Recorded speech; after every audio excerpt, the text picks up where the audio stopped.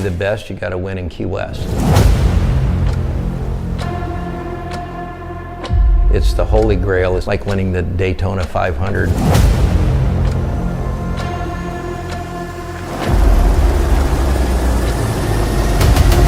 It has everything you want in racing. Noise, sexy, speed.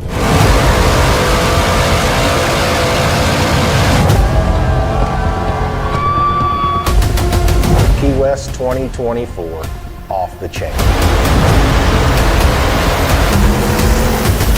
There needs to be a degree of rational common sense. Turn one is going to be a shit show.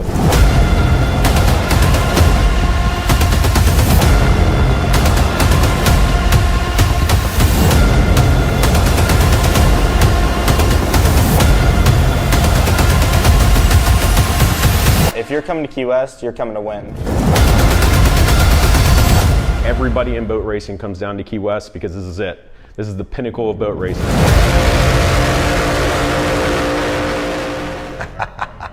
Let her rip. Let's go.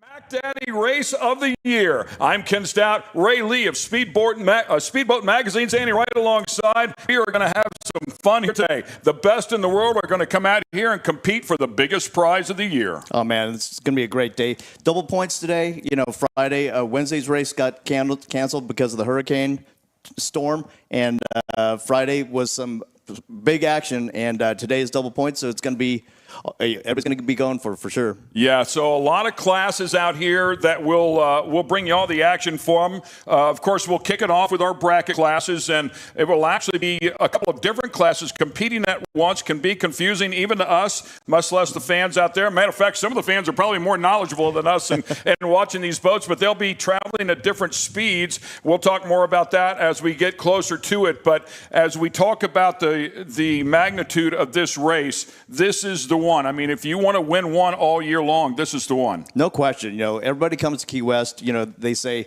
to be the best, you have to win in Key West, and then that's why everybody comes here. It's been some outstanding racing on Friday that we saw, and I expect nothing less, if not more, today. So as we line our boats up, boats are starting to get up on plane. Let's talk about this track real quickly. Do you know how long the track is by chance? I don't offhand, but these bracket classes, we've got bracket classes 5, 6, and 7 coming up next, as well as the Class 3C and the Class 3X racing out there shortly. They're heading out towards the milling area. Well, they will be following the pace boat and waiting for the green flag to drop. Yeah, good look at our entry list right there for bracket class 5, 6, and 7. As you can see, some real players in there that have had some great success here. Certainly, as you take a look at the, the class 5, J.J. Turk and Nick Buies on the podium every single round, and that's an extremely competitive class. Oh my God, JJ and Nick have had an outstanding season. They really have an outstanding teamwork going on. They race a couple of boats together, and they're underneath the XINSURANCE fleet of boats. Looks like we're gonna have 4 XINSURANCE boats out there, and just briefly, these bracket classes, they do have a speed limit, and once they exceed the speed limit, it's a no-no. They can only be limited bracket classes. Bracket class 5 has a 75-mile-an-hour speed limit. Bracket class 6 has 70 mile an hour, and 7 has a 60-mile-an-hour limit. So if they exceed that speed limit for any length of time, they can be disqualified. So we have the track map.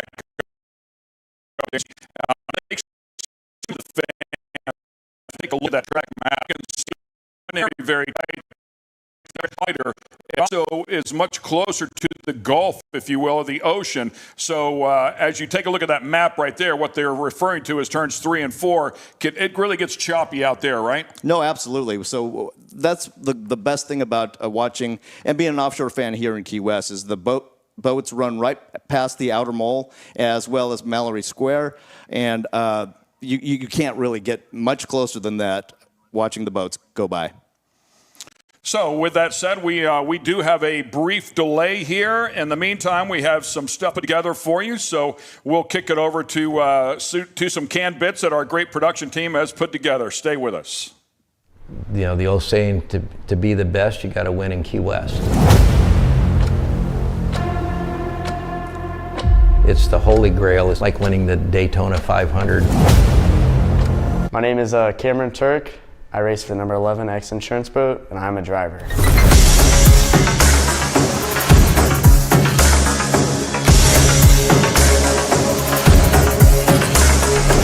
I feel like being in the boat's just like being in NASCAR. Big, loud, scary, fast, hella fun. We're the best of the best that comes to it. No other form of racing's like this on the water. You gotta do it to believe it. It's the baddest sport out there.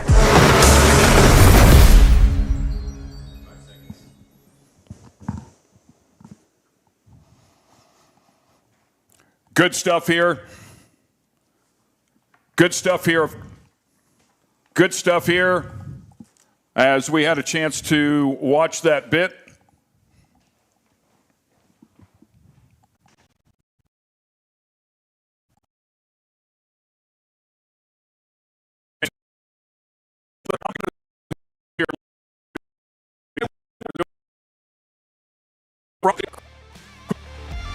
I'm going to rely on you, and I'm glad you're here for sure, Ray. So I'm glad you're standing beside me. But as we had a chance to look at that track map, I want to let the fans know what they refer to as turns 3 and 4 in that map, or really turns 1 and 2.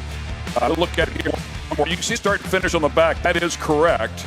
But they come down to turns 1 and 2 where it says 3 and 4, and then they'll go up to the shallower and much calmer inside of that cove. But that is a really tight turn. No, absolutely. And that's the thing, the diving into turn 1 is the most exciting, especially after the green flag drops. They're all going to be charging in for that turn 1, and then that's the roughest part of the course in between turn 1 and 2. And they have what's called the hole out there that it can wreak havoc on some of these boats as choppy as it gets. And we were out in the water yesterday, and it's pretty bumpy, and it doesn't look like it's gotten any better today. So it should be pretty sporty out there. Obviously, off to the right there, that's the entire island of Key West. Packed little joint, and man, it was kicking. We had a great party here Friday night down on Duval Street. They brought all the boats out, lined them down Duval Street, and it for sure was a party. Yeah, the Parade of Power on Duval Street is always one of the highlights here in Key West. And all the teams, they line up, and the fans get a chance to meet the racers, talk to them, see the boats up close, check out the engines, and see what these guys actually do and what they race in. A lot of our fans obviously are very knowledgeable, but for those that have not seen these boats in person, it is hard to describe how massively large they are. No, exactly. This first is generally the smaller of the fleet. They're open canopy V-bottom boats, and all these teams run with 2 racers on board the boat. A throttleman who handles the throttles and the trim and the tabs if the boats have them, and the driver obviously just drives the boat and keeps the boat on course and dives into the buoys as fast and efficiently as they can. Yeah, great point there. As I was talking about the big boats, we'll see those a little bit later on in the day. These boats are what you would call much more, I would say, like a normal size boat. And as you talked about the different speeds, as it looks like they're getting up on plane here, we're getting ready to go. We'll see if they throw the green flag for us, but looks like the throttle men are already leaning hard on the gas. We are racing here at Key West. It is Sunday, double points day, and it's time to settle the Key West World Championship. Let's go. Well, you look at that, all those boats are flopping around. That means the conditions out there are pretty sporty still, and they're going. Yeah, I'd love to know exactly what it's like out there as we were coming in here. Now it looks like they've settled back down into their starting positions here. So that initial group was just trying to get caught up. They have yet to get that green flag. good look at how close they all are here. But yeah, the wind was blowing on the way in this morning. Now we're starting to pick up the pace here one more time, and on the road we go. We're going to keep it's a big we're here. Absolutely. These guys are hanging it out there. There's no holding back. You know, a lot of the teams had a conservative strategy on Friday so that they continue would be able to race today. But come today, everybody's going to be definitely hanging it out there. The color of the water here is just spectacular. I've had the pleasure of covering the P1 series all year long and watching the different waters, how they react. But when you come down here to Key West, the color of this water is just exceptional. That's why this event is so special. It's been going on for 43 years, as you mentioned, and just the beautiful water, the scenery, and the nightlife. There's no place like Key West. So help me out. What we were just looking at there was one catamaran in the group. Correct. That is the new 3C class, or it's yet, I believe it's going to be named something different for 2025. But that is a wicked powerboat, and it is a 24-foot catamaran with one single Mercury Racing 300 on it, and it's an entry-level boat, and the idea is to get more people into the racing where it's generally affordable to get into. Yeah, so we saw one of the boats sitting there, obviously not under power, and a really bad position there as well, but it looked like everybody was able to get around them. But one of the XINSURANCE entries, as we take a look at the 522, excuse me, Rum Runner. And yeah, by the way, that boat we were looking at, the TFR, XINSURANCE, any of that was the 3C. The number 11 was in the 3C class that Ray was just referring to a moment ago. As we take a look at that number 522, and the 522 Rum Runner's boat finishing up second on Friday with the championship today. Look at that. I mean, you can see the cap top and these buses all around pretty good. They're knocking in back towards the big air. Heading back in towards the outer mole. Going to be running by the spectator fleet shortly. The Rum Runner boat, by the way, on the podium at Cocoa Beach and Lake the Ozarks as well, but has yet to secure a win here this year. So pounding around up top of the on top of the box. We'll see if they can get it figured out here today as we take a look at the tunnel vision machine. Yeah, tunnel vision. And Rob spectator fleet looking beautifully. They've got that boat running very efficiently and fast. Yeah, they come in here second in the APBA points. The last three events consecutively, they put that thing up on the podium. So we'll see if they can continue on here as well. A really good machine up and finished up in second place there at Sarasota. Again, really rough water that weekend, to be honest with you. So clearly they are comfortable with the rough water. No, absolutely. And as you can see, coming into this portion of the race course, it flattens out a little bit. It's a little bit more calmer. It's protected by the and away from the open water. Yeah, the tunnel vision boat finished up a little bit deeper down in fifth place on Friday, so they have some work to do. It mathematically could be tough. Yeah, big error. Mathematically could be tough to win this championship if the top two or three have a good run as well, but it's never over till it's over. And look at that. Oh, man, that is vicious. That's some good stuff. And these guys are racing hard. You can tell that there's no lifting on this. Woo! And they're just they're going for it. They want their championship. JJ Turk said to me when we were at Sarasota, he said, hey, man, I think you should drive one of the boats out here. We'll put you and Rick Lindsay together. I'm like, yeah, no, I'm out on that deal, man. Well, I'd love to do it, but not in that kind of water. Right. Let me know if you do, because I'll send my guys out there to shoot you. Yeah, right. Put a camera on this one. Yeah. Disaster's coming. Yeah. So that looks like we're in between, coming around turn 2 and heading back towards the outer mole. Right there being Fort Zachary. A lot of spectators like to go out there. That's where, a lot of photographers also like to stage up because they can see the boats coming in and flying like we saw. And settle down there just a little bit more. So that's the real tight end of the course, as we were talking about before. Water lays down a little bit calmer, and then the chop gets up there as they progress outward. Yeah. That looks like the X-Insurance boat. Can't tell which one we're looking at right now, but making a good run of it. There we see American Hustle, the 655 boat. That boat is run by Brandon Horrocks and Mike Iyer. Yeah, finished up on second place on Friday, so really good effort there. They will have a shot at this thing. Moderation was the winner in the 600 class on Friday. Yeah, not seeing them out there yet, but I'm sure they're out there competing for that World Championship title.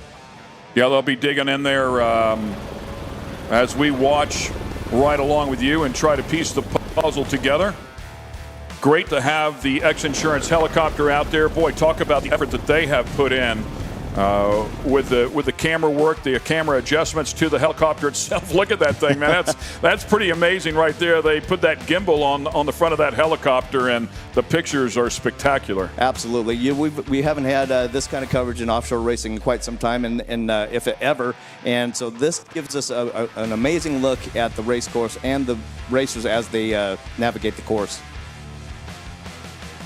Here we go. See them coming straight at us. I believe that's from the gimbal on board the Yellowfin boat out there, and it's what a great shot. Yeah, I know. A good friend of mine, George Hamill, is here. Very good with his Starlink system.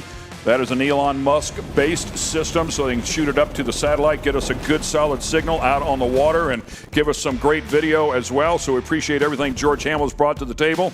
He is learning and getting better. They've really kind of cut their teeth out in the desert in Baja, so now bringing that technology over here to boat racing as well. We appreciate all of that. Yeah, just a second ago we saw the Shocker boat. That boat is a Class 7 boat run by Ray Evans and Chris Colson back to the X-Insurance boat, and there's the 3C again. That 3C is being run by Cameron Turk and Michael Stancombe. Oh, Cameron Turk is JJ's son? Yeah. Pretty cool. Racing is in their blood for sure. Yeah, and we have JJ Turk and Nick Buies racing, and then also Nick's son Owen is 47. Yeah, you got the little camera on the side for part of your screen, and overtaking the 3C boat.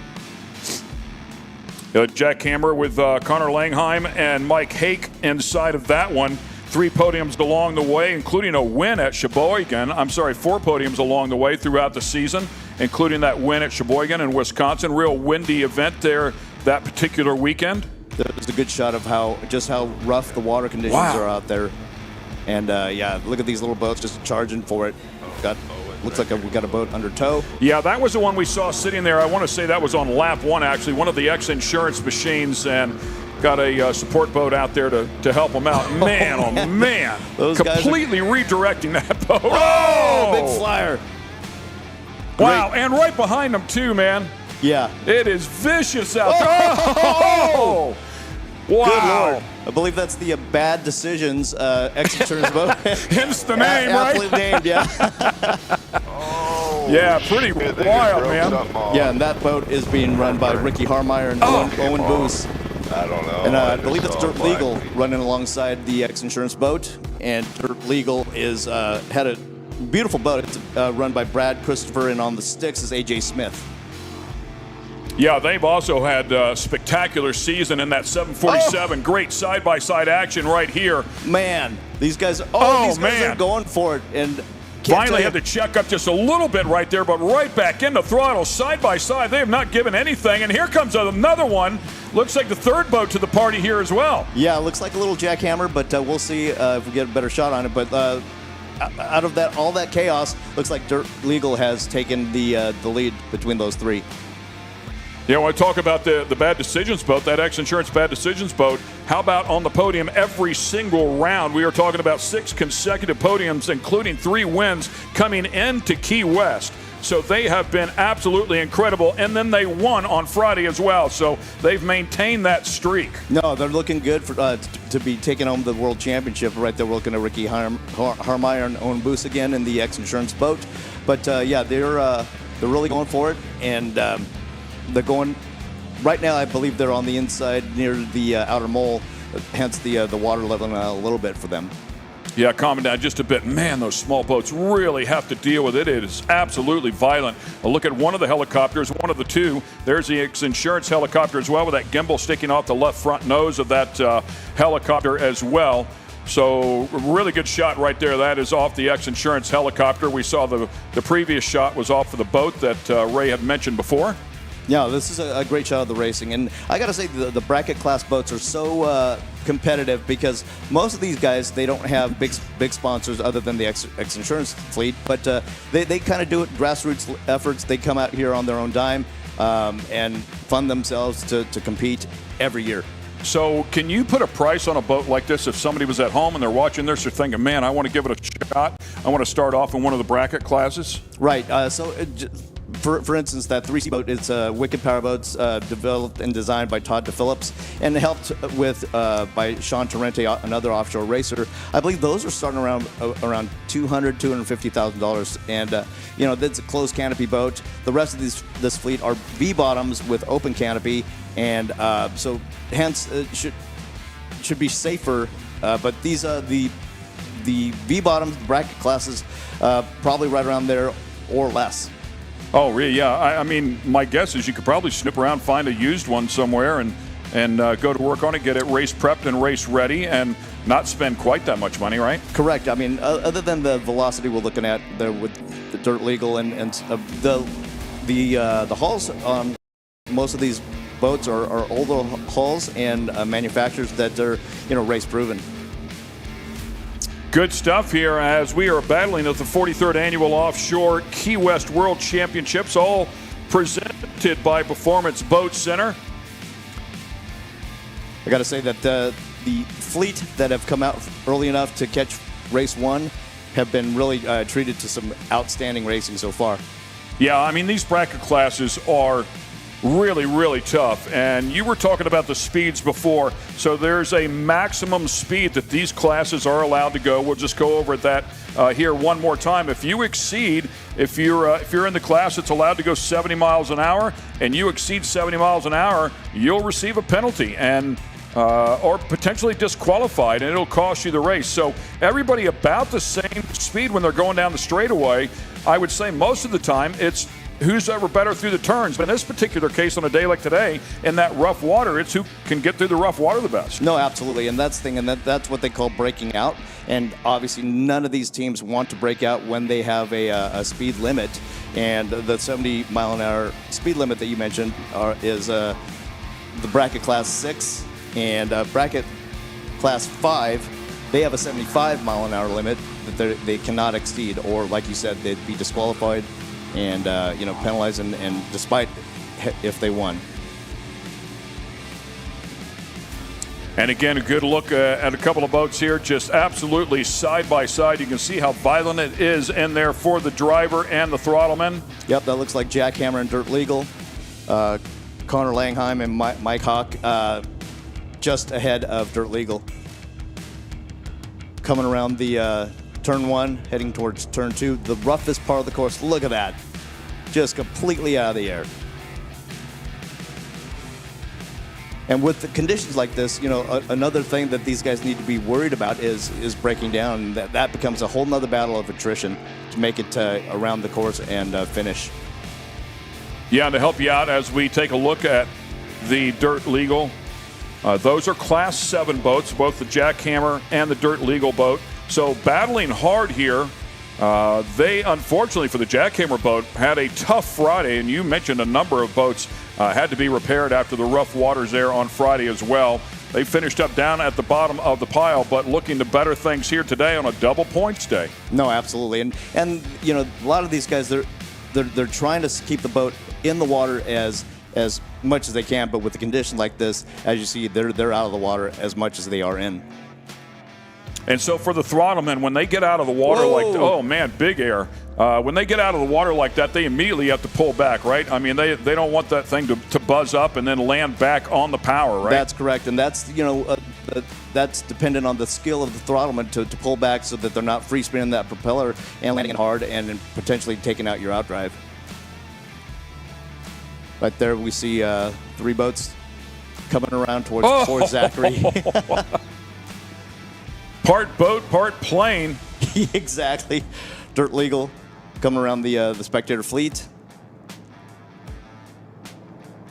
X-Insurance hot on their tail, as well as both X-Insurance boats.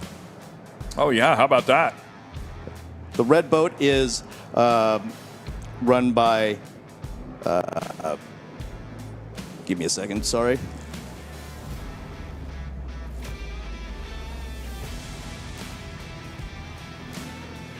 Looking here, I was trying to pick out the number on the red boat, could not find the number there.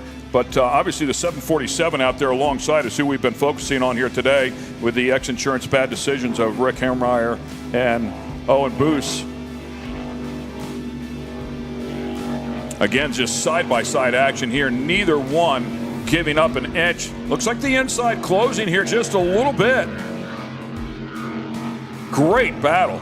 Yeah, looks.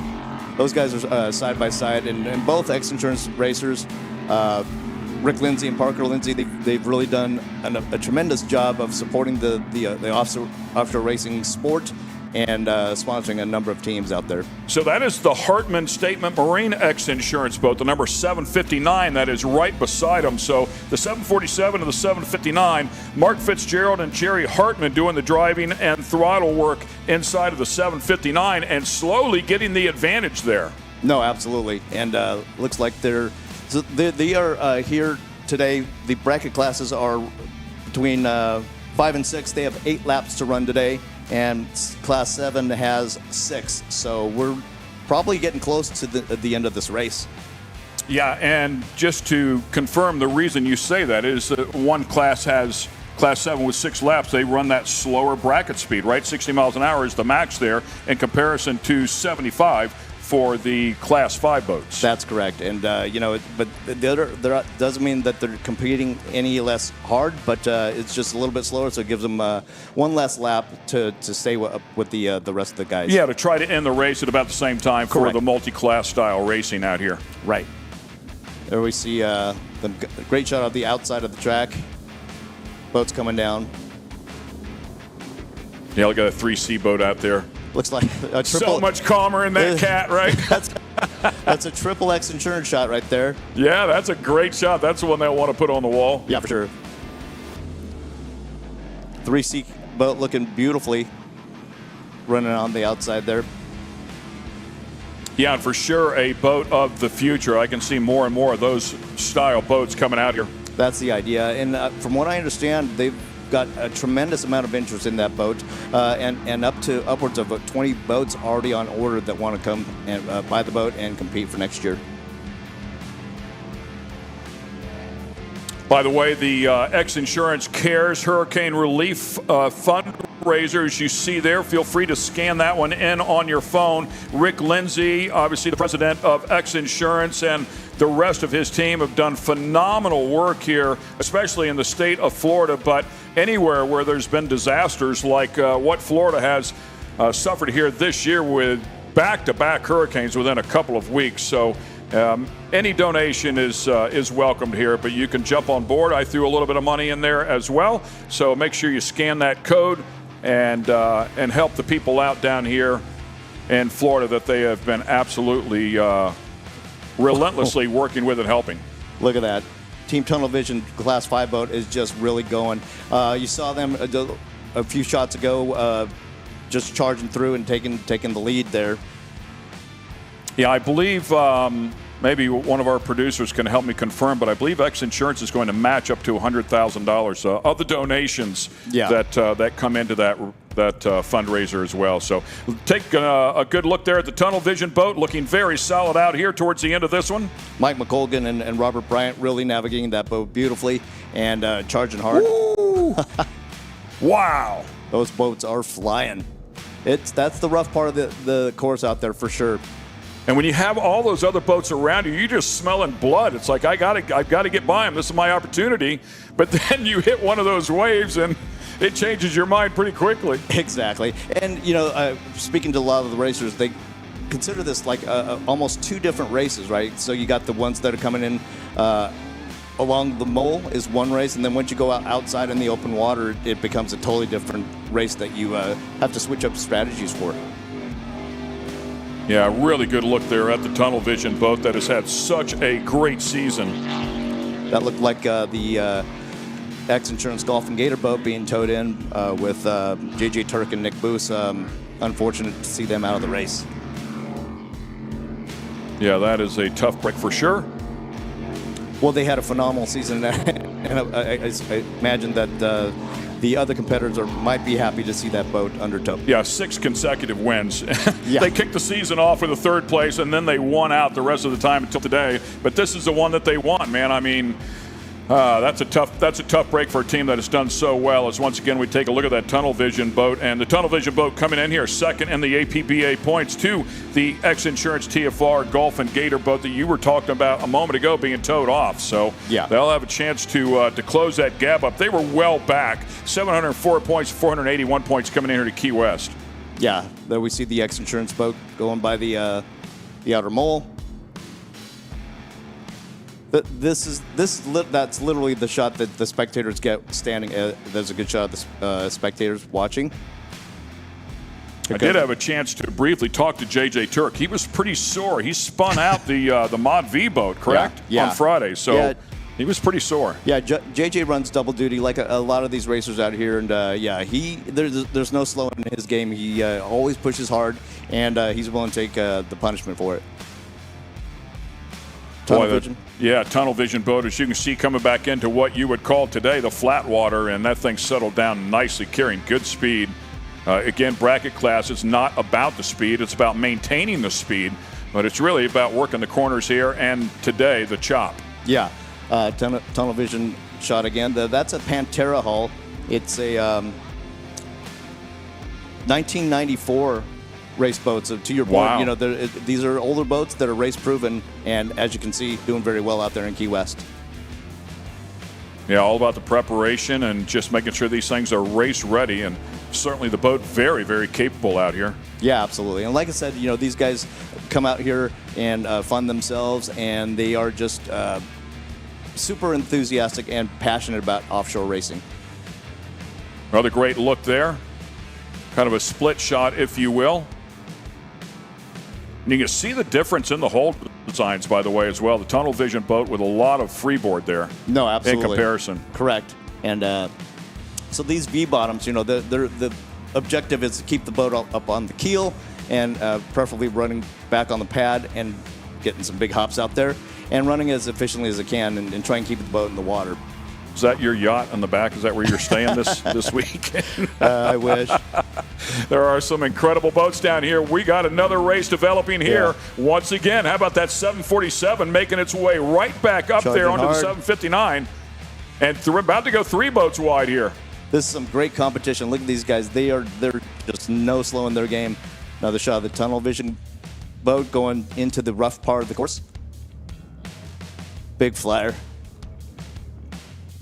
Yeah, that's where that little bigger boat, I'm sure, pays dividends out here in this chop. Yeah, and that's the thing, you know, a lot of these guys are trimmed down to try and keep the boat into the water as much as possible, but doesn't look like it's helping. Although that looks pretty level for tunnel vision. So for the fans out there that aren't familiar with that, explain the trim down, trim up. So it's the especially on V-bottoms, when you trim up, it essentially lifts the outdrive and the propeller further out of the water to potentially gain more speed, but then without less surface area and propeller in the water, it has a tendency to let the boats fly. So when it's rough like this, what they want to do is bury the propeller as deep as they can while still maintaining speed so that hopefully they can stay in the water as much as possible. So if you trim one up, it's picking up the nose as well, correct? Absolutely. Changing that prop angle. Again, watching these guys just go to work here, man. It has been a long race. It is brutal out there. Very, very difficult conditions out in the rough, and man, you've just got to pony up. That's all there is to it.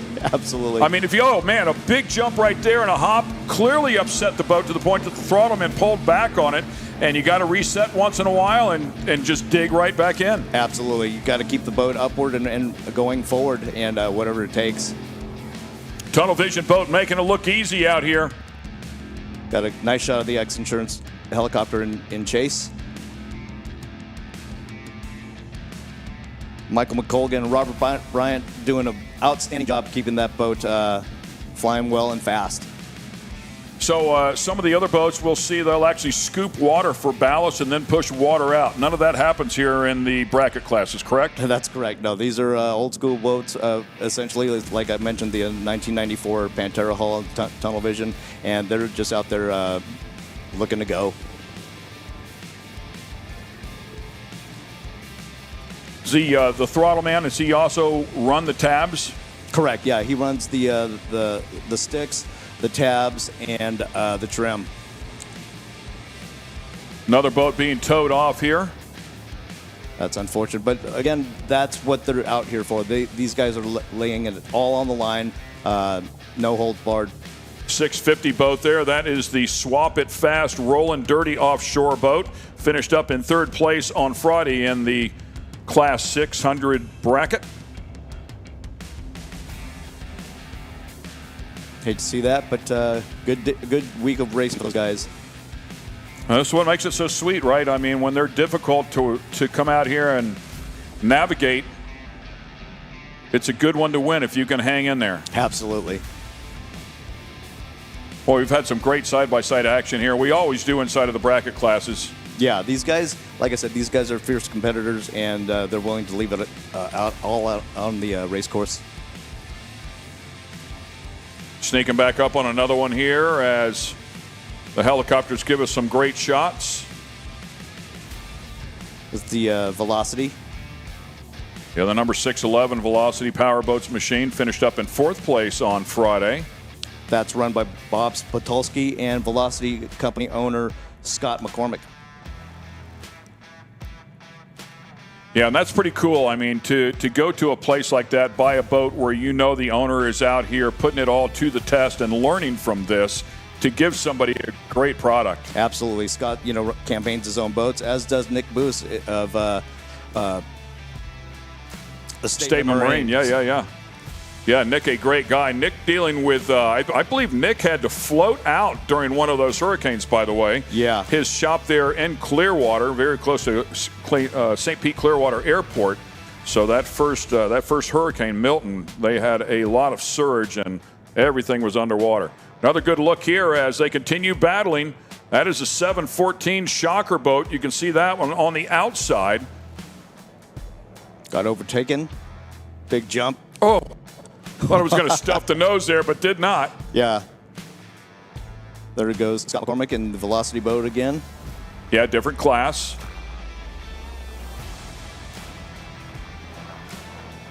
Running well. And that boat looks very similar to the Tunnel Vision boat. Yeah. Even though they are in different categories. Speaking of, there's a X-Insurance boat on the outside. Yeah, once again, the 747 X-Insurance boats. It's tough to keep them all straight, but obviously anything that starts with a 7 is going to be Class 7. Correct. And that's bad decisions out there with Ricky Harmeyer and Owen Boos. Yeah, a spectacular season here for them as they continue on. Another one that has been on the podium every single event, including this past Friday, trying to close this one out and see if they can become the world champions here for 2024. Another look at Tunnel Vision going by the outer mole. And they've got that boat running beautifully. Yeah, what a difference in water, especially with that boat as they get back in here. And look at the fans right there. I mean, absolutely lined both sides. But you couldn't be much closer to offshore racing than right here in Key West. That really is one of the best things about this place as far as a race course venue. It's crazy whenever you watch them get in the air and we're not jumping at it because we're becoming accustomed to them them being in the air for so long. Right. And but those are huge moments. And I'm sure it feels like an eternity for those guys waiting to come down and trying to get some more traction in the water. But that is outside between turns 1 and 2. That'll give you a good idea of the speed here as well. Class 5, Tunnel Vision, doing very well with Michael McColgan and Robert Bryant running an outstanding race. There you see making a turn outside the buoy. Yeah, 75-mile-an-hour boat there for Class 5. And as always, 75 on the water. If the fans have not been out there, if you've not felt that, 75 on the water is, I'm telling you, it's fast. It feels fast. Yeah, and these just like that, getting airborne, and then the landing can be pretty impactful and tough on your spine. And you want to try to maintain that 75 miles an hour all the way through the turn, if at all possible. Obviously, as much as possible when you're out there in the chop as well, which has to be an absolute impossibility out here today. But as close to as possible, and it looks like another race really developing nicely there. Yeah. We'll cut back over here again. That's the thing, a lot of these throttlemen, the worst thing they want to do, especially in a race like this, is to lift, and they're definitely reluctant to do so. There we go. You don't see any lift in that game right there, going head to head. It looks like diving into turn 3. I would say another thing that's super important is running that line. If you can get away with that tight line, it's a little shorter than running the long line, but running the long line is going to allow you to keep the momentum up and the speed up. So it's always a push and shove. Side-by-side action here, very late in this race. Just a beautiful shot out there, and with the on the far side, with condos in the background, the helicopters in the air. This is Key West. Yeah, and if you want to know what the weather is like, let me tell you what it is. It's 83 today, and it's going to be 83 for the next 2 weeks. So if you look at the weather, it's just 83, 83, 83, 83. It's amazing out here. A nice breeze. It is truly spectacular island weather. Oh, we got a shot of the mole. Looks like a shot of the X-Insurance boat. That's the Golf and Gator with JJ and Nick. Yeah, that one in the water and ready to go. So it looks like Nick is doing fine and capable of pulling double duty here once again, as the bracket classes will wind things up as soon as we hear the results. We, of course, will pass them on to you. X-Insurance helicopter out there still covering some of the action. Yeah, looks like some of nearing the end of this race. We'll hopefully get some results to you soon. That is the man right there, Mr. Rick Lindsay. Flies that helicopter from Utah all the way here to Key West or wherever he might want to have it. Right. The 7 class clearly done here as they are idling along.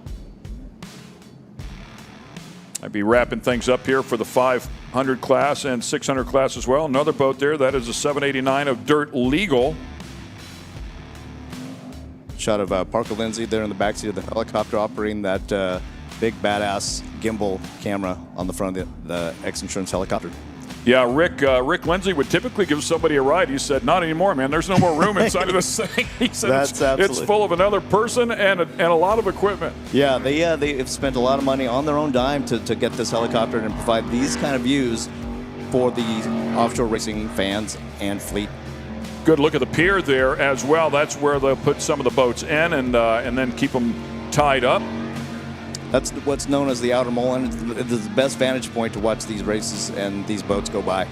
Yeah, there's a look at the camera operator and the helicopter. Very, very busy. We appreciate everything that they're doing, man, bringing us this beautiful video.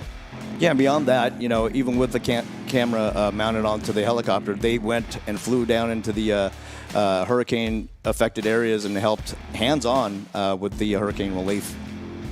Super cool for sure. Nice shot of the X-Insurance VIP tent. Also where they have the podium. And so after each race, they will direct the winners onto the podium and have a celebration and presentation of the awards. And the big award ceremony is tonight after all the races have concluded. Yeah, I'm looking forward to that. First time I've been down here to this event, and only the third time I think I've been down here to Key West. So I believe we have Jordan just about ready to go down there as well. As we continue on here, obviously the first race in the books, total of 5 races here today, I believe. That's correct, yeah, and nonstop action as you see. And once again, you can scan that code in for the X-Insurance Cares. In the meantime, let's get it down to Jordan. She's standing right beside the water. All right, so from my understanding, I was over with in the X Insurance tents with some of the family members, JJ Turk's family, and those people over there, and they were saying that this last race was one of the first times this year that boat in that class has broken down. He's actually running over from getting out of that boat and then hurrying around the pits to get to the Mod V for this next race. We wanted to do a quick little interview with him, but some of the family members were saying it's just too fast, so hopefully we'll catch him after this next one and he can crush this next race. So back to you guys in the studio.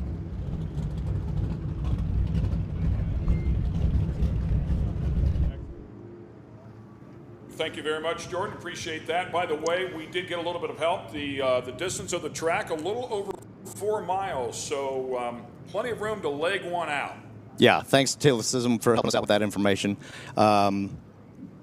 Good, outstanding racing that's happening out there. And as we prepare for race number 2 coming up shortly. We welcome you, by the way, to the X Insurance booth.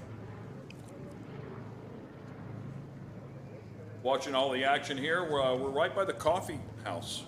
Good shot of the crane right there outside on the opposite side of the outer mole. And what those are, they pick the boats up and drop them into the water and then also pluck them out back on the trailer. Always a cool thing and cool sight to see. Yeah, it's very impressive. I had a chance to walk down there. I think it was the first time all year long that at Sarasota I was able to walk on, not underneath them, I shouldn't say that, but I was walking right beside them there. There were people underneath those boats doing some work while they were up on the crane, but it is nothing short of spectacular to see a 51-foot boat hanging by a couple of cables, so it's pretty wild. Yeah, I can't even imagine. You know, obviously these guys do it all the time, but to have your boat, your investment as the owner up in the air like that for so long, it's got to be a nervous moment. Well, and I think they did drop one at Sarasota. Yeah. I think one did fall, and it did create a little bit of damage. So it does happen, unfortunately. Beautiful look at one of the cigarettes, I believe it is. It's out there. Yeah, that's the pace boat, and showing the check flag, waiting for the owner to come claim it as their own, and potentially they're on their way to a world championship title. Back on that one up there. Yeah, I always, as I was learning, have been still learning about this form of motorsport and racing out here, is the handing off of the checkered flag is no easy feat. Especially when it's blustery out there like it is right now. And Ken, honored to have you in the sport. The voice of motorsports, Ken Stout, is just a legend in all of motorsports. So proud to be standing here next to you. Yeah, super cool, man. Thanks for the kind words. It's I always enjoy. I mean, there's really not much that I don't love when it comes to motorsports, but to get out here and actually learn and be part of all the intricacies that go on in any form of motorsport is always entertaining to me. But to come out here and learn from the absolute best to see what's going on, and boy, I've barely even scratched the surface, but it is super cool. It's really, really incredible racing. No, you've definitely acclimated very quickly, and I love your enthusiasm, and it just brings me up as well. So thanks for your energy. So what are we doing here? What are we looking at here? Is he helping the drivers strap in? Yes, yeah. So these boats are canopied, so they all get harnessed in, both driver and throttleman. Usually a 5-point harness, and they need to get secured nice and tight, and so to sustain all of the pounding they're about to take.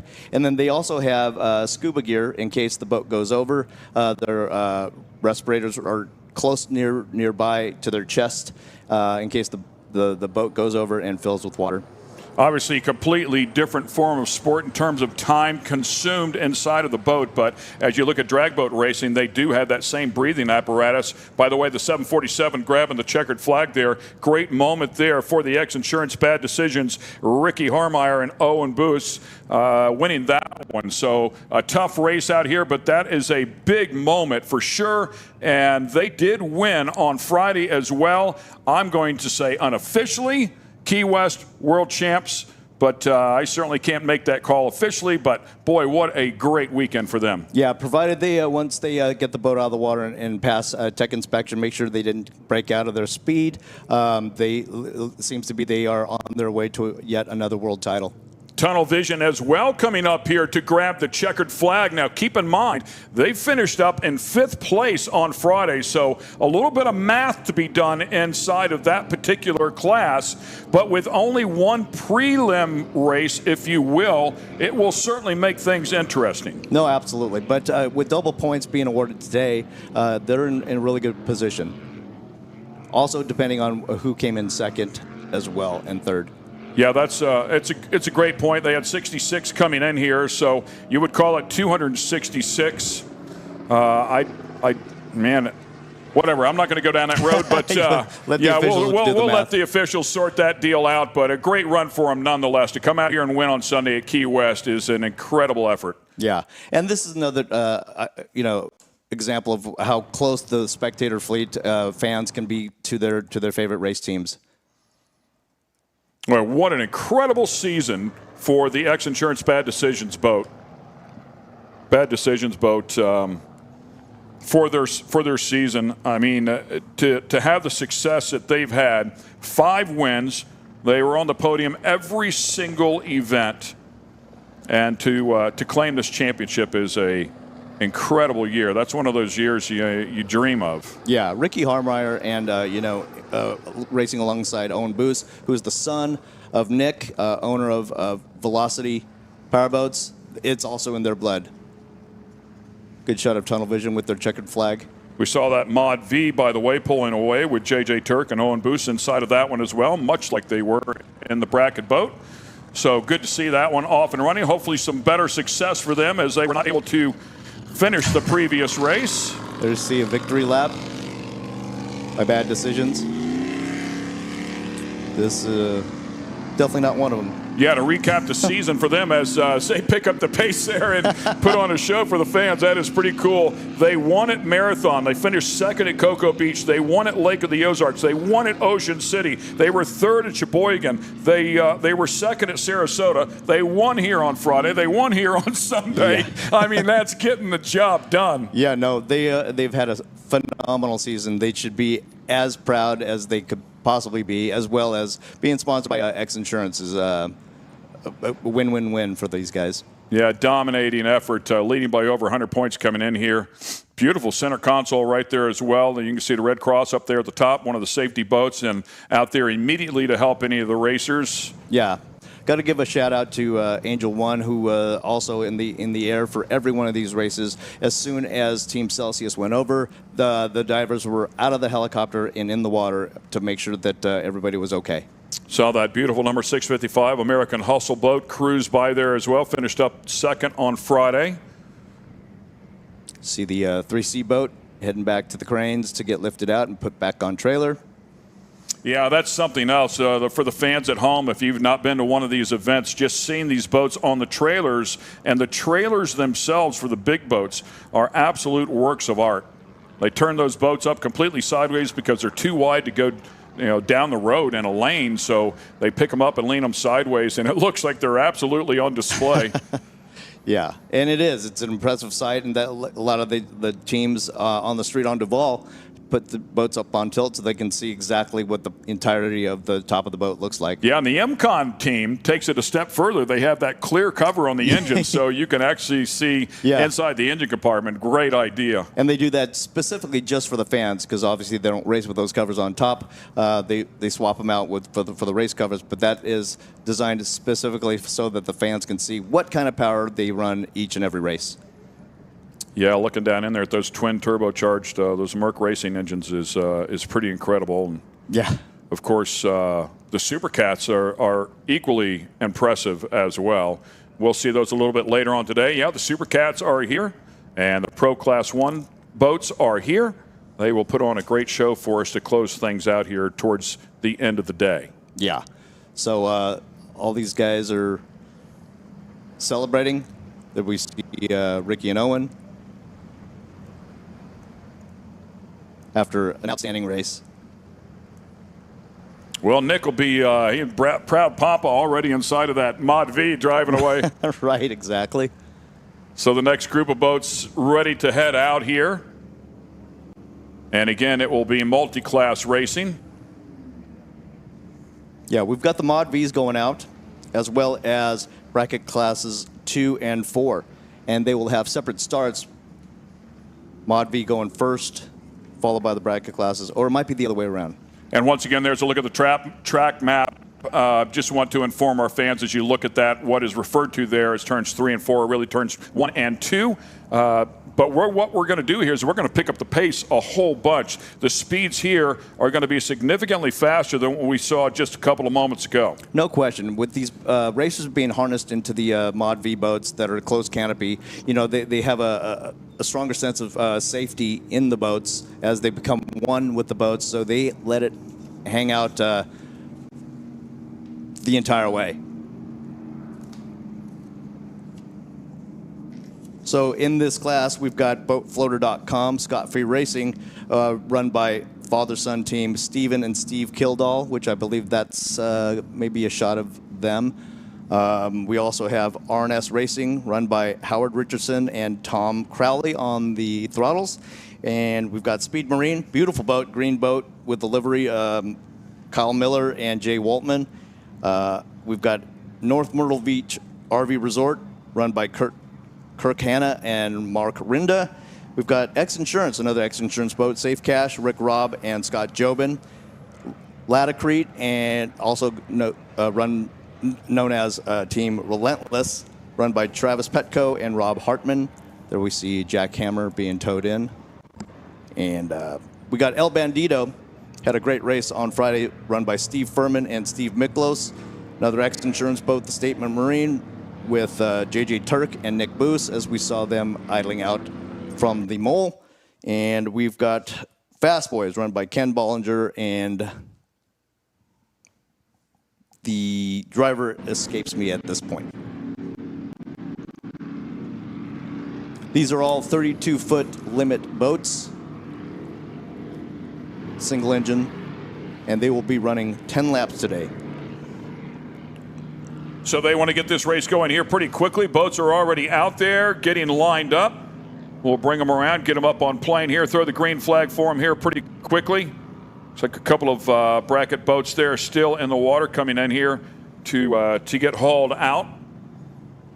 Give us the speeds here for the bracket classes that we're going to look at, upwards of 90 miles per hour. Yeah, Class 2 has a breakout speed of 90, and Class 4 has breakout speed of 85, so they cannot go past those speeds for too long. And where would you put the Mod Vs in there at speed-wise? Probably right around there. But they are not limited on speed, correct? No, they fast are, yeah, as they can possibly go. Correct. So they'll be sticks forward the entire way. Was that the jackhammer boat? Yep, little jackhammer being towed in. Little jackhammer, because there's another bigger jackhammer out there. Correct, in super stock. And speaking of that, that team has had an outstanding season and have secured the national championship with the APBA points lead.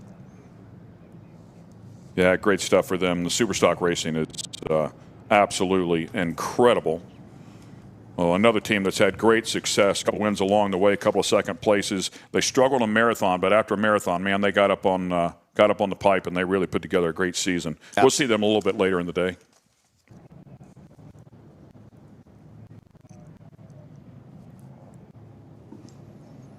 Another shot of one of the rescue boats. Yeah, and they're talk to us about that, because obviously location is critical. How many of these boats are out here around, approximately, around this track? There's a few of them. I know there's at least 3 of them out there, probably more. And the entire medical staff is organized by Dr. Michael Jansen, who is a former racer himself. And he is one of the world's renowned spinal surgeons, but he is so passionate and he volunteers his time. Doesn't take a dime for what he does out here, but he runs up an amazing team that are on the spot whenever any incident may happen. So they have the boats in a holding pattern here. As you can see, they're just kind of circling around here. I'm not sure what the delay is. I know they wanted to get them going very quickly. Before, we had a little bit of a medical delay right before that first race started.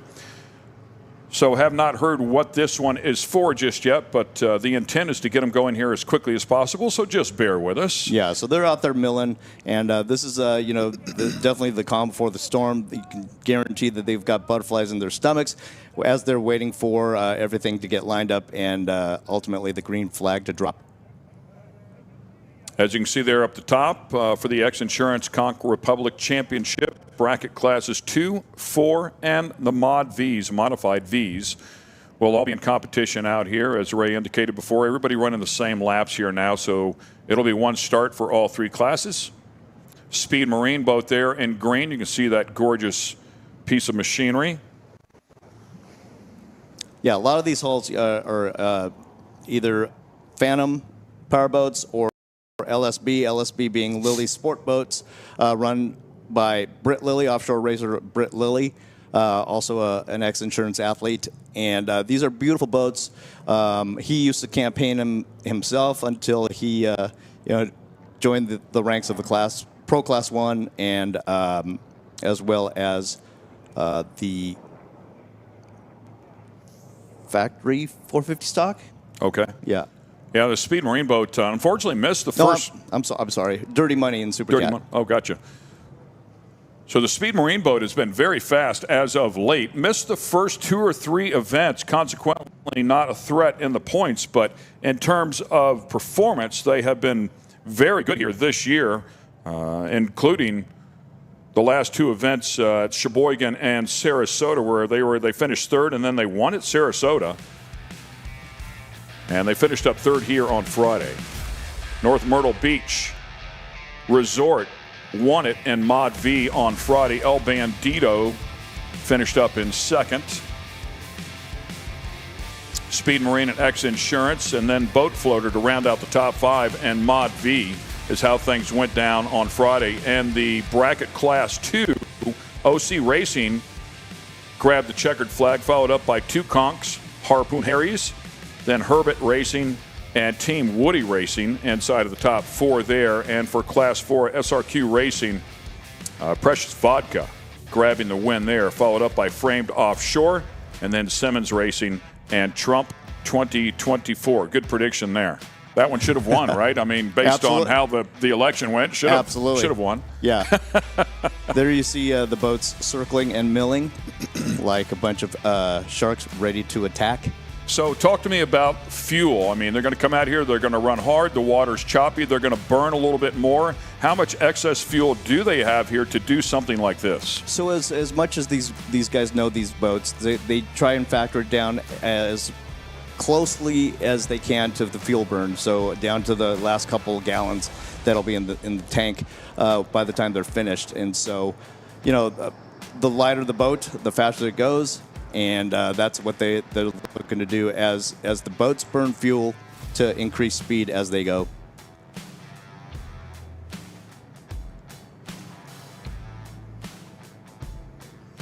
Again, just an absolutely gorgeous day. It looked like it did rain a little bit earlier this morning. Whenever I came out to the car, everything was a bit wet. I'm staying about 45 minutes north on what is known as Pine Key. Obviously, a ton of different keys out here. A lot of the people staying right down here in Key West.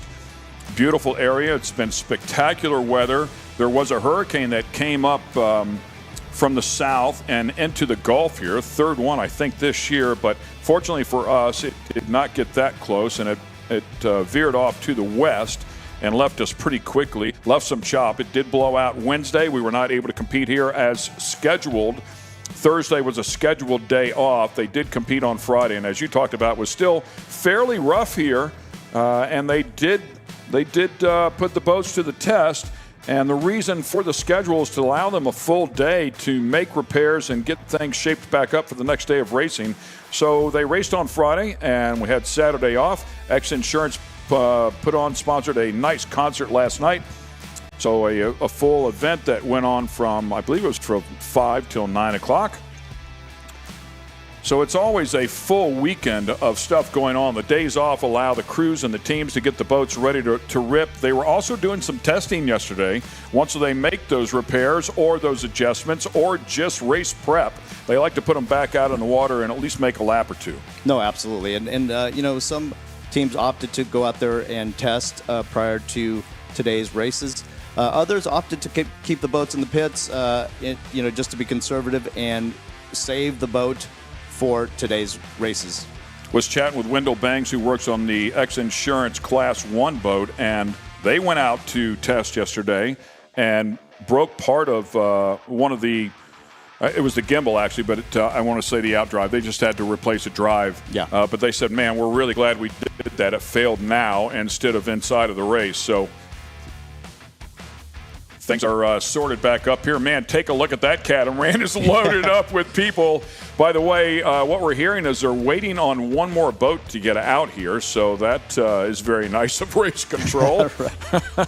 Yeah, that Fury boat, also provides an amazing viewpoint of all the races, and they position themselves in the most optimal position out on the race course inside the course. So I saw some red smoke there. Tell us what that means. So seems like there's some kind of issue that's out on the water, a hazard, and so they're keeping everybody at bay. I'm not sure what the issue is happening out there right now, but you see the red flag up, and hopefully we can get some information on what's happening out there. Yeah, a number of the boats have just stopped here as well. Of course, red flag in any form of motorsports typically stop where you're at.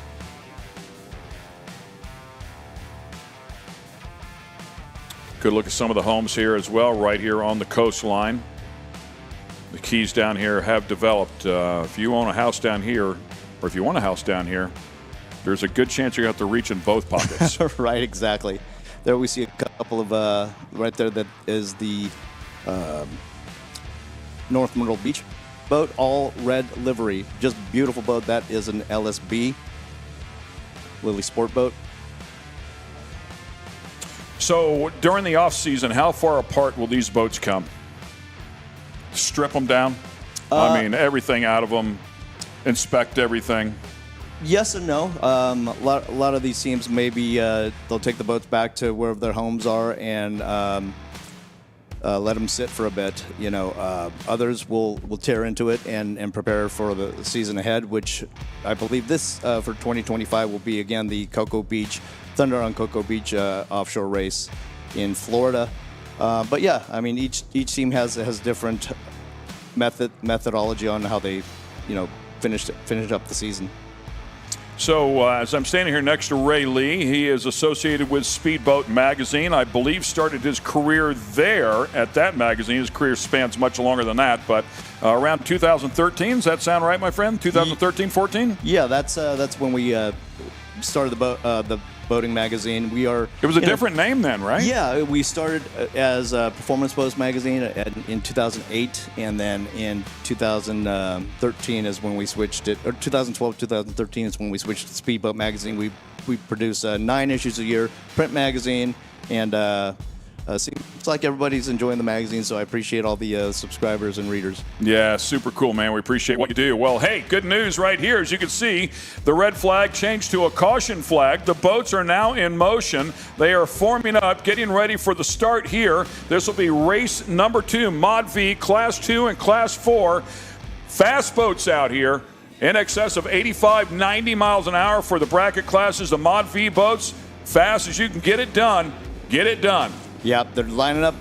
Looks like pretty good. Still caution flag still out over there. You can see it in the boat out on the far top side of your screen. It has come in now. And look at these things accelerate. We are green here. Let's go racing once again at Key West. North Myrtle Beach off to a good start. Right in the green boat is Speed Marine, looking good. Can't make out who's on the top side of the screen. Now, one of the XINSURANCE boats up there at the very top as well. Oh, that might be Turk and Boos. Oh, getting some air out there. It's still rough for these Mod V guys. Yeah, it is. Speed Marine boat doing a nice job. That green boat down there just above the red boat.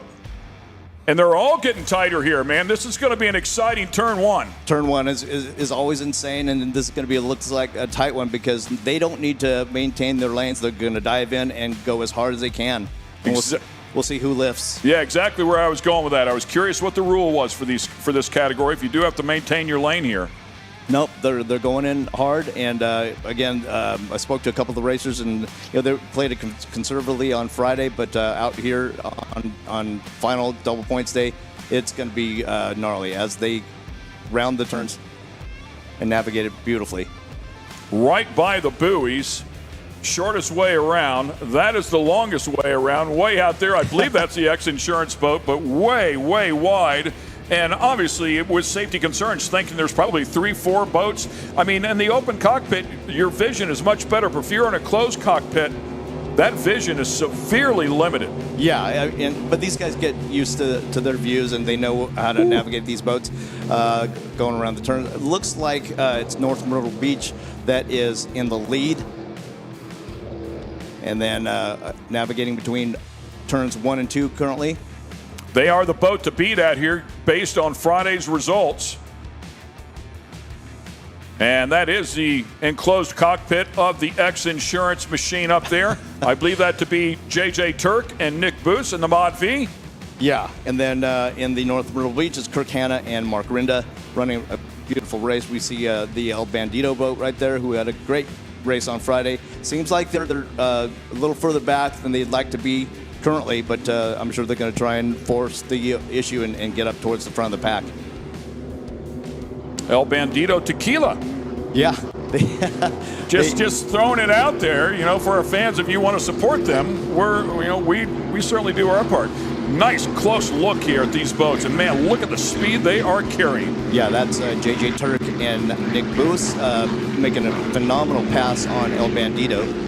Yeah, I talked about JJ being a little bit sore because he spun this boat out on Friday. Unfortunately, dead last in the pack, but they have been very solid here all year long. As I talked about, coming in here with a small points advantage over the Safe Cash X-Insurance machine of Rick Robb and Scott Jobin. 607 points to 604 points. It is that tight coming into Key West. So that boat has been very fast. Speed Marine boat out there just ahead of them. Yeah, these Mod Vs really laid it out there, and looks like JJ and Nick are getting their bearings about this race, and they're charging hard. I think we see North Myrtle Beach coming at us right now, and Speed Marine on the outside of the green boat. I believe one disabled here at turn 2 is what we're hearing. As we were talking about the X-Insurance Statement Marine boat, they had a very tough Sarasota. Otherwise, they had a really nice points lead going forward, but they finished deep at Sarasota as they had some issues. Sarasota was extremely rough as well, not unlike what we see out here in the open part of the water today. Sarasota definitely provided a lot of broken boats and that needed repair, and turned out that it was the final race prior to Key West, being Clearwater and St. Petersburg being canceled due to hurricanes. And that's a great picture, by the way, of JJ Turk and Nick Boos.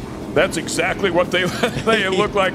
Turk always with a smile on his face, couldn't be happier to be out here. And Rick Lindsay has worked with him to get him inside of the boat. And boy, they have certainly paid dividends between those two. Look at them dealing with this rough water now, boats that are significantly faster, but designed to deal with the rougher water as well. No, absolutely. And there we see, I think, still North Myrtle Beach is in the lead. X-Insurance and Speed Marine are battling for second and third. Another just spectacular day out here as we get different looks at these boats. And there we see wow, looked like Marine. A big moment right there.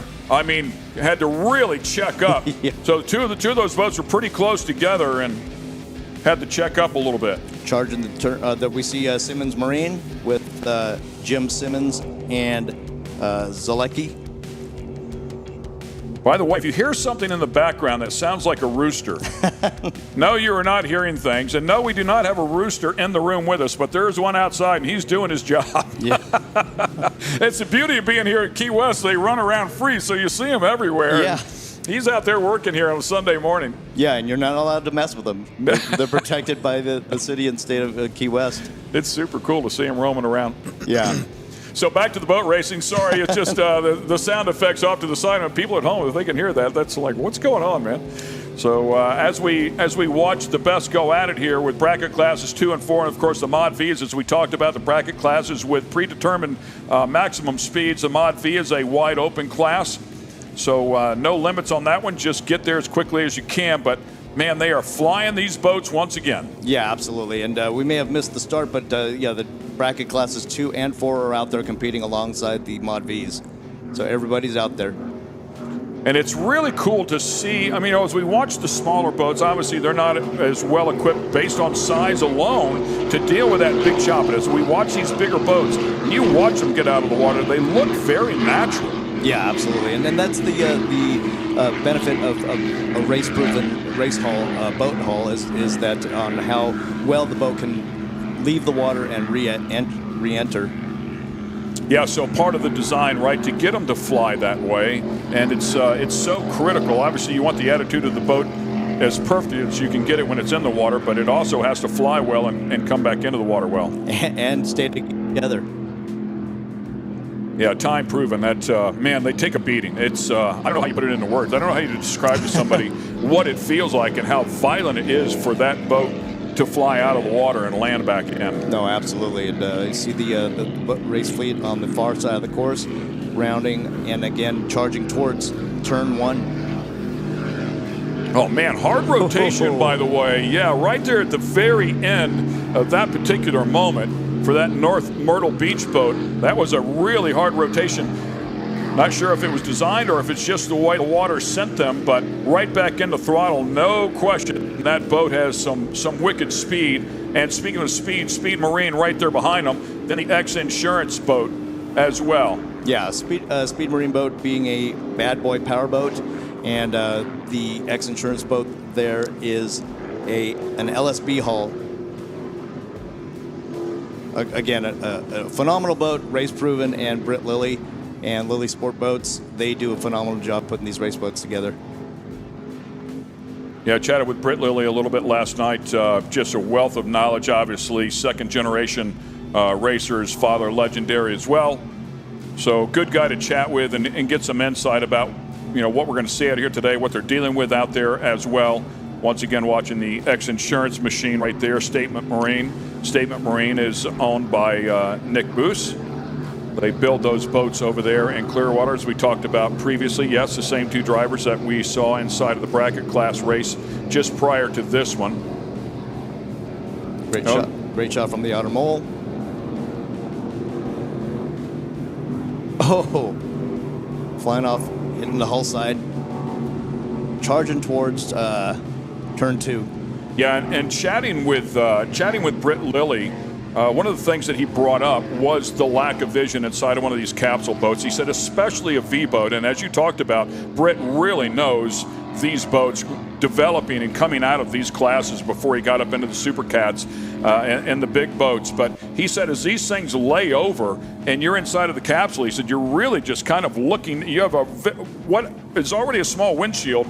Now you lose a little bit more because when you angle the boat over, you're kind of looking up into the top of the cockpit. So if there's a boat down on the inside of you, he said it's absolutely impossible to see. You're just kind of hoping that guy down there is doing what he's supposed to be doing so you don't run into him. Yeah, I bet. And there's nobody that knows these boats better than Britt Lilly. He's raced his own boat, the LSB, for many years prior to the last couple years, and has amassed a lot of national championships and world championships. LSB being Lilly's sport boat. By the way, we just saw some water shooting out of the side. Now, I brought this up in the previous races with the brackets. Unfortunately, one of them being towed off here. But also chatting with Britt Lilly, these boats will take on water as ballast. And as they don't need that water, they will immediately spit them back out. I asked him, how quickly can you load? I think it's 60 gallons was the max. How quickly can you load those tanks? He said, if I really want to stuff it in there, I can do it in 30 seconds. Wow, that's and he said, as far as dispersing it, getting it back out, it's the largest bilge pump that you can get to pump it back out. But I want to know a little bit more about using that ballast. When will they want it in there? When will they release it? Yeah, so basically what the additional weight from the water that's taken in the ballast tanks helps weight down the boat and keep the boat in the water for longer. And then obviously when it opens up, they release them out to lighten up the boat in the flatter areas. I mean, if they pick up a full load like he's talking about, and we're talking about 400 pounds of ballast, immediately changing things. I don't think they do it that extremely, but there's a certain level that they probably run with. I think he has markers as well. They have a gauge to let them know how much is in there, so they know about where it's at to keep the boat happy. Yeah. And I would also think that part of that ballast would be with fuel burn off. Absolutely, and that's definitely part of it. And that's all the the knowledge and experience that the racers have to take the water in and then expel it out. North Myrtle Beach boat way out in front. Speed Marine in second, followed up by the X-Insurance boat. All three of those in the Mod V category.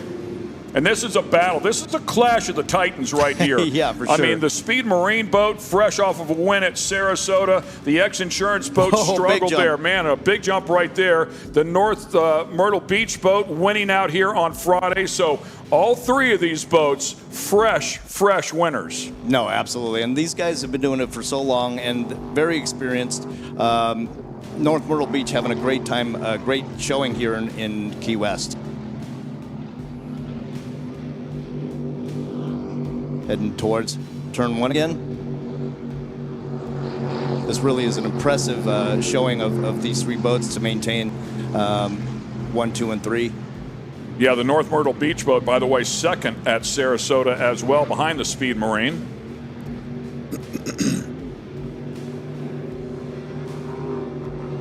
Rounding the turn around the buoy.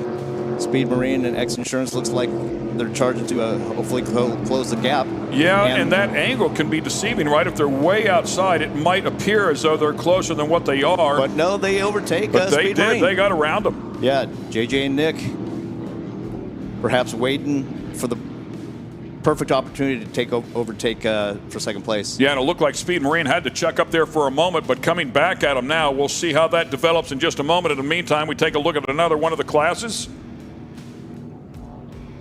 Again, 3 different classes out here, and this is the battle we were talking about before. Oh, man. A huge moment out there for the X-Insurance Speed Marine boat. And I'm sorry, not Speed Marine, Statement Marine. But they had a big moment, and it looks like they have been repassed by the Speed Marine boat. Yeah, this is quite the battle out there, and these guys are, again, as I mentioned before, they're leaving it all out on the race course. Big jump. Good Lord, that's one after another, and right behind them doing the same thing. The photographers are going to come home with some money shots here today, no doubt about that. Ain't that the truth? I mean, these racers prefer not to be out of the water like that, but they are spectacular shots to the photographers and to the magazine. And look at the gap. I mean, this is in less than one lap. It went from the X-Insurance boat being behind them to being in front of them to now back behind them again, but by an even larger margin than they were in the previous lap. I mean, that's how much things can change in the span of a fraction of a lap. Yeah, absolutely. And it looks like all these teams, 1, 2, and 3, have really nailed their setup for these water conditions. Looks like Turk has brought that thing back down on the inside. He was more on the outside, it seemed like, most of the race, and now he's brought it back down on the inside. Speed Marine boat way out there. Is that the Speed Marine boat out to the outside? Is it off pace? Yeah, definitely taking it wide going into turn 3.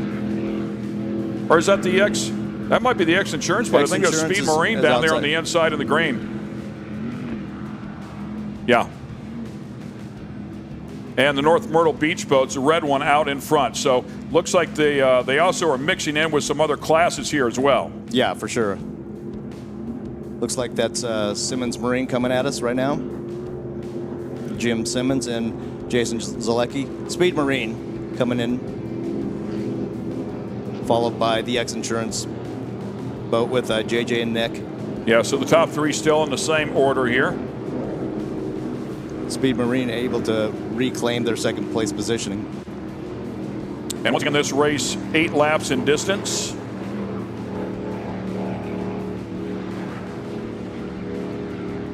Been out there on the water, as you can see on the screen here, for 15 minutes.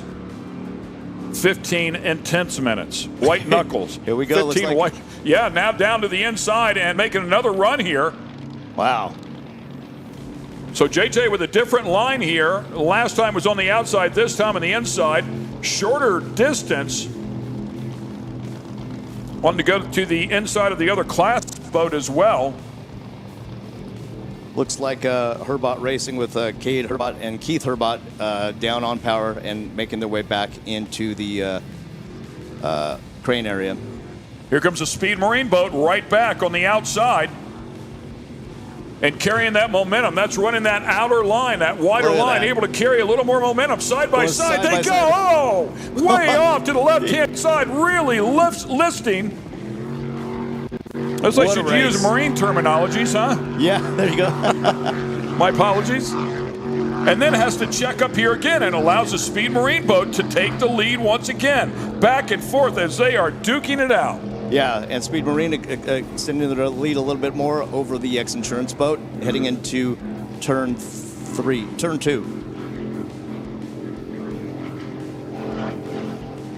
Boy, just an incredible battle here in this Mod V class. What a treat, these the spectators out on the Fury, as we see there, and Fort Zachary, as they come straight in. Oh! Just vicious. These boats are flying so well and coming down nicely, but it seems like Speed Marine is taking advantage of their landing and maintaining their speed as we got another battle coming in. And you can see we're talking about dispersing that water there for ballast. You can see a little bit of it coming out of the vent there. And JJ and Nick overtake again, and here comes Speed Marine again. This is great, man. This is what we love to see. This is why we're here. This is head-to-head, toe-to-toe racing. Two of the absolute best going at it. Now the Speed Marine boat also dumping some ballast. It looks like the X-Insurance boat was a little quicker to do that. That might have been just a small advantage a little bit earlier on to dump some of that weight, get the attitude a little bit different, boat up out of the water, and take advantage of that early speed. JJ and Nick taking advantage of the long straightaway, and looks like stretching out their lead a little bit over Speed Marine. Just a great driving job. Obviously, the Throttlemen working overtime here today with the different conditions of what they're dealing with, but awesome driving job as well as these drivers negotiate different lanes, looking for different lines, trying to find a better way around. A little tighter down here. This is a tight end of the course. Nice hard turn by both teams there as they try and run down North Myrtle Beach. Yeah, and you can see that early apex right there for JJ Turk will send him wide. Kind of what he did last lap as well, so he's comfortable with that line. But you can see where the North Myrtle Beach boat ends up in a completely different area of the track. So maybe opening up the entry just a little bit and making it tight coming off.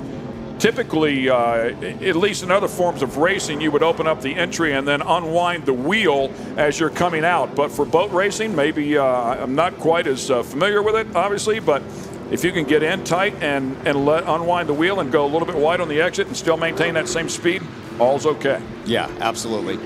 There we see X-Insurance boat on the far side, JJ and Nick, and a good shot of the X-Insurance helicopter. Boy, what a vicious battle between those two boats. And like you said now, setting his sights on the MVB, the North Myrtle Beach boat as well, with a lot of work to do there, a lot of real estate in between the two, a lot of water in between the two. Yeah, no, absolutely. And going into the rougher part of the course, we see X-Insurance still charging hard and making these turns. We should get some jumps here. Yeah, man, you know, it's one thing to fly one fairly level. It's another thing to have it really leaned in and launch it. Right. And that just goes to show how rough it is out there when they're able to take on that much weight and ballast and try and keep the boat in the water as much as they can and still fly like that. Like that. Wow. There we see Hog's Breath Saloon. Yeah, on the Hog's Breath Saloon boat as well. Out here dealing with the best they can. That is a 400 class boat. Speed limit for them, 85 miles per hour. Hog's Breath Saloon, a fun bar here in Key West. I was there last night. Nice. I did. I mean, they had live music in there, and just cruised in and checked it out a little bit. Wanted to support the people that are supporting us, and it was a great atmosphere, a great vibe. I want to say directly across from Sloppy Joe's, if I'm not mistaken, or very, very close to Sloppy Joe's, but on the other side of the street. Correct. Yeah, it's down the street off of one of the side streets off of Duval. Just past the world's smallest bar. You've been to that one. It's just, you literally walk in and you walk back out. There's room for about 3 people in there. Right. X-Insurance boat charging down the straightaway in front of the spectators. Again, the ballast dumping out here. Yeah, the technology is pretty cool to scoop that stuff up and then dump it back out. But obviously keeping the driver and throttle man busy. Yeah, definitely speaks to the orchestration of the team to be able to do that. Drive the boat, throttle the boat, trim the boat, take on water, and expel it. Getting some great shots from the X-Insurance helicopter. Yeah, getting deep into this race here and in excess of 20 minutes into this 8-lap event. And looking to see if they're closing up here. The North Myrtle Beach boat, you can see the wake from it right there. I mean, I do feel like they are getting closer. I don't know if they have enough time to get by them or not. Again, that wide exit there for JJ. But he seems to like that line. Look at the massively different line that the two boats are taking. They're looking for clean water, and that's undisturbed, that's aerated, and so they want to make their own line and try and make up some speed and time. Splitting channel markers, and I mean right beside the buoy there, dude. Yeah, nice job, boys. Again, finding clean water and trying to charge down and close the gap. Is it a penalty to run outside of the buoy? I mean, I know if you cut inside of a buoy and you're not supposed to, you're making the track shorter, but if you go outside, you're making it longer. I don't know how that works, but there's the North Myrtle Beach boat up there just ahead. Turk taking a completely different line here, doing everything he can to get back up and hunt. As we talked about, they spun out on Friday, so finished at the back of the pack. So I don't see a championship here for him in terms of North Myrtle Beach boat winning on Friday. Even if they finish second, they will win this championship.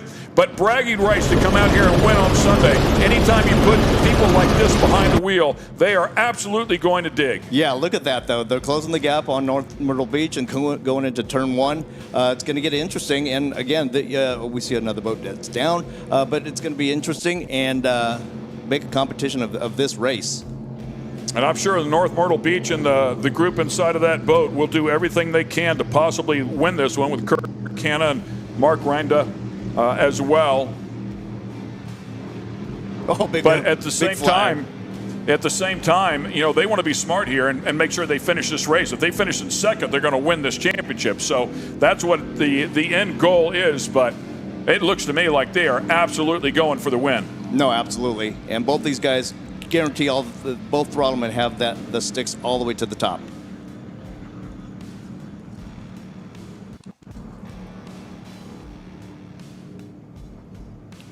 Keeping an eye on these guys once again, as I said, you know, working our way towards the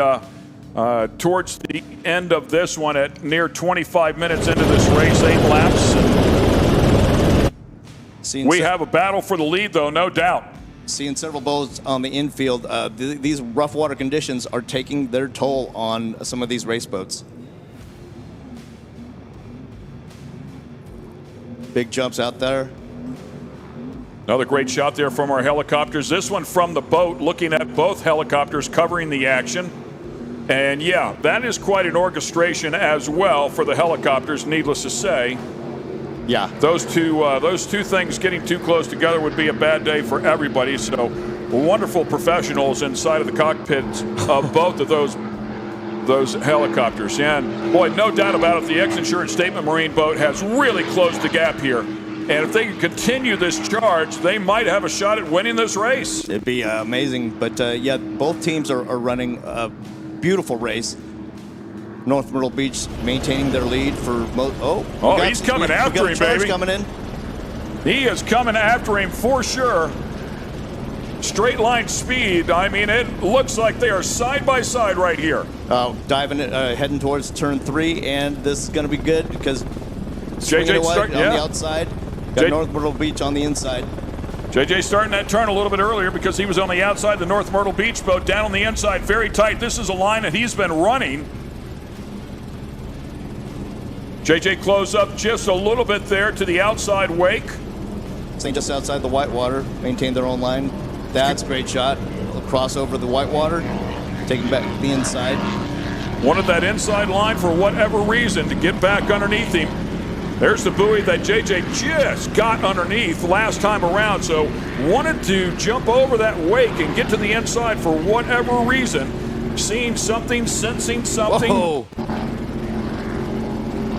Maybe wanting to run a shorter line these next turns here. That's the route that JJ seems to have chosen for the last few laps, is go outside and then cut across and then take the inside on the outside portion of the course. And I think running a wider line on the tight end of the course and then running a tighter line on the wide end of the course, and it might pay dividends right here. This is for the lead of the Mod V category, and they are going at it. XINSURANCE, Statement Marine on the inside, North Myrtle Beach on the outside. Right now, North Myrtle Beach with the advantage here once again. Yeah. Kirk Hanna and Mark Rinda are doing an outstanding job fending off a charging XINSURANCE Mod V boat. Yeah, incredible battle, and this is the same way that we saw the XINSURANCE boat and the Speed Marine boat have to duke it out. This isn't an easy pass. It is a relentless effort. You just have to keep charging. Wow, look at that. Going around turn 1, big flyer. Look how close they here are. They go. Here they come. North Myrtle Beach back into throttles as well, and then XINSURANCE has to check up a little bit. A cat and mouse, a give and take. North Myrtle Beach back in the throttles hard. Here comes XINSURANCE. Oh, it overtakes the North Myrtle Beach. Big swell, big flyer. And hopefully the North Myrtle Beach boat, it looks like it's come to a complete stop. This is what I was talking about before. The last thing they want to do is fight for this win and then lose it all. And I think that's what's exactly happened. We're hearing that the North Myrtle Beach boat has come to a complete stop. Oh, that man. changes everything. It does. With double points today, this looks really, really good for JJ and Nick. They'll jump back in here for sure. El Bandito finished up in second. Speed Marine finished up in third on Friday. All of that plays into this. The difference in points between Speed Marine and Statement Marine coming in was about 40 points. What an amazing race so far. It just goes to show anything can happen here in Key West, especially on double points day. Yeah, watching this boat scrap back, and I've seen JJ do that a couple of times here this year. Sometimes they fall back as far as third place, as we saw a little bit earlier today. But he has the speed. Those two have the speed to get that boat in position. Between his choice of lines and driving and Nick running those throttles, who clearly is fearless. Yeah, right. Those guys find the speed to dig back up and make those very difficult passes. Beautiful boat. The LSB just running flawlessly out there, and the talents of Nick and JJ and teaming together, and championships won, the national champions, and going for the world championship title here as we see now. Nice overhead shot. Yeah, settle in now. Take care of this boat. Find that finish line. Yeah, these guys know this boat very, very well. They've campaigned it beautifully all season. 29-footer there. It looks like it was born in 2002. We see a shot of Simmons Marine cutting across the course. JJ and Nick. Well, they have really put it together here. Yeah, they're charging out and looking for the closing moments of this race. Yeah, and as we talked about before, I mean, just doing an incredible job in the bracket classes this year as well. So that duo has been incredibly good here this year. Double national champion, I believe, right, in both categories in Mod V. Yes. As well. So that's a pretty spectacular year. Class 500, as we saw them in a little bit earlier. It's a different class boat there that they are going by. Open cockpit, beautiful boat. No longer seeing the Speed Marine boat anywhere. I wonder if they went down as well. Yeah, and I was wondering the same thing for the fans at home. We see what you see. We do not have a live timing and scoring available to us. White flag is out. Final lap here for the X-Insurance Statement Marine Mod V boat to bring it home. And again, we'll certainly mix up the points if they can get it to the finish line. We don't want to speak too soon out here. It is violent out there. Anything can happen. It is not over till it's over. Yeah, there we see a good shot of Simmons Marine with Jim Simmons and Jason Zalecki. They are a Class 4 boat with an 85-mile-an-hour breakout speed limit. Back to the X-Insurance boat with JJ and Nick. Yeah, and the way they run up on the bracket boats, I mean, I'd have to think somewhere in 100-mile-per-hour range. Another class boat there to the outside that they're driving under. That actually looked like a Mod V boat, but driving down underneath them. So that's actually the X-Insurance Statement Marine boat, which Nick Boos is the owner and president of the company. See the bows coming out of the side of it once again, as we talked about before. Very cool to watch them do what they do. Yeah. And the rhythm. Gorgeous boats. They've got this thing running flawlessly at this point. And what a great show that they did, charging back to overtake North Myrtle Beach. Yeah, well, and Speed Marine, right? I mean, both of those battles were incredible to watch. Yeah, just picking them off one at a time and then maintain the speed and the lead at this point. Yeah, and hats off to the people, Kyle Miller, I believe it is, and Jay in the Speed Marine boat. Yeah, Jay Waltman, outstanding performance today. Disappointing, obviously, for both teams to be out of sight at this point for us. Yeah, Kirk Hanna, as you talked about before, and Mark Renda, both of those doing a great job in the North Myrtle Beach. Want to give them some love inside of the cockpit of those boats, because even though the X-Insurance Statement Marine boat was able to get around both of them, boy, did they put up a great fight. It was such a great show for all of the fans, including us. You know, it was so awesome to see these guys battling it out until they failure. The fans down there on the inside of the track, all standing around that large catamaran with a bird's eye view of this boat. Final lap here. 7.5 complete. Just about 34 minutes into this race. They have put that boat through its paces. JJ Turk, Nick Boos doing an incredibly good job. Nick's son winning in the previous race. It's going to be a wonderful day if they can close this one out. They've got to be getting close to the finish line here. Yeah, and JJ is very animated. He loves to win, and he celebrates accordingly. So no question, he's going to have a good time tonight. JJ celebrating? He's a great guy, man. Yeah. And great dude. The entire Turk family racing, you know, they live and breathe this stuff, and it shows out on the course between him and even his son Cam. Yeah, and you mentioned, I was just going to bring his son up as well. So both of these guys inside of this cockpit have sons that are out here that both have wins here today as well. So it's wonderful. It's great because it's just generational stuff, you know, between the Booses and the Turks, and you've got the Lilies and just the Sisms. The list goes on and on.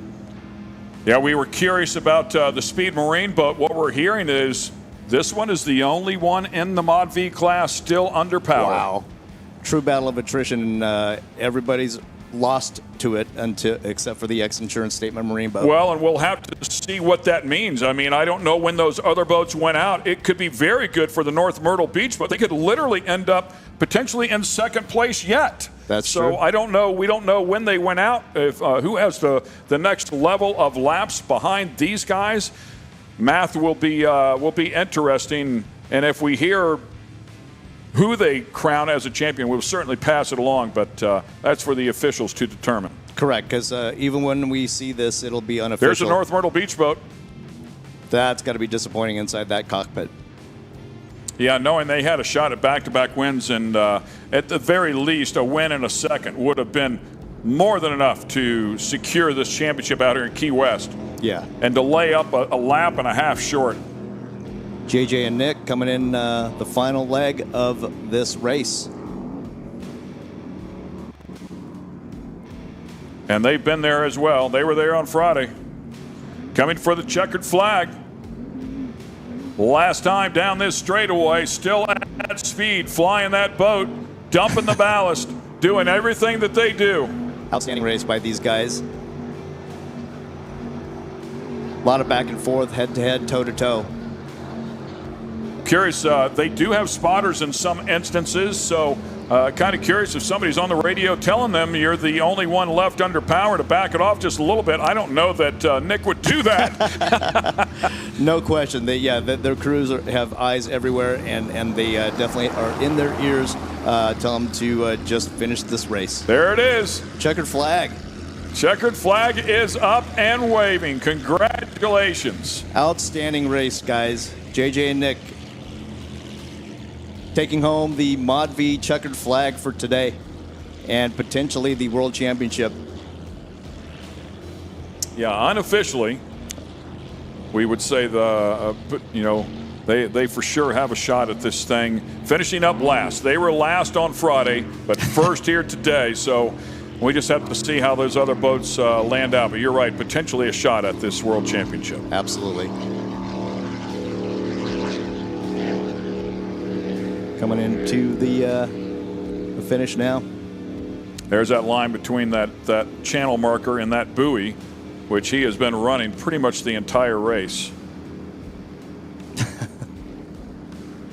Those are two happy gentlemen in that cockpit right now. What a race. Wonderful weekend for him. Wonderful season as well. And I believe, I want to say JJ told me at Sarasota, I think he has a 3-year contract to drive for the X-Insurance team. So great choice by them and a wonderful opportunity for JJ and TFR, as they refer to it. That is Turk Family Racing. His wife out here, as you talked about, a son out here, definitely a family guy. They bring the whole gang. Rabbits and dogs and cats and kids and the whole pile's here. Yep. As we see the pace boat there with the checkered flag up, waiting for the X-Insurance Statement Marine boat to finish their victory lap and come collect their flag. Looks like Simmons Marine is also the winner in their class. So in other forms of motorsports, primarily you will really see this in USAC-style racing with midgets and sprint cars, Silver Crown cars. It is not uncommon for the race winner to take an extra lap because I promise you, it has happened way more than once where somebody has thrown a checkered flag, it really should have been a white flag. Vice versa, they throw a white flag when it should have been a checkered flag. But for JJ Turk and company here, a safety lap is what they're doing here. And he's staying in the throttle. He's going to run one more bonus lap just to confirm that they have absolutely completed this race. So good for them. If you're a racer and you've been through it and it is so frustrating, I will tell you as a team owner, I have suffered that fate. And it's frustrating to say the least. In my particular case, they ran 2 extra laps. They said they should have only run 1 extra lap. And we won the last lap. We were in second place waiting. They threw the white flag, made the move on the last lap, thought we'd won the race. They said, nope, the previous lap was the race winner. And I can't tell you the level of anger that runs through your body. So, you have to listen to race control, even when they're wrong, apparently. But that's the reason people do stuff like this. I mean, you learn as a racer, okay, man, I'm going to be as safe as I possibly can to make sure I've secured this win. You might want to say that the extra laps are for good insurance. Yeah, exactly. It's an insurance lap. You're exactly right. So that checkered flag waving there. I'm curious, does race control have communication with the drivers at all? I don't believe so. I don't think so either. They do. So we're hearing they do. Yes, they do.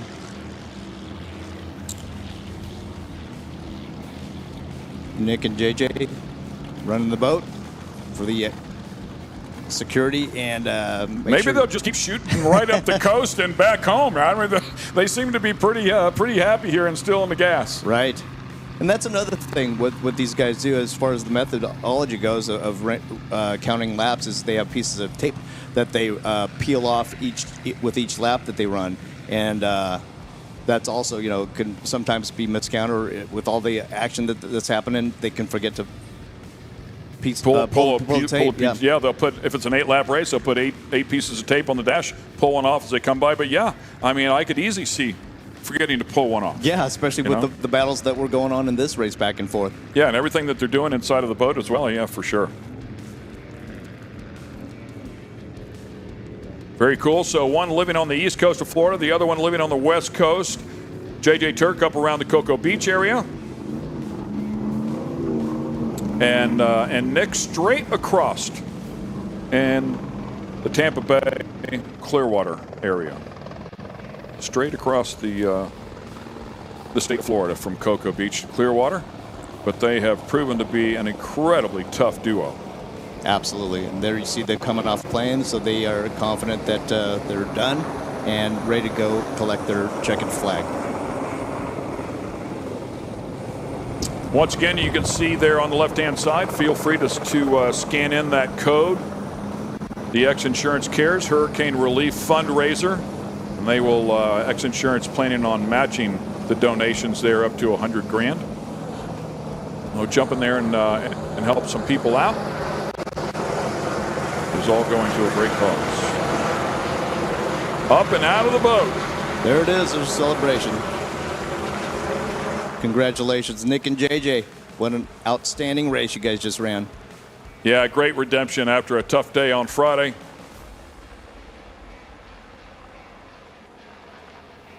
Drink of water. Thank you very much.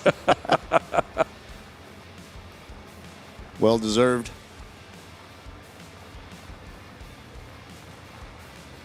On a beautiful day. So 2 of 5 in the books. Oh, a big boat out there making a big wake. In a hurry to go somewhere. We'll get them over there and see if we can get them the checkered flag. Hopefully, maybe we'll be able to find out who won in our other bracket classes as well. We learned that info. We will certainly pass it along. Key West definitely showed no mercy to a lot of these boats out on this race, as a lot of boats are idling in or being towed in from various types of damage and mechanical issues. Get up out of that cockpit and get some fresh air, man. Absolutely. Sure, it gets warm in there as well. Yeah, most of these boats don't have air conditioning, maybe even forced air at the most, and I'm sure that between the wind and that breeze, these guys are feeling great. Yeah, and look at them dumping water down their necks as well. Try and cool off. That's a brave soul right there, walking up on the bow of that boat. Right. You can see steering with their feet. And coming into... I believe that is Nick up there on the bow. JJ sitting there in the back trying to steer things. Back underneath. Time to get hands on the wheel. Yeah, I was going to say probably hands on the throttle to slow her down just a little bit and try and get that checker flag. Outstanding day for the X Insurance team. Statement Marine.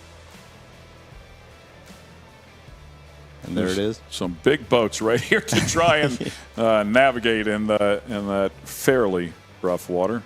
Make sure you see him push it off there. Yeah, great job. Handoff was made. Big moment. Special moment between those two guys. Yeah. Unravel that thing and give her away, baby. Outstanding season for these guys. What a season. Great shot of the X Insurance tent in the background with the potentially world champion X Insurance Statement Marine team. And it looks like the Hog's Breath Saloon making its way over there as well to potentially grab the checkered flag there for Class 4.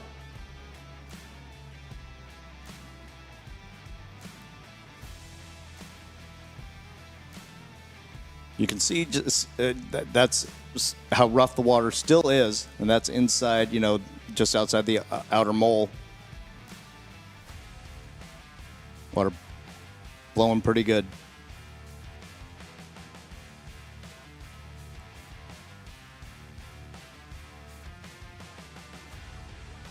Love it. Happy with the guys. There's COC Racing in the background with Billy Glick and Joey Oliveri. Yeah, it looks like they're making their way over to grab the checkered flag as well. Grabbed a win at Marathon, also at Cocoa Beach, also at Sarasota. Well, the OC Racing team doing a great job in Class 200 here this year as well. And good look at one of the big boys. See them in action a little bit later. The X-Insurance Pro Class 1 boat.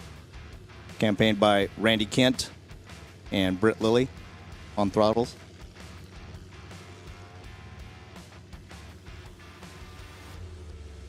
Just out for a Sunday cruise, those guys. Yeah. That was a hell of a cruise, by the way. Yeah. For sure. Outstanding racing. North Myrtle Beach boat idling in front of, thinking what could have been. And maybe what still is. I mean, I'm really curious to see how the final points play out here.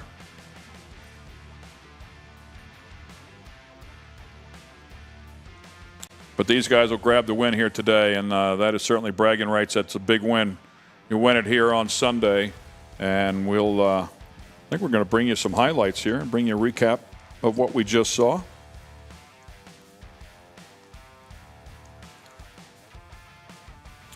So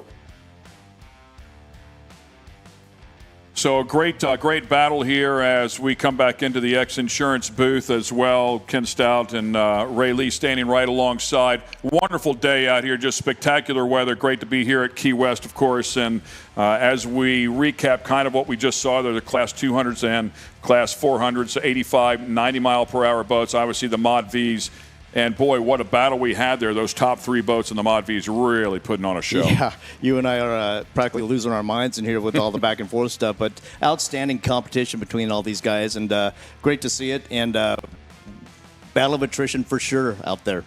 Yeah, as we saw that X-Insurance State Marine boat fall back as deep as third place and then really have to scrap to get its way back up there. And the first battle came against Speed Marine. Yeah, and got to say, JJ's lines, going outside and then cutting back inside across the whitewater worked out well for him with North Myrtle Beach going down and securing the win. Yeah, that's a great recall, by the way, as he did put that back together. And to watch him do that, he clearly sees something. He has a feel for it. Right. Very good at. The North Myrtle Beach boat had won on Friday as well, as you talked about. They also had, once they got past the Speed Marine boat, which was a vicious battle for what felt like a couple of laps, back and forth, back and forth. I mean, it was a tough battle there to take over second place, but then eventually securing that spot, and then went after the North Myrtle Beach boat. Absolutely, and there really is something to say to be said about clean water, in which was JJ was hunting it down pretty well and to victory. Going outside, picking that clean line, undisturbed water, and then cutting it back inside for the same. Yeah, exactly right. And once he was able to finally make that final pass on the North Myrtle Beach boat, as we're looking at right there, unfortunately they had a mechanical of some sort and was not able to complete the race. So I don't know that it would have ended right there had they not had that mechanical. It's a very arguable point that they could have scrapped back and taken the lead back again and see another dogfight like we saw with Speed Marine and X-Insurance. But just not the case here today for the North Myrtle Beach boat that won on Friday and laid up a little bit short here today. Yeah, you can guarantee that Mark and Kirk are pretty disappointed with that boat going down. Would like to find out what happened to it, but still heartbroken, I'm sure. So I'm curious if there was any damage after they spun that boat out on Friday for X-Insurance and had to repair anything or make any changes. But whatever the case is, I mean, the boat was clearly flawless here today. Yeah.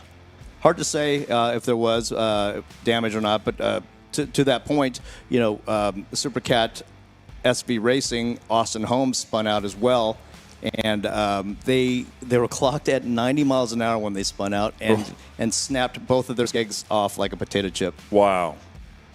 Yeah, so quite possibly. I mean, that's a lot of pressure. That's a lot of force. It is.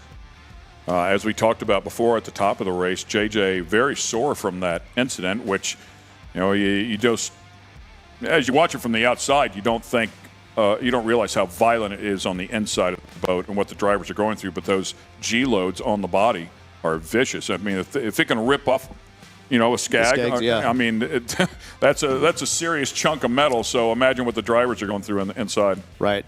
There we saw a shot of a Speed Marine being towed in. So another disappointed couple in Kyle Miller and Jay Waltman because they were running an outstanding race as well. Battle of attrition. That's what it seemed to be.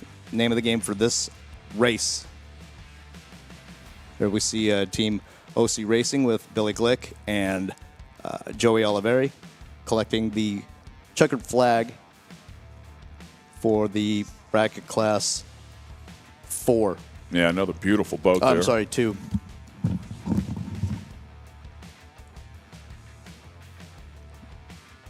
Nice shot of, again, JJ and Nick enjoying their victory lap.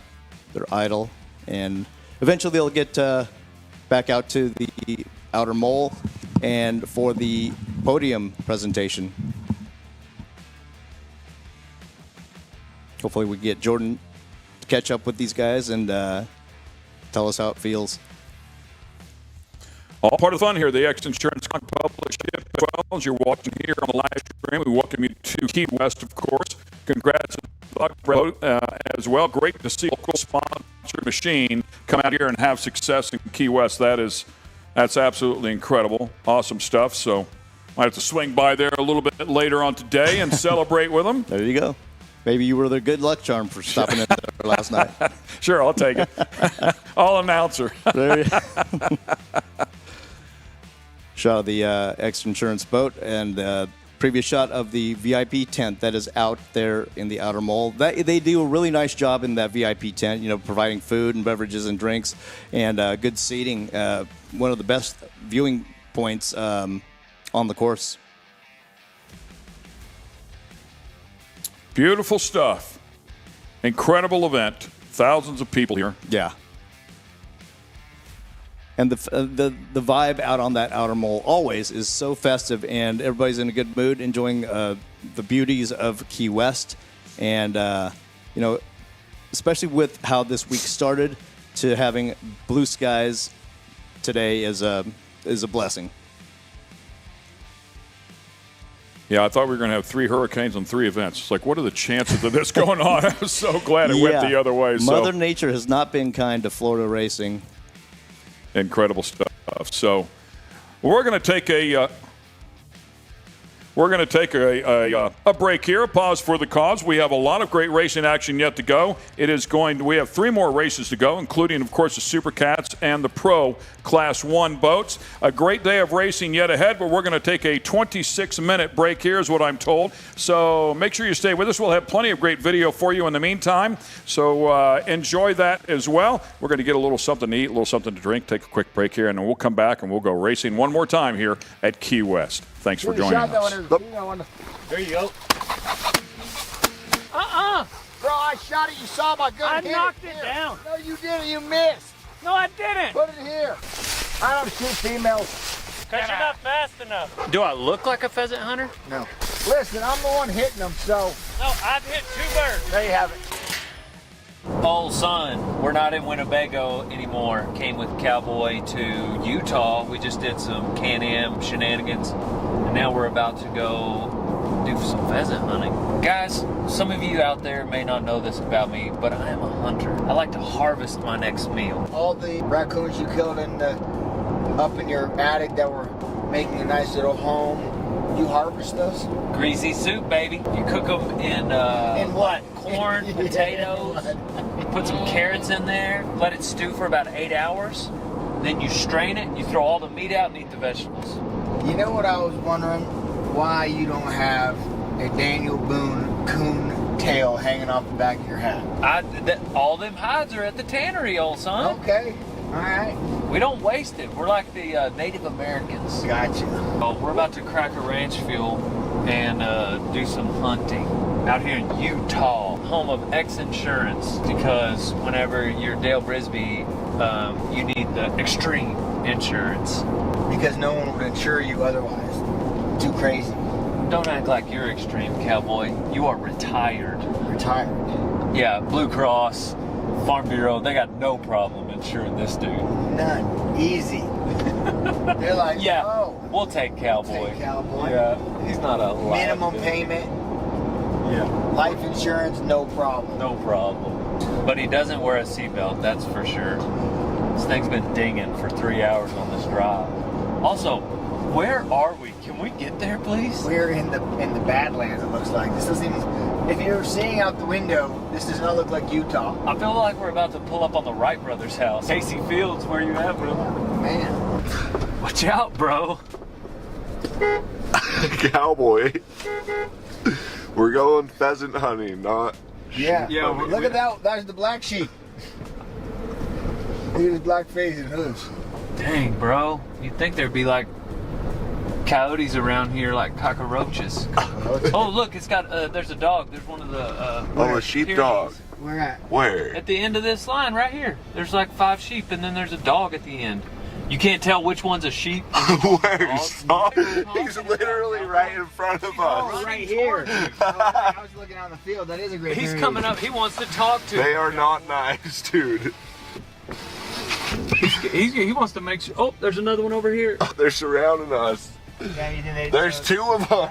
That's why there's no Coyotes. Yeah, them Pyrenees don't play, man. Yeah, those things. Look, and he's like, all right, the 2 dogs behind us, they came together. 3 dogs. They gave the problem. Hey, let's check this guy out. Look at this long-haired hillbilly in here. No, they were probably thinking like, look at that bull rider in there with that washed-up fighter. Bro, look at, there's a black goat for real. That's the black sheep. That's you. That's me. That's you. That's Cowboy Cerrone running with the rest of his family. Just want to ask random people out in the middle of nowhere about oil stuff. Like, hey, how long does it take to fill up one of these cisterns? How often you gotta drain them? How much do one of these things make a day? You don't wonder any of these questions? Look, here's a guy. Hey, you out here with the oil field? Yeah. What pumps into all these little cisterns here? Oil? Oil. How long does it take to fill those up? Depends on the well. And then how do you drain them? A truck has to come pull it out of them? Yep. Each one of these? Yep. How much is one of them full oil cost, like worth? Probably around 40,000. So there's 3 of those there? One's for water. Oh, okay. So each one of these is about 40,000, and what do you think, every day, every couple days? Oh no. Some of them it takes a month to fill. Oh, really? Okay. Some of them might take 6 months. Oh, it doesn't. So it doesn't pump as fast. In my mind, I'm thinking it's not like a straw just pulling it out of there. Yep. Ah. I got one down the road that's 100 barrels a day. These are 400 barrel tanks.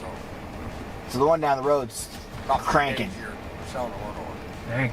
All right then. Thanks. All right. Yep. Thanks, man. Epic beard, by the way. That wasn't a big beard. That was an epic beard. Bro, 40,000 per stacker. Cowboy makes decisions when he's in public. He makes decisions differently than a lot of the normal people. The way he cut across the parking lot earlier, he cut off a guy, but it never even crossed his mind because he's not worried about pissing that guy off. Did you notice that guy you cut off? Yeah, maybe that guy would have been mad about getting flagged down to be asked 9 random questions. Why would he? He's out here at work. He's on the clock. I get it. Granted, he's probably not going to be frustrated, but I'm just saying in general, Cowboy makes decisions differently about the way he navigates the public than you and I might make those same decisions. Little suckers. Ooh, here we go. All right. Come on, Cowboy! He's shooting wasps off the porch with one of these salt guns. We're getting ready for the pheasants. We feel like if we can shoot wasps with a salt gun, then we can shoot a pheasant. Oh yeah, they got everything for us. Right under him. Dude, you just muzzled me. That's okay, it's salt. Yeah, XINSURANCE, baby. You gotta go. I'll fucking salt you. Hey, come over here, Jay. This hurts. No. Let me salt your hand. Shoot your foot. Oh! That gets you. I bet. Oh yeah. Now that I know it hits like that, here we go. Sucker. Why don't you land? Why don't you just take a little seat, SA? Here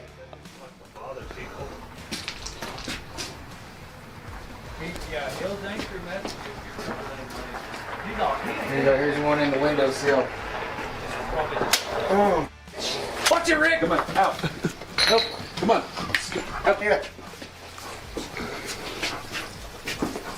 Ah! Yeah.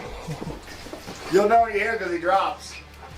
Could they die? Well, they don't die, they just get hurt real bad. Oh, when he lands, get him. Now. Oh, that's too close. You went too close. You said an inch. Well, there's one right there, land on the windowsill. Corner.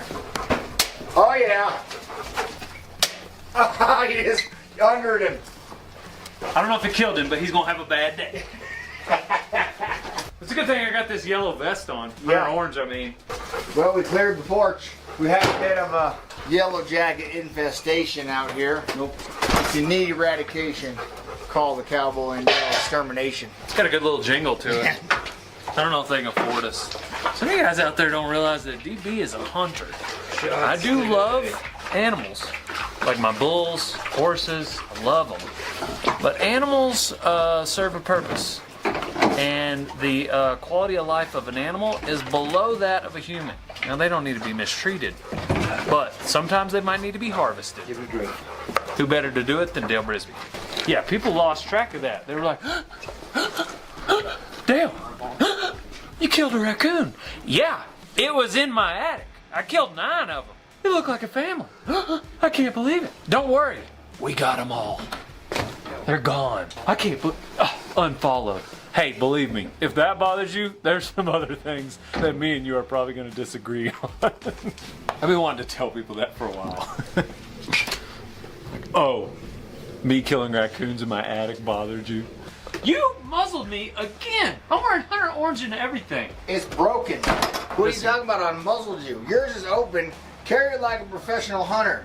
Bro, let me show you how. Muzzle broke, slang over your arm so everybody knows there is no way this gun could go off. But don't let that point at me.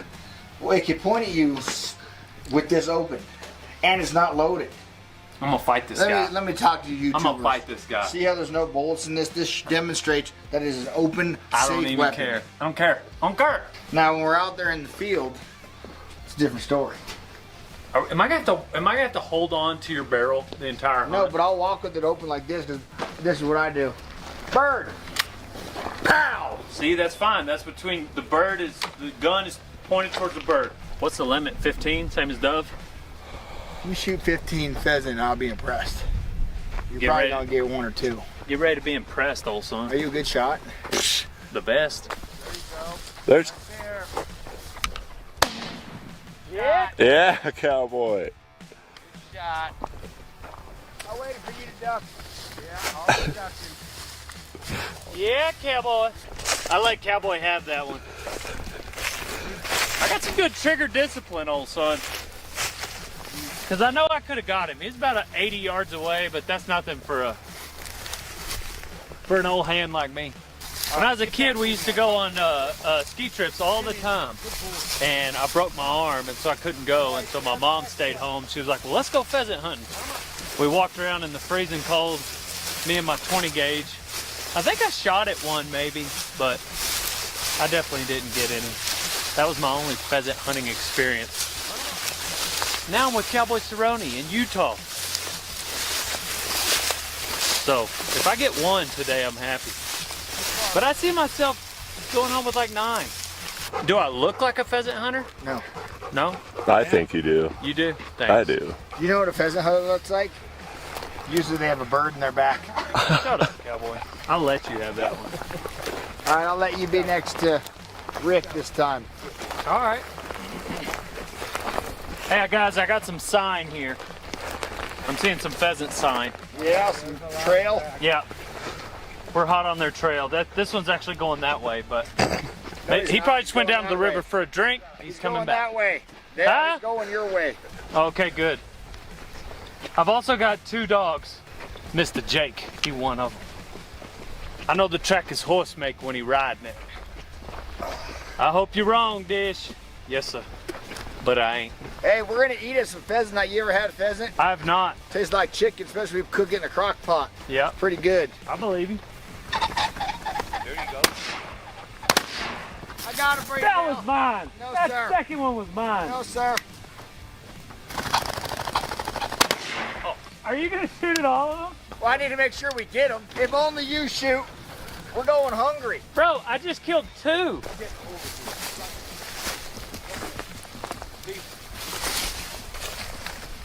You don't put in for you. No, leave it. Move your stupid arm out of the way. There's still a second one that I shot out here. No, you mean that I shot? That was that one. Hey, are you shooting or am I? Cowboy, it doesn't matter because you're shooting at everything. Right. You're like, hey, go ahead, Dale. Boom, boom, boom. No, Cowboy but when I said go ahead, Dale, you got me. I said, hey, that was mine. You flushed it, then you shot it. No, you said go ahead, Cowboy, Dale. And then Yeah, go ahead, Cowboy. What's the point in you like directing me if you're gonna shoot anyway? Well, I don't want to shoot it on the ground. Listen, I'm the one hitting them, so. No, I've hit 2 birds. No, you haven't. That second shot you took, you missed the first one. I hit it. No, Cowboy, I hit 2 birds. I don't miss. Did So, you put one dog how up? about you just hunt instead of like, hey, Dale, I'm gonna shoot this one. Okay. Too far. He said 50 yards. Well, you are like a point blank guy. out there and get it. I understand, and you missed it. My point exactly. That's the bird that you shot. When? That was the injured one. No. That's what Rick just said. There's one right here, Stella. Right here. Oh. I don't shoot females. Because you're not fast enough. Good shot. Thank you.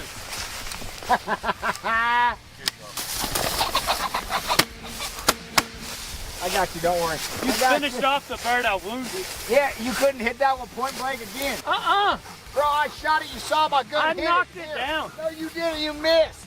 No, I didn't. Put it here. He was sitting in front of us dead. Oh, man. What do you mean it just flew? You shot it point blank, missed. I went ahead and dropped it. I let you shoot at it. Well, you shot. How do you let me shoot at it when you shot first? How does it feel to just have, look at all these birds Well, I yeah, got. because you got a hen in there. Are you embarrassed that I've killed more than you? Clear as day, he missed that. Clear as day. I shot You after missed him. the first shot, so Right. I hit him. And then I let you have the second shot. I don't think you hit him that time. You wounded him. Bro, I'm on a killing spree. No, you're not. I got like 5 birds in my deal. Yeah, but you only shot 2. No, I haven't. I've shot 3. Even if I give you this one. Dale, listen. First of all, you're closer. You Roll the one is a tape. hen. No one wants a hen. Second of all, the one you shot was right in front of you. Boom. The second one, I said, hey, flush that one. We both shot at. I hit. Why do I got 4 and you got 1? Because you took my kill again. Oh, okay, so I got 3 and you got 2? Yeah. One's a hen that don't count. 2 and 2. I'll even give you 1. No, 3 and 2. I'm not pounding on 2 and 2. That's it. I'm done. I'm done letting you have shots now. If now we you're were- going to be a quicker draw. That's what you said the first time. I'm gonna let you shoot. That's what you said the first 2 birds you shot. Yeah, right. That is exactly what you said. Here you go, Dale. Boom! I can literally do this all day. There's a bird, Dale. Nah, that's way too far. He couldn't hit it anyway. There's a rooster. That's right over Rick. I'm not gonna shoot at Rick. That's 2 more birds that got away from Dale. 2 more birds got away from Dale. The first one was a hen. You literally said not to shoot hens. I don't shoot hens. You do, obviously.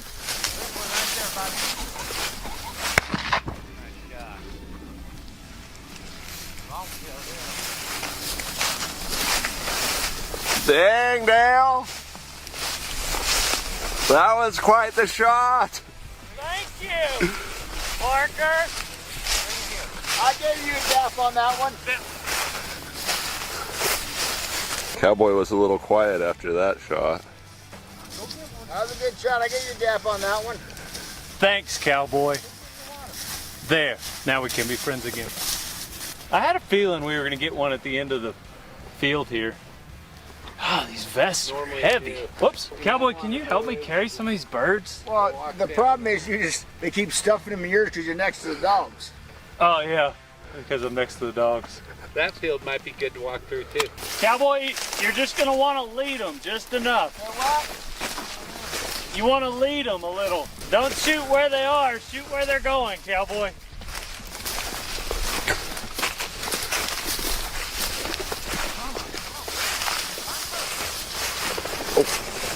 Get her, Cowboy. Shot. Really good shot. That one caught me off guard.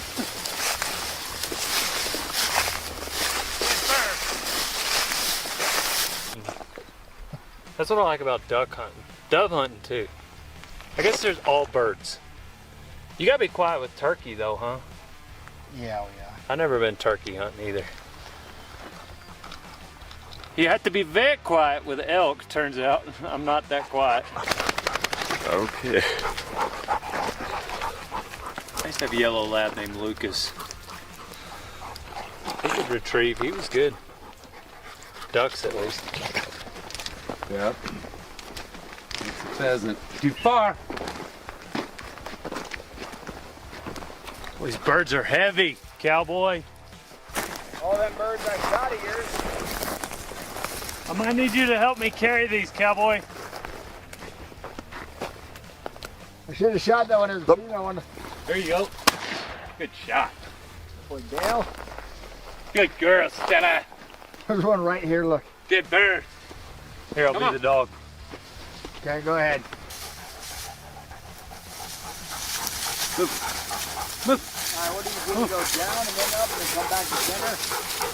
Sounds good to me. Two at home that have been in the house since Whirler.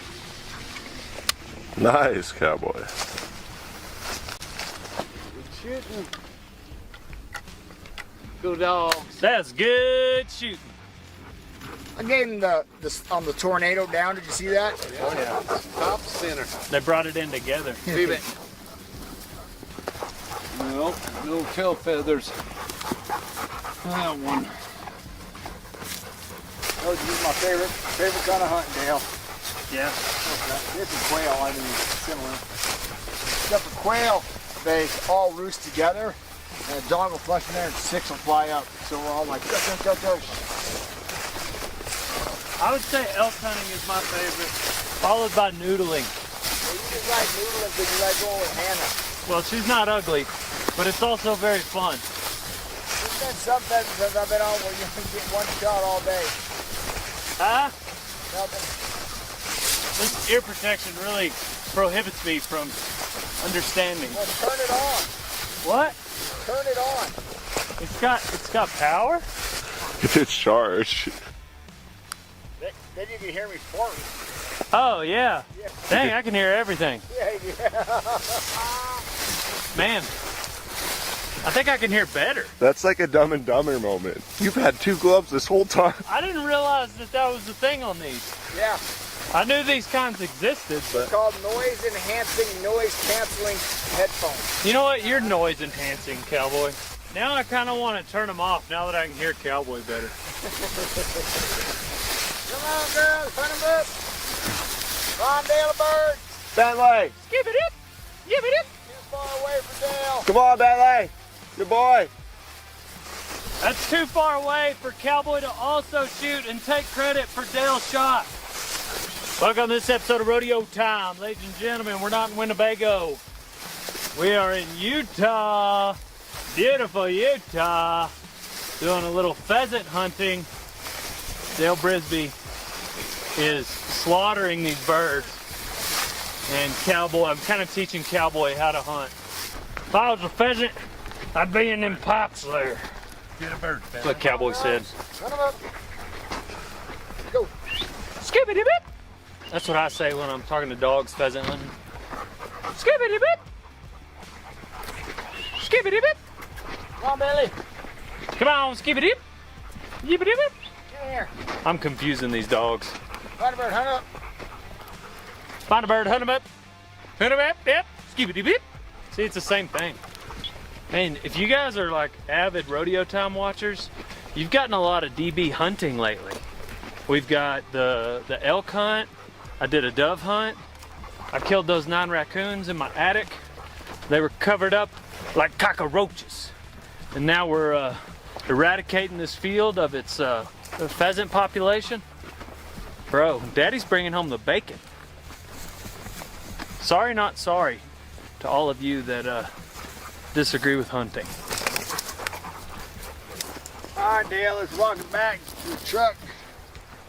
Walk it back to your mom's house. Ooh. Oh, there's one right there. Yeah. He's right in this lane between me and the expedition. Dale. Woo! Yep. That was way out there. Wah, wah, wah, wah, wah, wah, wah. Wah, wah, wah, wah, wah, wah, wah, wah. Whoa! I think I gave him too much. Funny how when I don't shoot with you, they don't die. How do you make these headphones where I can't hear just Cowboy? Bro, Daddy's shoulder is sore. What, from 6 shots you took? My shoulder is sore from surgery, Cowboy. What would you know about injuries? I do a real man's event, like bull riding. How many more birds do you think I shot than you did? None. Hey, buddy. Oh, yeah, he's just going to take the call with the family. I don't want to embarrass What do you him think, in front buddy? of his kids. Yeah. How was school? Look at Dale's getting his birds out. Pretty cool, huh? How much did you kill? Dale killed a lot. Your dad killed 1 or 2. All right, I love you, Bubba. All right, love you, buddy. I'll call you later, okay?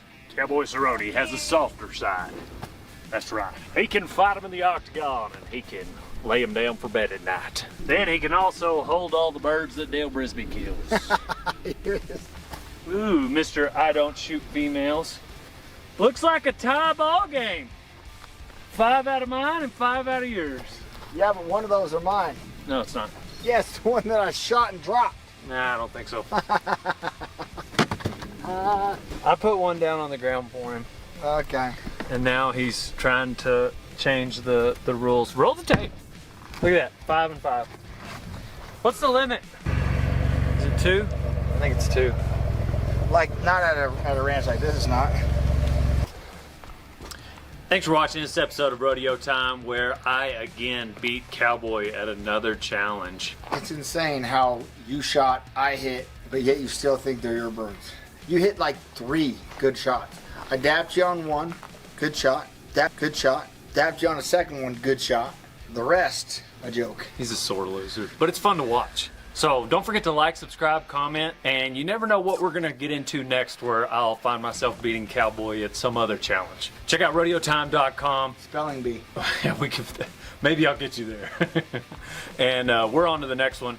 You guys don't forget to like, subscribe, comment. Pal. How many likes, subscribes, and comments do they need to get? Did I say it twice? Make sure you like, subscribe, and comment. Well, most people don't. I think 70% of my viewers are not subscribed. Or they don't like. And somebody in the media room was like, hey, you got to say that more so people know. Do they like it? I get a lot of likes. I get a lot of views. Do they For me, comment? I think. Yeah, some people comment. I can't wait. I'm going to go on there and... Why don't you go comment who won? Yeah, and comment when people think that this was cruel and unjust punishment. If they watch this far into the video, they've probably already they're not going to comment that. Of me? You know... Of me? You know what? Why don't you comment that? Yeah. Are you a fan of Cowboy or Dale? And who do you think would win in a fist fight? But you can't say both. One or the other. We'll put like can you put a meter on there? Ding, ding. Come on, comment who you think's going to win. First of all, look at his Irish fighting style. I can beat you in any style. Girl on the boat. There's a fish on. Oh, she's dancing for you. Never filmed from a GSS before. Sometimes we laugh, sometimes we cry, but I guess you know now. Nate's so funny. What, we got a little Nate Chaba for you. Everything that connects to the aircraft is through this one, two pins. B positive, A is ground. Okay, we're gonna hook it up because I got the switch. You can rig that up, I show you. Or we can rig that up, I want to put a heat shrink. Question, if we replace this for a 15 amp? No. Why not? Because when he goes to pull G's on the helicopter, it can go into a limp mode and we won't be able to pop it back up, and then you wouldn't be able to land and the snap could be down. Safety. Okay, this particular, according to this sitting here, it's a 25. I'm looking at the drawing that the guy told me. The airplane is protected with 50. I know, but I've had this pop before, and the airframe has not popped. Do you have a city? That's a cop. One of your Hungarian friends? Hungarians, kidding me. Your little community, you guys just There's share two stuff. things wrong with that statement. Hungarians and friends. I don't have either one. You don't have any friends? I'm not your friend. Damn. No wonder you're so... Okay. Are you Hungarian? I thought you and Nate were... There will be 5 people, the priest and 2 of my kids and my wife. So I'll be... with them, man. Yeah, because you're not inviting us. Right? Yeah, invite him. We took a trip.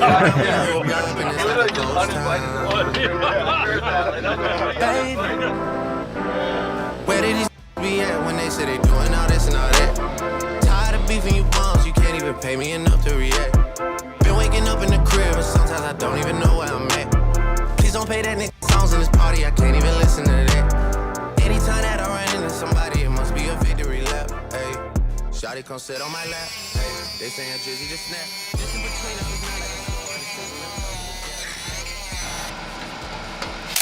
like It's coming through all the way at the front.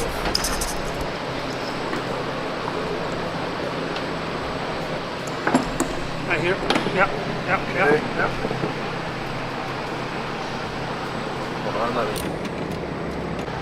Looks good. We'll end up on that side you guys are on, guys. Just stay over there. We'll come right to you. You can start the knot and then come here, Mark. Just put a knot on it with the washer and come here. I don't want to let this go. So we've yanked our seat out. We've got our wire running, and now we're basically installing the mount that's going to hold the payload, the GSS. So a couple minutes, couple bolts, one swing of the gimbal, and we're on. sometimes we laugh, sometimes we cry, but I guess you know now. Baby, I took a half and she took the whole thing. Slow down. 96. 96 or 98? We took a trip, now we on your block, and it's like a ghost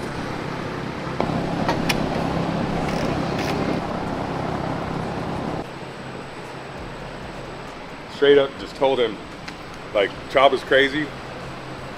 He's definitely been a challenge, but we got it on. And we literally knew, like, dude, he would be our best friend before this is over. You're gonna hang out with him after this, would you? He's getting Christmas cards. Is he? Chaba's getting Christmas cards. Did you get a beer with him? I already know his favorite beer. Damn, what is it? It was called Pilsner.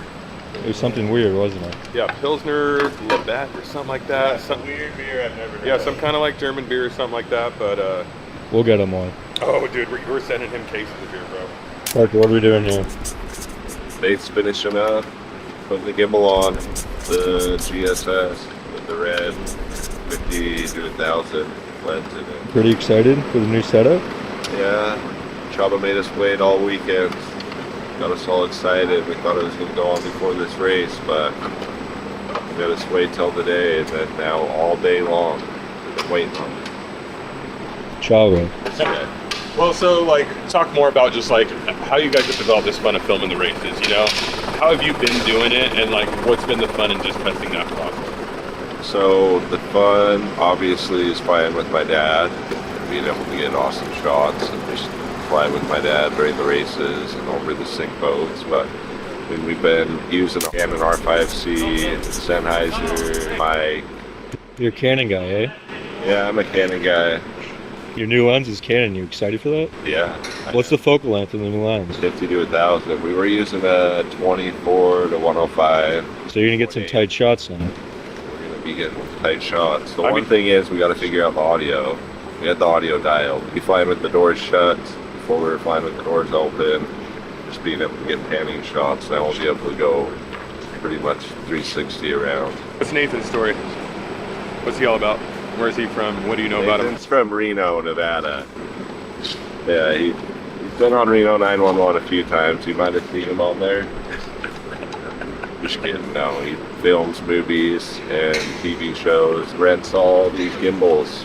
We are renting it from Nate. So we're hyped. He's the expert. Takes care of it for us. It's hard enough to take care of a DJI. So, you know, it's one of the things when we were getting this, I told my dad, it's like, I don't want to be having it not work and spend all this money and just be frustrated. So right now we use the footage on our YouTube channel. We post every race, just all the usable footage from each race. We just post pretty much the raw footage from the heli.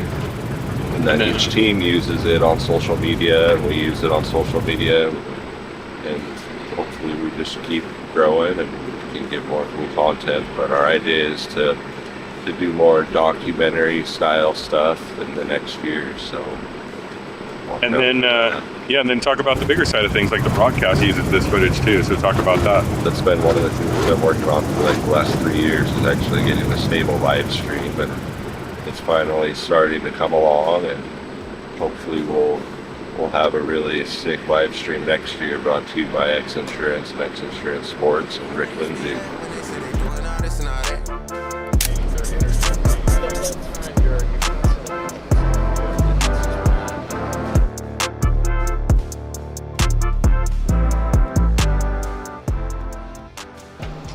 It'll just be a little bit different. Instead of like at 30 degrees or whatever when you're pushing forward, you may be at 22. Naples Tower, helicopter November 773 X-ray with India. Naples Tower. Yeah, I'm at the north end of Echo 1 or depart to the north. 773 X-ray, Naples Tower, departure area not in sight from the tower, departure be shown. Where do you want to head right now? I don't know, we can go down the beach, wherever you want. Sure, let's go down the beach. So Parker, like right now, what I would go and do is I would just start recording, like if we're going to... So Rick, if you pick one of these buildings up over here that you want to come up and over, I'm going to like look down and tilt up and we'll do like a reveal. Maybe go kind of towards the sunset here in a sec. Okay. So right here is what shows me my direction, these arrows. So red button's record. So I'm going to look down here at the ground. I know that this shot here, I'm going to do a little countdown. It's here's down beneath us. Okay, and then we're going to hit some dirt. Now it's 3, 2, 1. And I'm already starting to slowly tilt up. And I'm revealing what's in our background. So we see that your dad's banking. So as he goes and turns to the left, it's like, I don't need to cut recording. I know that everything here, what focus checking is on this side. Go get the sailboat. Yeah, get the sailboat. You want me to shoot the sailboat real quick?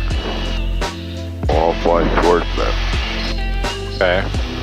So right now I know where the sailboat's going to be as we're coming around. So that's Miss Naples. Yeah. The RWO World Championships presented by Performance Boat Center have descended upon Key West. We are here. There's a girl on the boat. There's a fish on. Oh, she's dancing for you. Never filmed. Now he's an epic DP. He's been operating gimbal, little learning.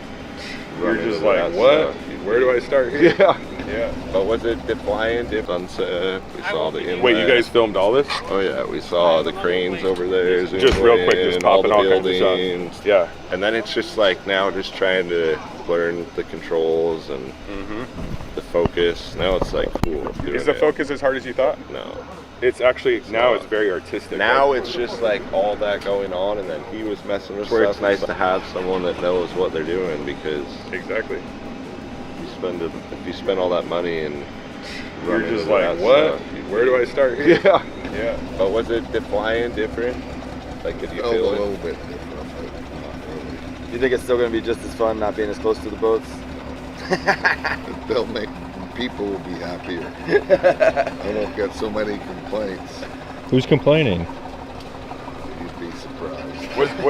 Was Nathan able to show you some of the shots on the extra monitor or anything? Okay, cool. Like what's that? The moon was like so sick, huh?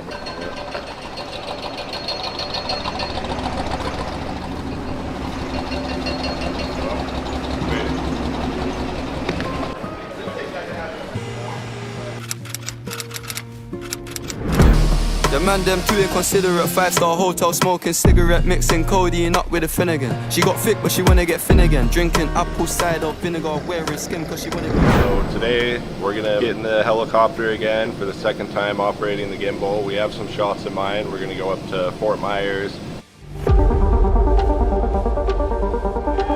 The RWO World Championships presented by Performance Boat Center have descended upon Key West. We are here at the world's fastest boat parade, kicking off what is guaranteed to be an action-packed week. We have 72 boats competing in 14 classes, hoping to be crowned this year's world champion. We got it, folks. The pride of the parade, XINSURANCE. Get on board. Let's party.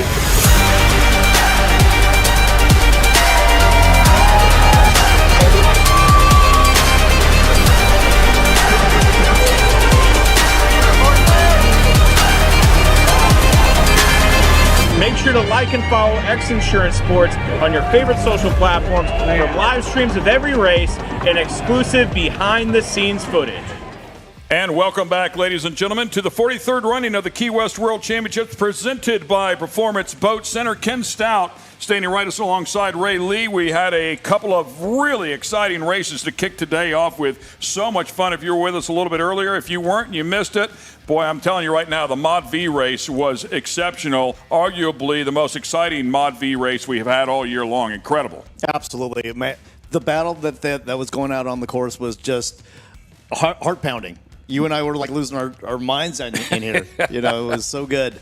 It was exciting for sure. Just some great battles there. We got to give props to the XINSURANCE Statement Marine boat, the Mod V boat of J.J. Turk and Nick Boos, who won that battle, eventually passing the Speed Marine boat. And boy, did the Speed Marine boat put up a great battle as well for second. And then eventually the North Myrtle Beach boat was leading and had won on Friday.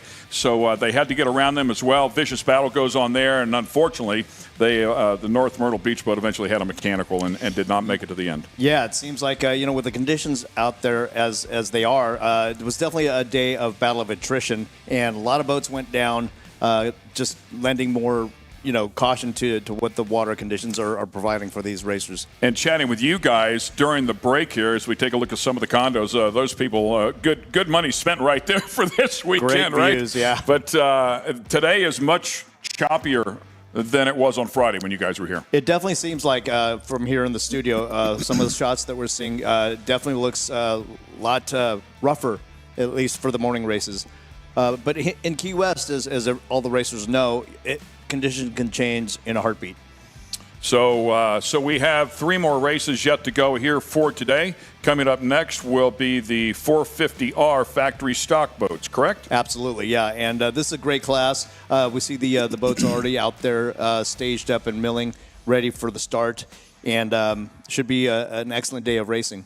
So as I refer back to Friday, had a pretty spectacular moment in this category, as I recall, between Coco's Monkey and Celsius. Yeah, they both came into a turn 3 pretty hot, and there was a collision, and thus rolling Team Celsius over with Chris Hopgood and Jay Mueller. Luckily, everything was okay, but definitely a heart-pounding moment there as well. Yeah, I had a chance to see that video, and it's exciting to say the least. You hate to see that happen. It is racing. The vision in these boats is severely limited, so we're not here to place any blame on whatever's going on out there because it is so drastically different when you're inside of the boat. But one thing I can tell you is nobody wants to run into another boat. I promise you that. So it's not something that is intended. On the bright side, the Celsius boat I did see come out of the water yesterday. They were able to make a repair to the boat. There was a hole in the side of the boat towards the front, and they successfully tested and had that hole repaired, and they are ready to race. Yeah, absolutely. And again, like the other classes, they are going to leave it all out on the course. No holds barred. They're going to definitely give it everything they got. There's the smoke there. Red flag up. That will eventually change to yellow, and they'll get into motion, get their formation started there. So let's talk about these boats. A good bit different than what we've been watching. We've been watching the bracket classes and the Mod V classes, of course. We have seen a cat out here. These will be cat-style boats, catamaran-style boats. They are large boats. They are wide. They are fast. They have a pair of the 450Rs on the back of them. As we take a look at our track map there, turns 3 and 4, as they are indicated there, are actually turns 1 and 2 for our fans at home. So as you watch the race, but it's much wider. That's where the chop is as well, out there for turns 1 and 2.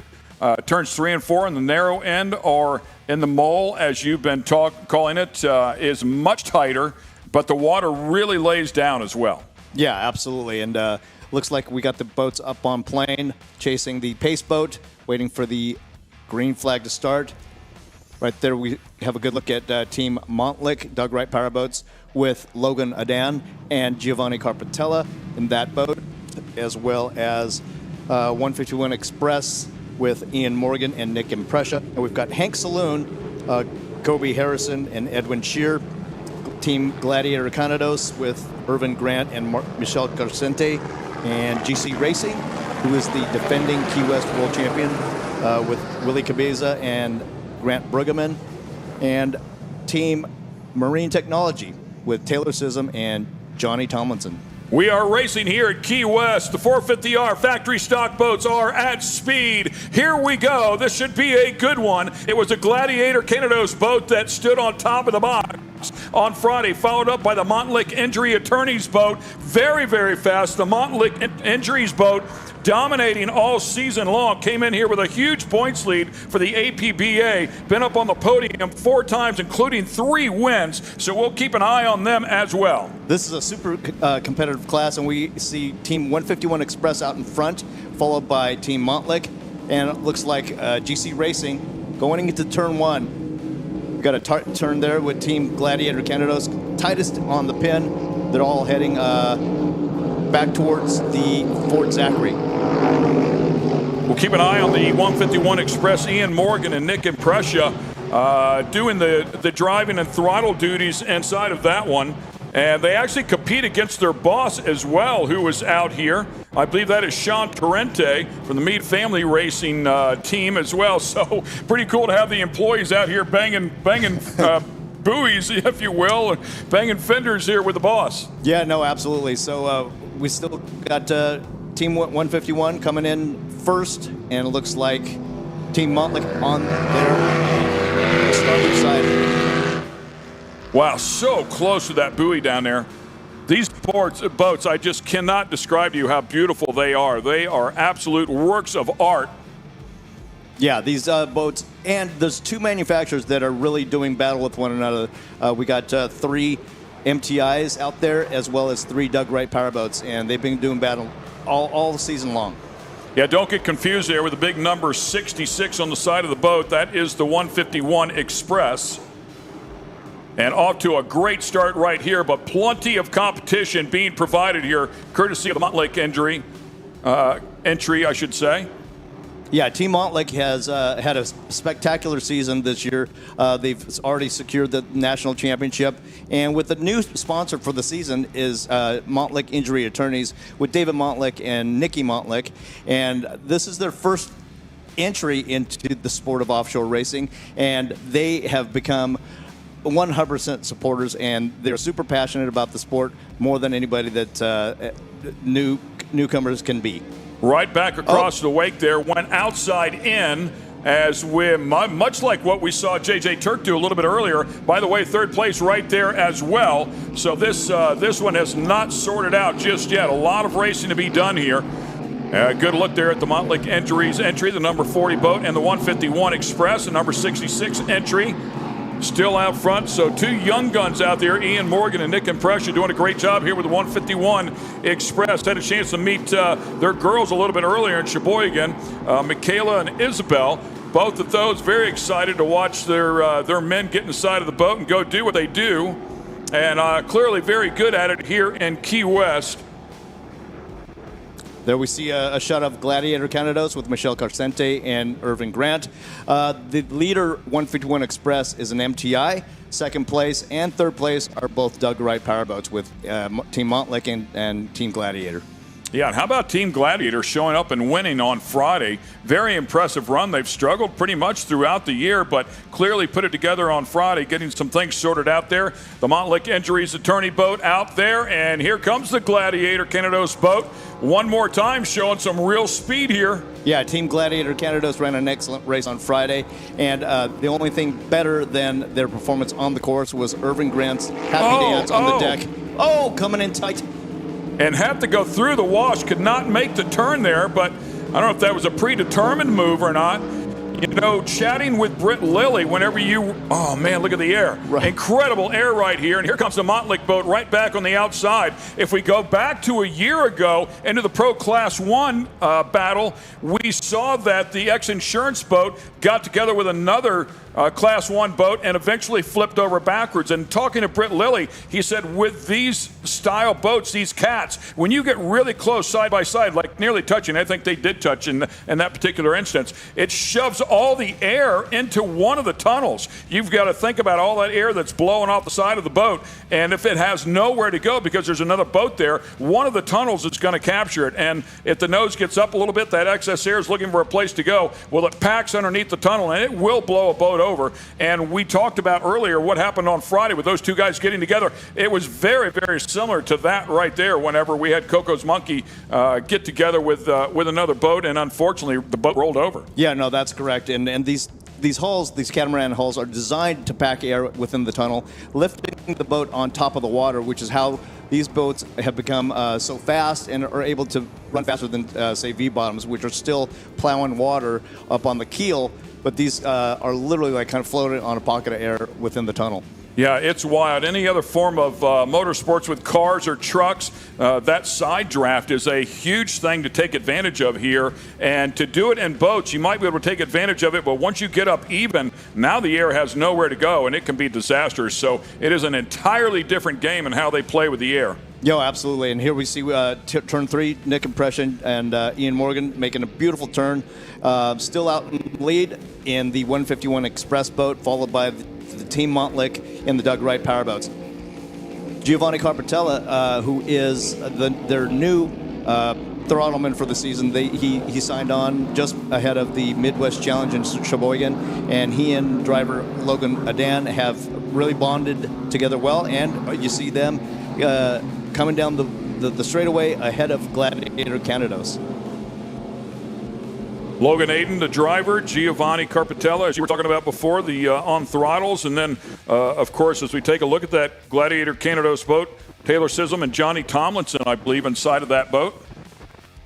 Yeah. They were throughout the entire year there, and Tomlinson, of course, is as talented as they come. He is one of the legendary offshore racers and probably one of the top throttlemen that's ever raced out there. And he's so good, and he's another one of the racers that's doing double duty here in Key West this weekend. So super cool. I mean, we're getting up into the Mac Daddy, but honestly, I mean, if you go back and you look at some of the drivers in the Mod Vs and even the bracket classes, those are world-class driver throttlemen that play in different categories and come out here, and we see them here.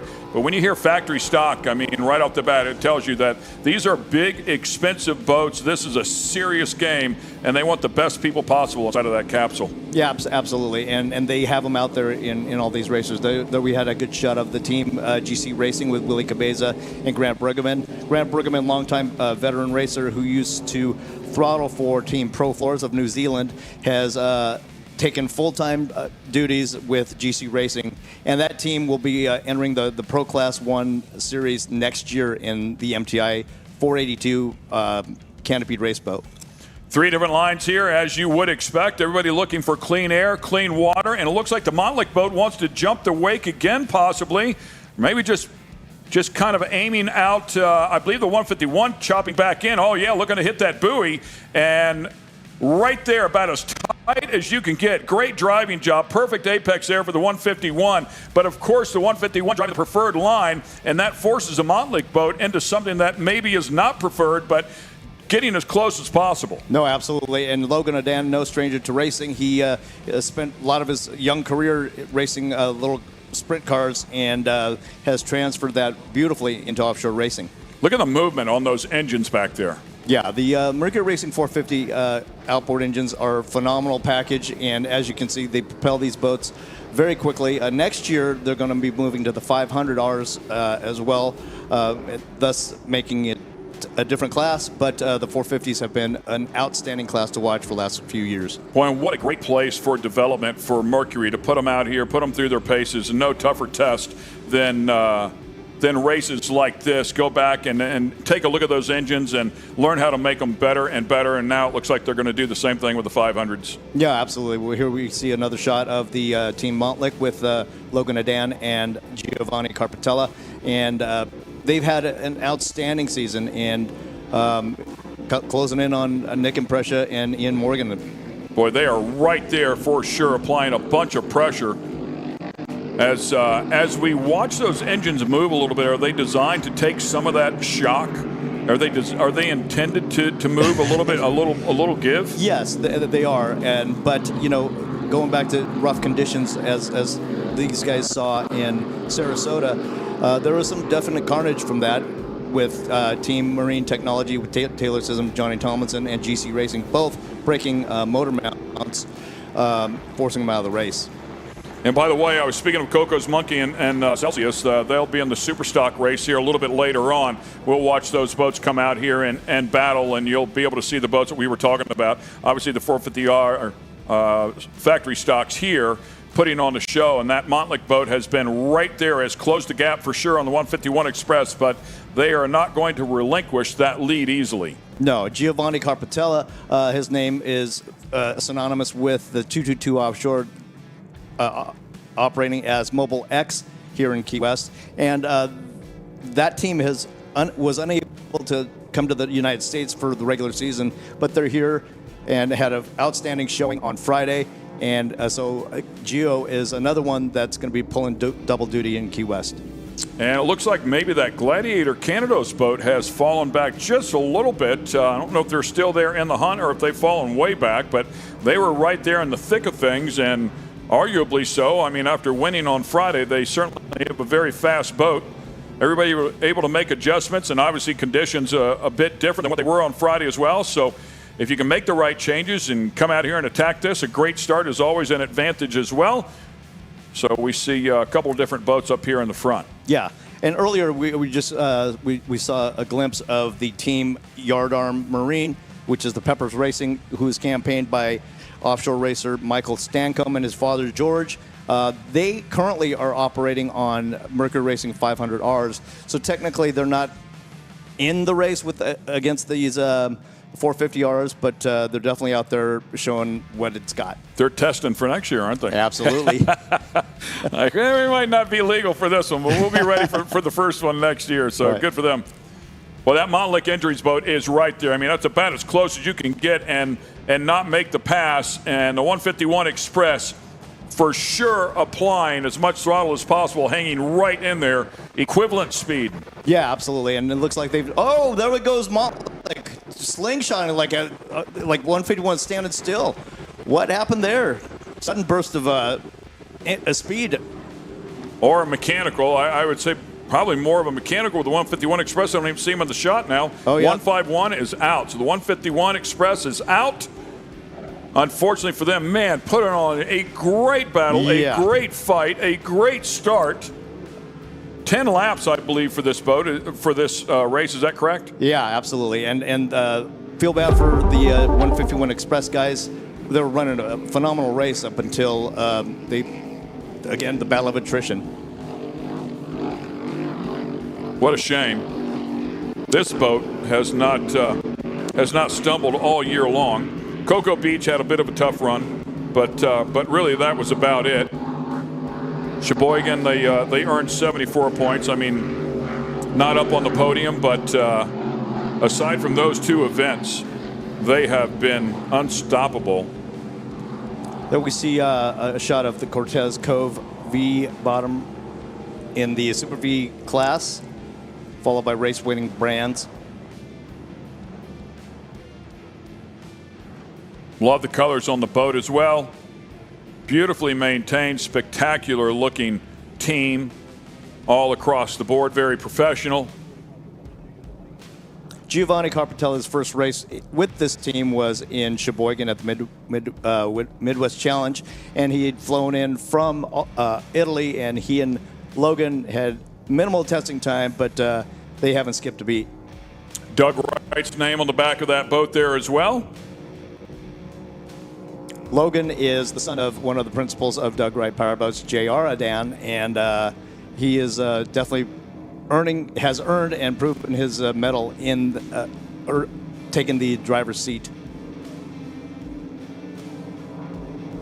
So maybe it's me, maybe it's the boats, because these things can certainly handle some chop much better, but it seems to have calmed a little bit from our previous race. Yeah, it definitely looks that way, and I think it's similar to what happened on Friday, where Team Marine Technology had overestimated the water conditions and added additional weight to their boat, and then the waters laid down like it did here, and thus making the boat heavier than the rest. Yeah, and I chatted with one of the guys over there as well they had made a prop change preparing for a heavy chop and did not get the heavy chop, consequently did not have the top end speed that they needed as well. So, yeah, it's kind of a guessing game as they're watching from the shore. I'm sure they're talking to other drivers, other teams, coming back with data and info to try and set up, the next class of boats. Absolutely, and there we see on the inset Team GC Racing. The thing of it is, it's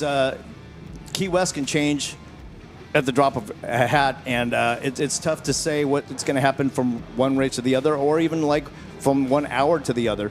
And it's a tough challenge for these guys to try and nail the setup. Team GC Racing running nicely. Love that boat, man. The colors on that boat, just the font of the lettering, it just looks fast. Absolutely. And these guys, again, are going to be joining the Pro Class 1 series for next season in a bright pink 482 MTI powered by competition Mercury Racing 1100s. And then they will still maintain this class and join the ranks of the 500R factory stock for next year. Pretty exciting. Yeah. That's a big increase in the race team. Exactly. Get ready to go to work, gang. Yeah. It's going to get busy. And, they all fall under the umbrella of the MTI race team, and they all support one another. They train together, they practice, and they test together, and they share data with one another. So they are truly united as a race team, not just GC Racing and TS Motorsports, but as a whole. Yeah, they're public boats. I mean, just the boats that you see out on any MTI you see anywhere out on a lake. Just incredibly gorgeous boats, very fast. Even their golf cart is impressive here, by the way. Yeah, they definitely have one of the top race pit setups across the board. Good look at it. You can see the XINSURANCE helicopter there as well with that gimbal, that camera hanging down off the left front, being operated solely by the passenger inside of that helicopter, giving us these great views. We appreciate all of their work. Rick Lindsay doing the flying inside of one of those helicopters, that particular helicopter, in fact, as we look at the 32 GC entry. Willie and Grant trying to catch up to Irvin and Michelle in the Gladiator Canados boat, but still seems like they're holding their speeds equally at this point. Slowly catching, right? Yeah, it looks like a little bit. I mean, the top end happening. speeds are probably pretty close, but like you said, maybe setting up a boat, one with a little more ballast, one with a little less ballast, or weight, I should say, than the other. Could be the small difference that you need. Yeah, and things can change, conditions can change, and their setups can become more efficient as the race wears on. I've not covered these boats this year, but I'm guessing the props are open like they are in other classes, meaning you can run whatever prop you think you need to run on it. Obviously, the engines are all pretty much identical. Absolutely, and that's the thing. It's prop selection is paramount in this sport. And back to that point, next year, the 500Rs will be running the new the outboard engines that are 500Rs, but the lowers are going to remain the same as the 450s because so they can utilize all those parts and those props. Exactly. Wow. They have so much invested in propellers to use the same loader as the 450 maintains those. Yeah, and we're talking about thousands of dollars for a prop. So yes. As you get matching pairs, it does not take long to hit the bank. Absolutely, and then to have to rebuild that for the R drives that come for the consumer that's mounted to the 500Rs. This makes it more feasible for the offshore racers in this class. Yeah, that's great info for sure. As once again, we keep an eye on the GC boat. We take a look at the Montlick boat as our current leader. Helicopter there right on the tail end of that one. Also saw the Canados, the Gladiator Canados boat is still hanging in there, I believe in second place. Looking good as they come by the spectator fleet on the outer mole, now passing Mallory Square. One of the support boats there, a couple of the support boats there, just off course. A busy day one day ago when they were out here trying to get a little bit of test time in because they do not close it off. So you could be out here trying to test your boat, getting ready for today, and find a string of jet skis. You just never know what's going to be out there when it's open to the public. So once again, look at that shot down, perfect apex right there, as close to the buoy as possible. There's a look at the Gladiator Canados boat just ahead as well. Probably did the same thing, cut down in early, sends them out a little bit wide. You don't want to put any more rudder in that thing than you absolutely have to as it's scrubbing speed, but you've got to get around the turn. Shot of the race winning brands, V Extreme boat. Right there, big shout out to the helicopter. I believe that's my photographer, Tom Lee, and Carter Body on board that, getting shots for the magazine. Tom Lee, related? No, he's an LEIGH. Okay. Make things harder than it has to be. Here we go. We got another battle Good coming one in. here. Yeah. Willie and Grant coming in. Oh! It's very close, diving into the turn buoy. Yeah, and it certainly looked like the GC boat was wandering out, but you never really know what that perspective is. Maybe it was a Gladiator boat coming in. Nonetheless, they are close. The Gladiator boat could easily be drifting to the left-hand side to tighten things up there and make it difficult for the GC boat coming up here onto the buoy to make the turn. Nonetheless, this is a vicious battle for second. It's outstanding. You can see Willie really fighting to stay in the clean water, coming into the turn buoy, and we'll see how this turns out and how efficient each one of these teams can make this turn. Yeah, and the Gladiator boat probably trying to stay out of that aerated water, that wake right there just in front of them as well, to get as much bite as possible. There's the tight end of the course. Both boats able to navigate that one nicely. Looks like the Gladiator boat might have carried just a little more speed. Yeah, took the outside. There you see GC Racing going through the whitewash of the Gladiator Canados boat and taking the outside. So great battle, and it is not over yet. 10 laps in distance is this race, so we just have a few of those completed here. The course, a bit over 4 miles in length. The Doug Wright Gladiator Canados boat extending their lead a little bit, coming out of that turn, and obviously that turned a little bit better for the Gladiator team. Yeah, having that preferred line can really pay dividends, and the GC boat clearly had to get offline just a little bit. Now right in the wake there, that aerated water, as you've spoke of before, not quite as dense, might not get quite the bite, but still the shortest way around. Right. That's where we saw Turk go a completely different line pretty much the entire race, and did it help? Did it not help? I don't know, but I can tell you eventually won. Yeah, absolutely, But always looking for clean water and keeping the momentum of the boat up. Correct, yeah. And it was, we saw it grow as the laps wore on. He running outside to catch the clean water and then cutting across the white water for a brief second and then cutting inside for the inside clean water. And certainly don't want to compare the V-bottoms to the cats here as well. These boats, I'm sure, react completely different in terms of negotiating those turns, but nonetheless, he definitely ran a completely different line than everybody else was running, and it certainly paid off by the end of the race. Yeah, and these boats are so efficient, and even turning them, I was talking to Willie Cabiza the other day, and he tells me that he's comfortable at turning that boat at 90, close to 100 miles an hour. Wow. It is impressive to watch how stable these boats are.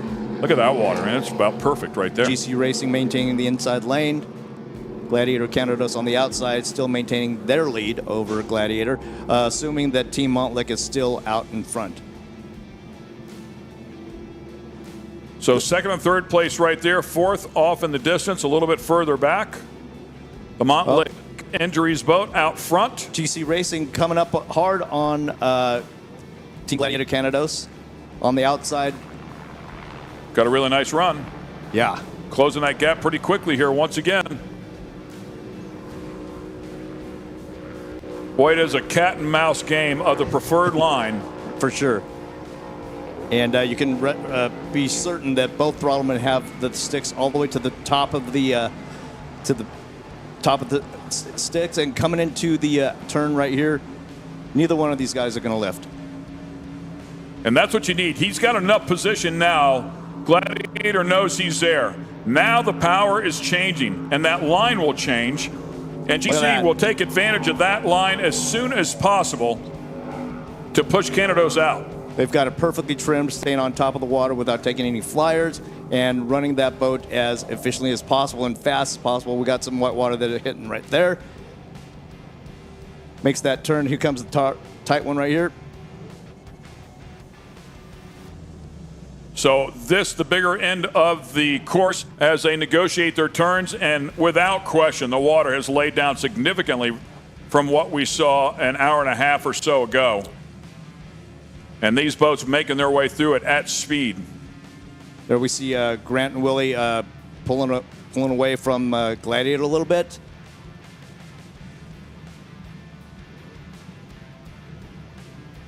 Irvin and Michelle pushing hard to catch back up to GC Racing. So yeah, they'll keep scrapping here. Man, right there at the buoy, tightening things up as much as possible. Back around and down that long straightaway where they can really leg things out. Yes. And like you mentioned, it definitely looks like it is laid down considerably, the water out there.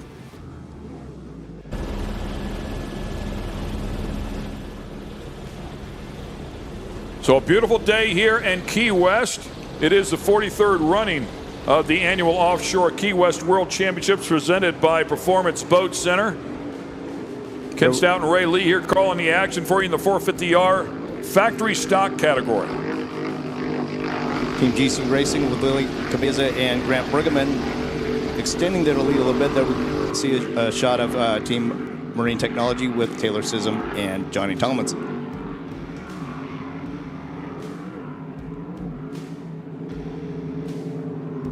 I was saying earlier, with the fantastic win from Team Gladiator, Irvin Grant, when he collected the checkered flag, gave us an amazing happy dance on the deck of their boat. Hope we can replay that. So not seeing any more V Extremes. That was race-winning brands, but we saw Cortez Cove earlier in the race, but no sign of Team Farnsworth Hancock Claims Consultants just yet. Yeah, I had 3 boats out here on Friday with Farnsworth Motorsports and the Hancock Claims grabbing the win with race-winning brands behind them, and then Cortez Cove Fountain Racing there in 3rd place for the Super Vs, the Extremes.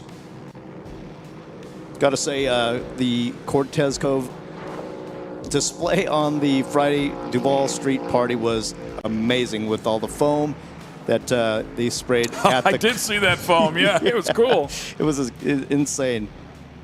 Yeah, there was some interesting boats out there. One of them had a pole on the front, so... Yes, they did. Yeah, it's a good time. And I'm telling you, like, some of the tow vehicles have state-of-the-art sound systems on them. It's like being in a club, even though you're outside in the streets. No Lights question. flashing. It's pretty intense. It's pretty wild. It's a party. There's no doubt. Yeah, it's a great party, and it never disappoints. Boat's kind of settled in here now. Not much of a change here. Just recently, I will tell you that there's no question if GC stumbles just even the smallest amount, the Gladiator boat is right there, all in that white water right there, trying to take advantage of it. Yeah, you can only imagine the lack of visibility going through that whitewater spray, forcing Irvin to steer outside to find clean water. And it looks... Oh, little hop. Trying to get back in the thick of things. Yeah, dealing with that chop and the outside part of that wake. Last year here in Key West on race day 1, Team Gladiator Canados stood it up right around that area and almost blew it over, but they managed to save it and bring the nose back down. Pretty cool what they can do in a quick instance. As I don't know if they have tabs on the back of these boats, but they definitely have some options to try and set the nose back down to some degree. Yeah. They have tunnel tabs oh, they do? on the back of the boat. Well, that'll really help for sure.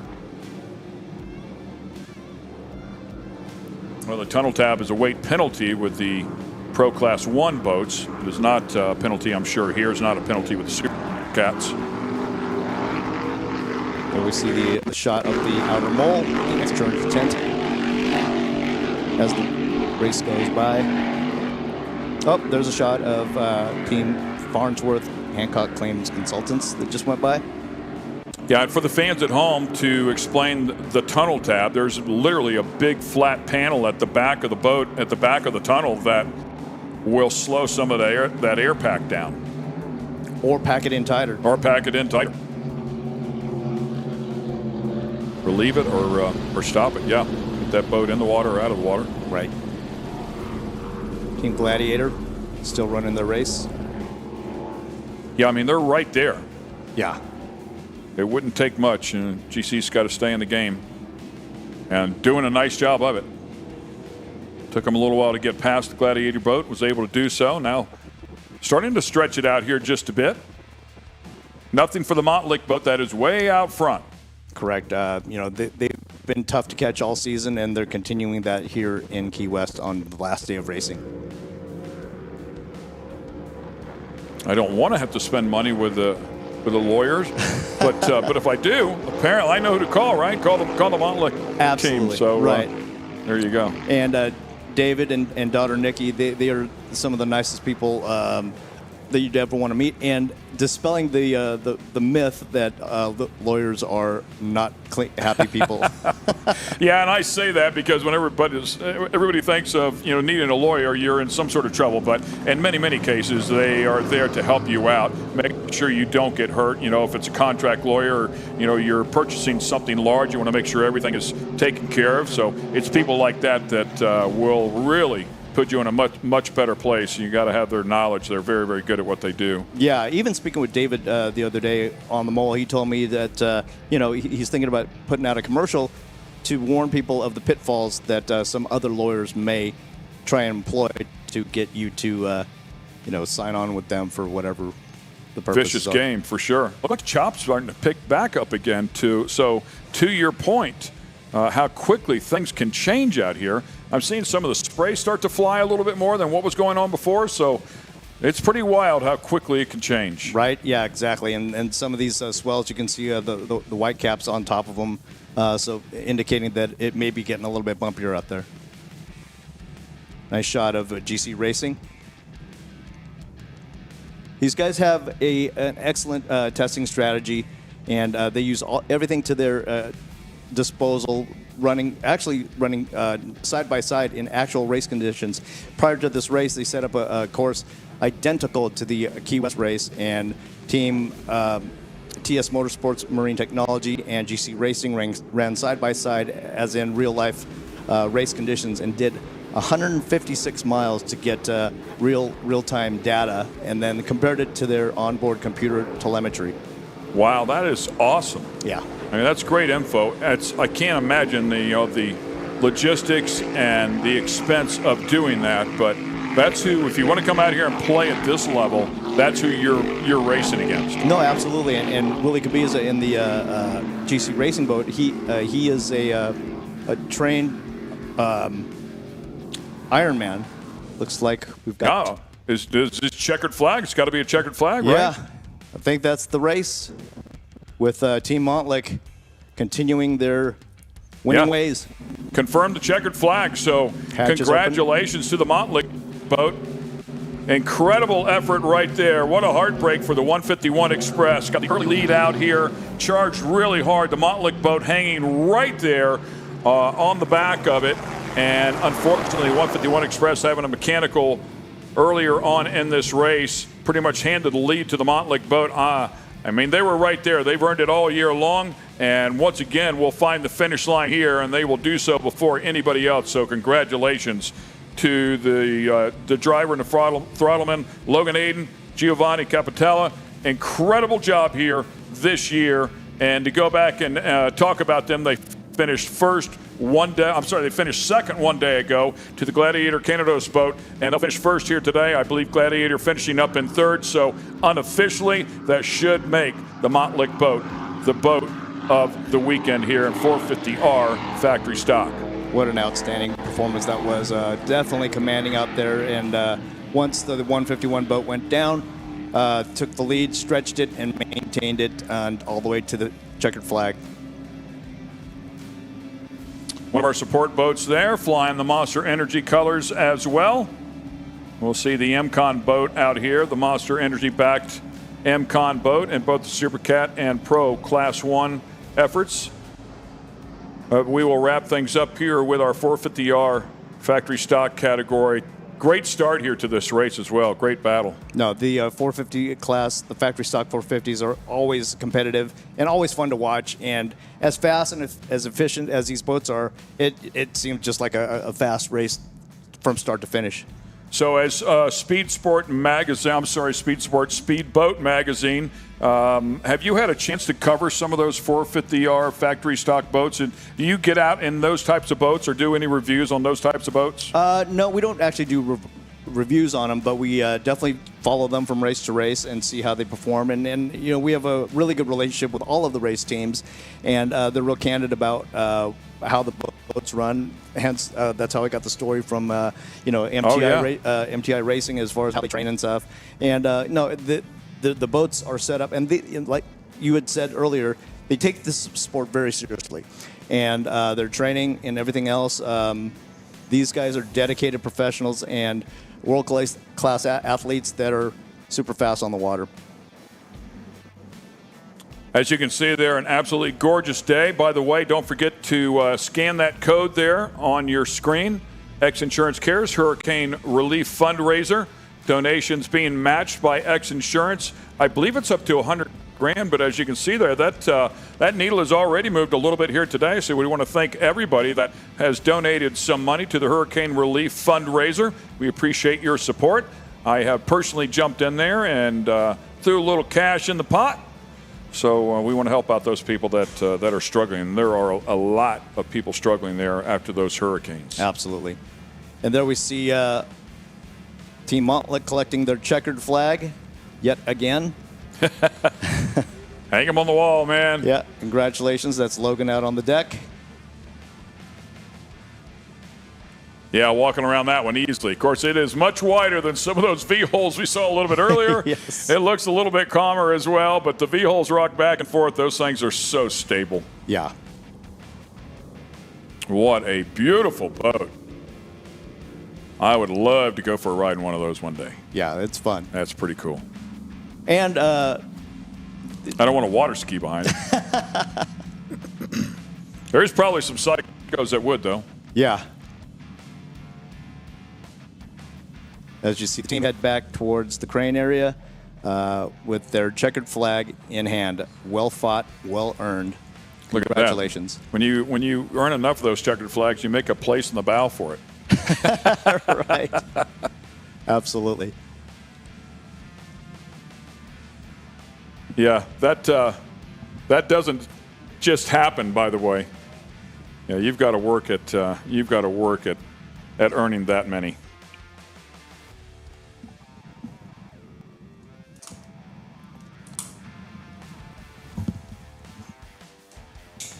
There we see some of the Super Cats getting ready to head out for the challenge. Right there is David Montlick, founder of Montlick Injury Attorneys, based out of Atlanta, Georgia, and satellite facilities in Florida, and serving people nationwide.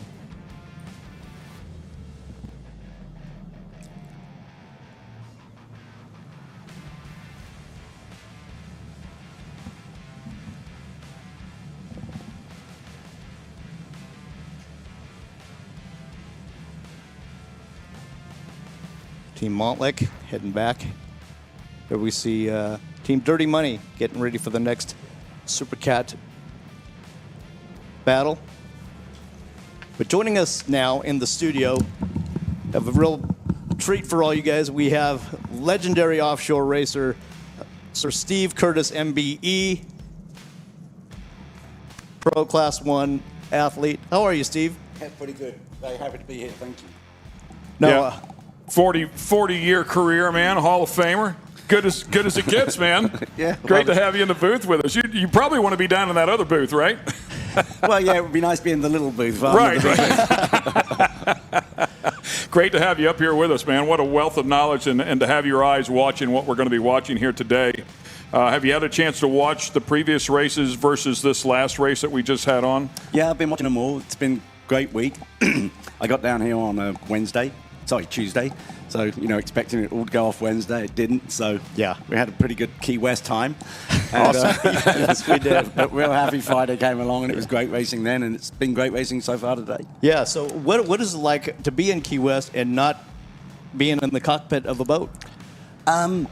It's kind of weird. I first raced down here in 1983 in what they called a modified boat, which was a V-hull with triple outboards on it. My first sort of wins down here in Class 1, or, Class 1 racing open class, it was called back there, was 1985, so I was the youngest ever world champion in that class. And, over the years I've been here a bit. I spent a lot of time in Europe, then I came back, and it's always nice to come back to Key West. It's, one of the biggest races in the world. It's been going the longest, and it's just a fabulous feeling to be here. To be racing is even more special, and knowing everybody down here, you get to know a lot of the restaurants, you get to know a lot of the people, and it's like it's almost coming home. So come down here, you've got that feeling, but what you haven't got is the adrenaline pump of being out there in the boats. Right. I was joking. So my son is 6'4" and lean, and he's quite a driver in the sports car off-road world. But we were going back home. He climbed up inside of a couple capsules. He'd never seen one of the boats till last night, and on our way home, and I said, one thing I love about this sport, it's still a big boy sport. You can still put a big person inside of one of these boats, and it's not a detriment to the performance of it. So for the fans at home that were just looking at this booth, I'm 6 foot. This is a large man standing beside me that's in phenomenal shape and extremely fast. But it's cool that we can still fit some big human beings inside of a race vehicle and go fast. Oh yeah, I mean, especially with the big boats where you got a lot of power. The open class, but we're running, got 2,200 horsepower out there. When we were running extreme in the old days, we'd have like 4,000 horsepower. So being a couple of kilos heavier is really not going to knock you off the podium there. Yeah. It's great to have you up here for sure, man. You know what it's like to wheel these things. We were just talking about the conditions of the water a moment ago because it looked pretty vicious a little bit earlier this morning. But this last race for the factory stock category looks like it laid down significantly. Yeah, I mean, Key West is known for that because you're racing into the harbour. The wind against tide comes into it a lot, so it's very important when you're setting your strategy up for the race that you know what the tide's doing, you know what the winds are doing. Nowadays you can get some fabulous forecasts. So the really, the top teams and the guys, will take that into account. So they know what that weather's going to do. They know what, if the tide changes, what that's going to do to the wave direction, what it's going to do to the height of the wave. Is it going to shorten the weight up? Is it going to put white caps on top? So the real good teams and the ones with the experience know that stuff. And it pays off over a week of racing. That really can pay off. Yeah, I mean, the last time you were here, you competed under Husky Chocolate. Is that correct? Yeah. And you guys had great showing, outstanding team with a bunch of professionals. And so take us into your guys' meeting place. What do you guys discuss ahead of a race? Gary Stray has been your longtime crew chief. What do you guys discuss as far as ahead of a race like this when you're seeing the water get pretty bumpy? Well, the most important thing is the weather, and your setup for it. And the main things that you can change in a Class 1 boat is your ballast, your gear ratios, your propellers, and they're the sort of the three main things that you work on. The majority of the course is on the inside here, so you need a fast boat. You want to see those mile an hours coming in the harbour, going out of the harbour. And if you've got to get around that bend, and you can, on the points 1 to 2, you lose too much speed. If the wind's blowing into the harbour, you can get half the straightaways as well, which are bumpy. So all those things you've got to take into account. Once again, we show you the track map here just for you. Turns 3 and 4 are actually turns 1 and 2 for the fans at home as well. Keep an eye on that. So we apologize there for having the turns there mixed up a little bit, but turns 3 and 4, as it's indicated on the map, are actually turns 1 and 2. That's where it does get choppy. If it's going to get choppy, down inside of the mold, turns 1 and 2, as you're looking at it there on the map, which are really 3 and 4, is where it really calms down. So we are about to get started here with the Super Cat race.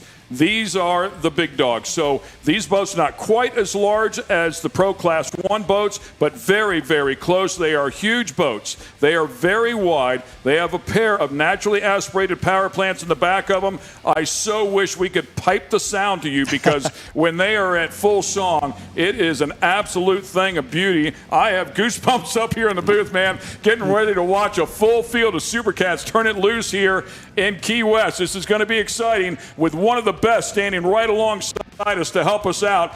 So we'll rely on Steve Curtis as well to give us an idea of what we're looking at as they are all fanned out here. What's going through your mind? What are you looking for in that boat out there with the caution flag? Are you listening to the radio, or are you watching the flag?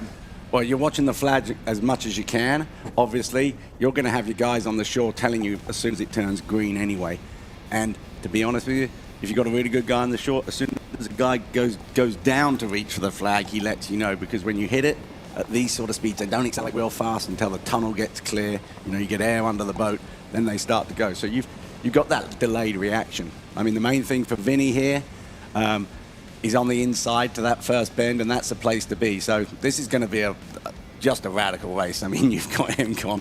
You got these guys out there. Look at Billy Moff out there. He's looking for a little advantage too, but he couldn't be much farther outside. So we'll keep an eye on them as well. This is a cast of characters talking about Billy Moff, the WHM boat. There is no bigger personality on the water than that guy. Right. As we continue on with the parade lap, Steve, you're no stranger to any of these boats, and then with the elimination this year of you don't need to maintain your lane, what do you expect going into turn 1? Well, you know, it does give you, you know, if you're on the outside and you don't have to hold your lane, if you can get that start right, you can start to come across quicker. It's all about the starts. I mean, with these boats, they're so closely matched. The start is so important. So I think that is fair for the teams, you know, that you can come across, because it does give you, if you're in an outside chance, a way to get in. And they don't do pole position, so it's not like you can get to the best spot on ability or whatever. It's sort of pull it from a hat type of thing. Yeah. So I think that's fairer.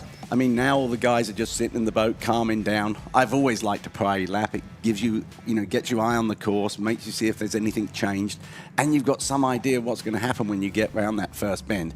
If it is 4 foot, 5 foot head seas, you want to know that before you go into the bend. You don't want to go into it all hung out with the bow up, etc. Hit that first wave, you could be wearing it as a hat. Recon, a real recon lap. Yeah, so I think for this, especially this sort of course, it's super, super important. Yeah, I would say a safety issue there too, and give you guys an idea of what you're dealing with. Coming back across here and ready to apply full throttle. So what will you do with tabs and tunnel tabs and all that sort of stuff here at the start to get this boat happy and able to accelerate as quickly as possible? Well, they normally start you, the pace boat will be running anywhere from about 60 miles an hour seems to be the average. So you won't want the tunnel tab down right then, but as soon as it starts to clear, then you will put the tunnel tab down, because if you put the tunnel down at 60, it worked like a brake. Okay. So you'd have to pull it up. You want to get that whole tunnel out in the air, then you want to compress the air, then the whole thing lifts up and run. But, you know, now they've done the recon lap, they know how far they can run it into the bend. You don't want it to be jumping out of the water with the tunnel tab down, because it'll pick up the back of the boat, probably spin you right out.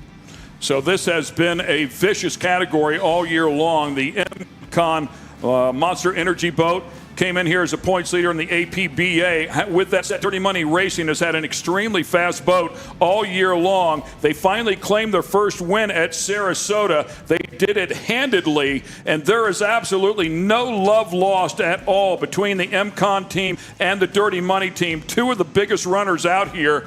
We'll look forward to seeing how things shake out here. Should be a lot of fun because, as we talked about, man, they are absolutely tough as they get. Dirty Money Racing winning on Friday. CJ Grant was second, WHM in third place.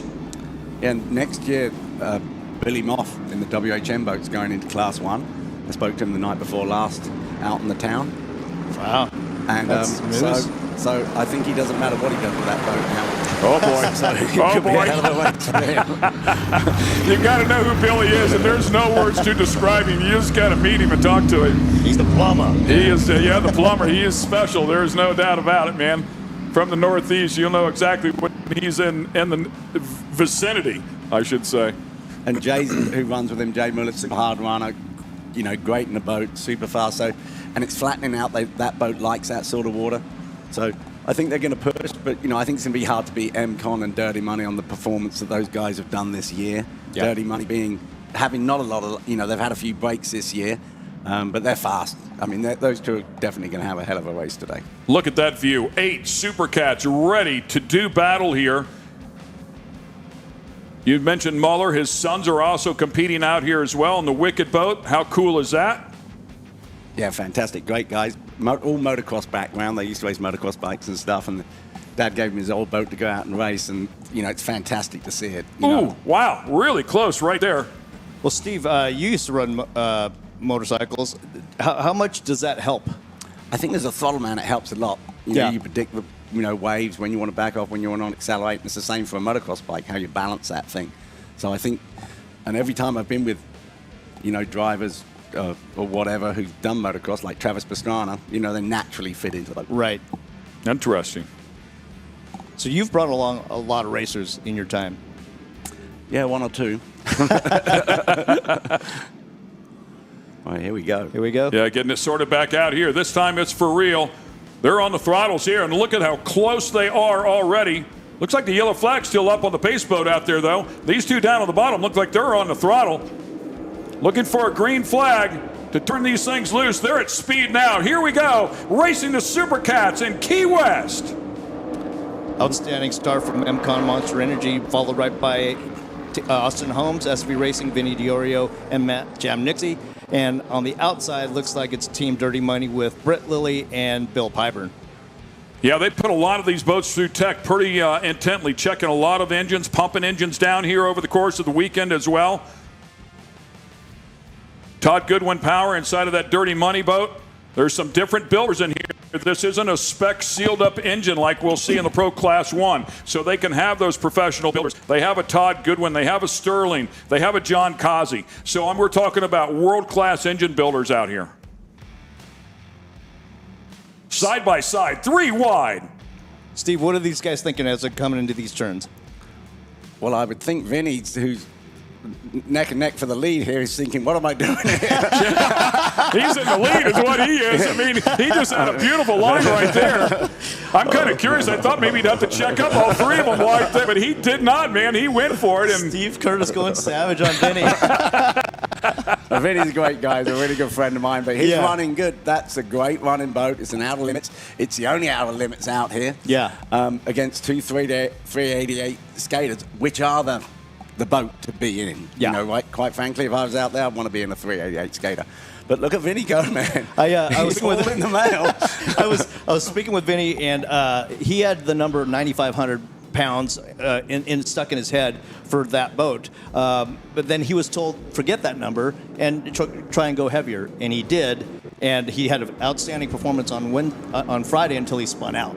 And then he's seemingly added more weight and doing awesome today. Yeah, he's got the balance of the boat right. And like I mentioned before, it's so important to get the balance of the boat. If you're 50 pounds over, 40 pounds over, 60 pounds over, it's not going to kill you. Yeah.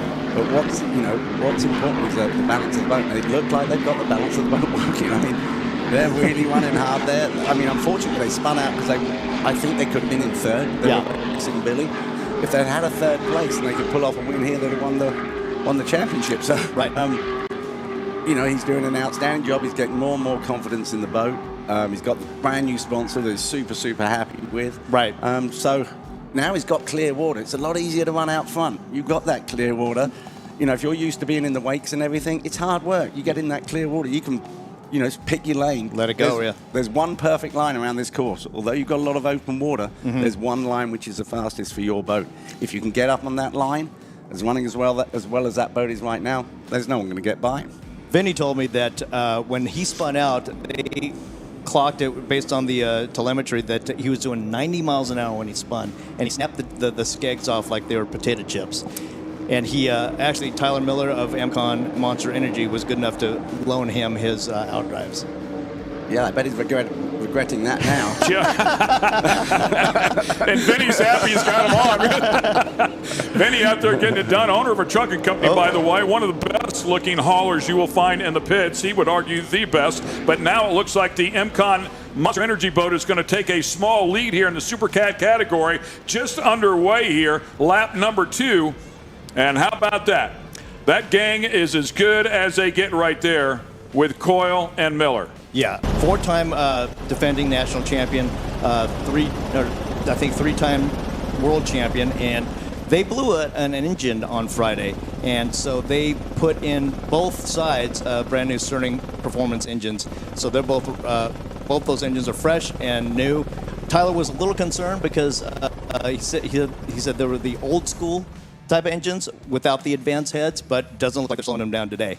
Any idea horsepower-wise what they need? A little over 500 cubic inches, I believe, but I'm guessing somewhere up in the 900, 950 horsepower range. I think they're meant to be. The class was originally called 750, but as the engines develop, I think they're around 840, 850. That's what I've been led to believe, but we never know. Yeah, the spec class does dictate 750 horse. Oh, does it? Okay. Yes. But what's really important here now, Monster Energy need as many boats between them and Dirty Money. Dirty Money, yeah, to get that points advantage, yeah, because we should mention that they finished in 7th on Friday. And it's double points for this race. So, correct, yes. We need to get the calculator out, but right. I bet Monster Energy's real happy that Vinny's, following him up there. Yeah, right. Speaking of, we haven't seen placement yet of Dirty Money, but hopefully we can see it in this shot. Yeah, as you guys are talking about these two, Myra Coyle and Tyler Miller, of course, Tyler Miller being the owner of that MCON Monster Energy machine. They won the first 2 races, finished second at Lake of the Ozarks, won the next 2 races, finished second at Sarasota. So that is a clean sweep of 6 consecutive podiums, including 4 wins. Their first stumble happened on Friday. They've got an excellent team. I was lucky enough to race their Class 1 boat in Cocoa Beach after Tyler had a bad back. And the team is a fantastic team. I mean, they're great people. They work together. It's almost like a family. I mean, it's just super. So, when they've got work to do, it's no stress. They're all enjoying it. They'd almost much rather be working than they'd be going out. It's just that sort of environment. Well, Myrick is my podcast partner on the Boats and Bros podcast, and he tells me many times that Tyler Miller's theory and his motto is like no man left behind. So if his team is working till 3 in the morning, he's out there working till 3 in the morning. And there it goes. Oh, Dirty Money pulling ahead of, neck and neck with Austin Holmes, Vinny, and Matt. Yeah, side-by-side battle right there for sure. Very exciting there for just a moment. We saw that. I'm sure they'll give us another shot of it when they can. By the way, always flying Jamie's name on the back of that boat is Tyler Miller. Always a good memory of his sister. Unfortunately, lost too soon. So proudly carries her everywhere he goes. Getting word that Team CR Racing is down and inside the course, out of the race. It's such a shame to come down here, and it's quite an expensive race to come to as a team. And then you can have like a $5 park go, like a little fitting, and it is heartbreaking. You obviously want to get as much seat time in racing because you enjoy the racing, but it's heartbreaking when that happens. Yeah, we were watching that Mod V race, and the North Myrtle Beach boat, which won on Friday, was out there and was in the lead, battling for second place. All they do is finish second, win the championship, and unfortunately has a mechanical with a lap and a half to go, and ends up with no power. Man, talk about a heartbreaker. What was it like running this Supercat with Myrick? Good. I mean, I didn't run with Myrick. I ran the Class 1 boat. That's right, yes. But I raced Supercat with a guy called Tom Abrams, Reliable Carriers. Yeah. We raced down here. We won the Worlds. We won the Nationals and stuff like that. It was, it's a great class. It's a lot of fun. Boats very reactive. And these are about the size that open class boats used to be, or Class 1 boats.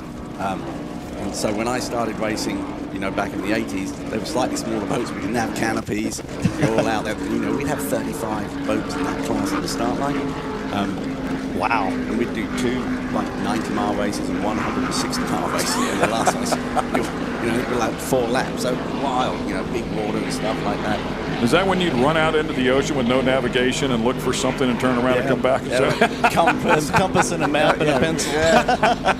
Like looking at the stars? Yeah, it was a bit like that, but it was, it was cool. It was a different sort of racing, but, lots and lots of fun. We didn't have the speed. I guess the boats back there were running about 110, or the Cats were. Yeah. But it was, And a lot of teams would carry a third racer on board, the navigator. Yeah, we did. We had a guy called Pete Kinder, who I used to work with. Unfortunately passed away, but yeah, he used to navigate. Yeah.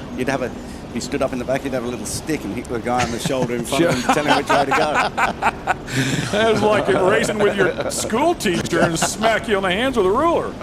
Yeah, that's pretty wild. So these boats can, as we watch these once again, so for our fans at home there, great battle going on here. So far, the MCON Monster Energy boat is out front. Vinny there had a great run at the start of this race, was eventually passed, but Vinny Oreo doing a nice job with that Austin Holmes entry as well. The Dirty Money boat, the winner on Friday now, making some strides as well.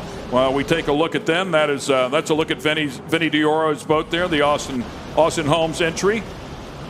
These boats, can you compare them to the Pro Class 1 boats in terms of driving? Do they drive very similar?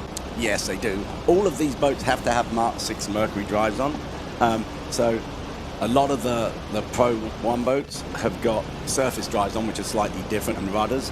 But, essentially they're pretty much the same. They handle pretty much the same. They're only probably, 2 foot longer. They're the same width, pretty much, within a few inches. So they're, they are very, very similar. The difference in speed is probably about 10 to 15 miles an hour. Probably not really noticeable whenever you're in the boat racing. Not at all. Here we see Team Graydale with Chris Grant and Billy Moore. Yeah, Billy's going to be pushing. He would have wanted rougher water for sure. Yeah, he's a big water guy. He's a big water guy. That boat in particular is really great in rough water. And, Billy's obviously the son of Bobby Moore, who started the floggerman position, and I knew very well. I've been super friendly with the family forever. Yeah. Used to race with Bill Wishnick of Kendall Royal fame. And so, yeah, I mean, Billy's going to say, he's going to roughen up, he's going to roughen up. Yeah. Come on, wind. He's be, hoaxing on, and he won't want the fact that, he can't get in amongst those front boats. It just seems to be a little bit off the pace compared to the other 388 skaters. Yeah, for sure. Ahead of a lot of races, I'll ask him what's your strategy, and he'll tell me, have a couple more cheeseburgers, put more weight in Again, back to the big boys having a place to go race. So there you go. Boy. Yeah, he is. Yeah, cool understanding his dad and how successful his father was in starting that position, as you talked about it. And Billy's been very, very successful as well. He's a world champ as well. Yeah, there's a lot of guys that wouldn't have had much of a career without Bobby Moore starting that position. Great point. Yeah. But it looks like Dirty Money closing up. Huh? Yeah, we're seeing a great battle, and this is what we, what this entire kind of Super Cat season has been coming up to a head to. Outside in, man. Look at that line. A little bit different than what we've seen all day long. Yeah, I think he might have overshot there a little bit and then decided to bring it back. It's easy to do if you're going just a little bit too hard and it just won't rotate. Okay. Once you get it to rotate, then you say, okay, we've lost the speed. Let's go for the shortest line at this point. Yeah, to carry that speed would have sent him so wide. Is that what you're saying on the exit? Yeah, would have pushed him too far across. You can't turn on the wake in front hard because the bow will probably drop and you'll spin out. So he decided to go through the wake. Then he was probably going a little bit fast past the wake. Couldn't get it to rotate. Once he got it to rotate, he said, right, we've already done the damage. Let's shorten up this course and get on it again. Can you get the boat rotated when you're at full power, or does he have to set the nose to get it to turn? You have to set the nose to get it to turn a little bit. I mean, you can do it a couple of different ways. You can do it by, if you go on flat, calm water, you can knock the trim down, maybe back off a tad so it drops and then turn. And the Mark 6 boats are real good at that. You've got to turn them slightly different from a throttle-man's perspective.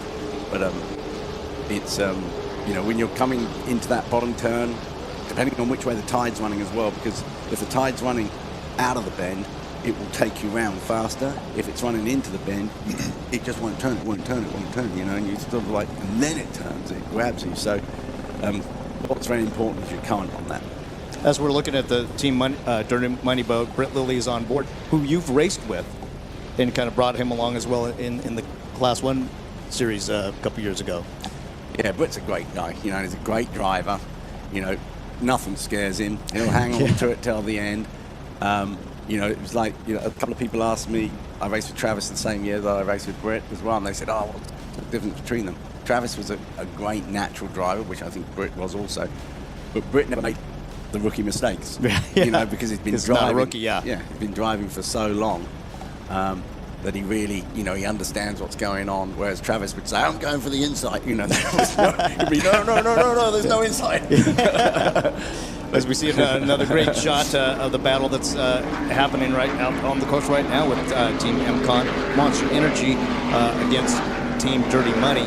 How did you coach like Travis Pastrana, who's new to the sport, into a turn like that on turn 1 and 2? Well, you know, it's as you come down there, obviously Monster's going to not let you get on the inside because the inside's a tight line. Probably the fastest line if you can get it hooked in there. You know, they've got no other boats that they're coming up on. So the Monster's on the line that they want. So they're probably going to go wide here, which is exactly what Britt's doing, and try and chop up the inside of them. Yeah. You know, but Monster probably taking wide. Now they're going to try and go across their way. Oh no, because he's taking them real wide on that side. Right there. He knew exactly what was going on. Drove them out. Now they're going to go back for the inside again. So Myrick, no, man, eating a lot of white water right there. Well, they took him out wide. You know, for the next buoy, they would have taken him over to the buoy. So they knew, you know, Monster know what they're doing. Myrick knows exactly what it is. One thing to catch him, it's another thing to pass him. Yeah. And there's, as we talked about before, the rivalry between these two teams has really expanded this year alone, especially since Dirty Money grabbed a couple of wins. I mean, it is definitely on between these two teams. My question to you is, I mean, you guys get inside of a boat. You're highly competitive. You want to win at all costs. But Dirty Money's sitting in the catbird seat right where they are. They win this thing on points if they finish right there behind those guys.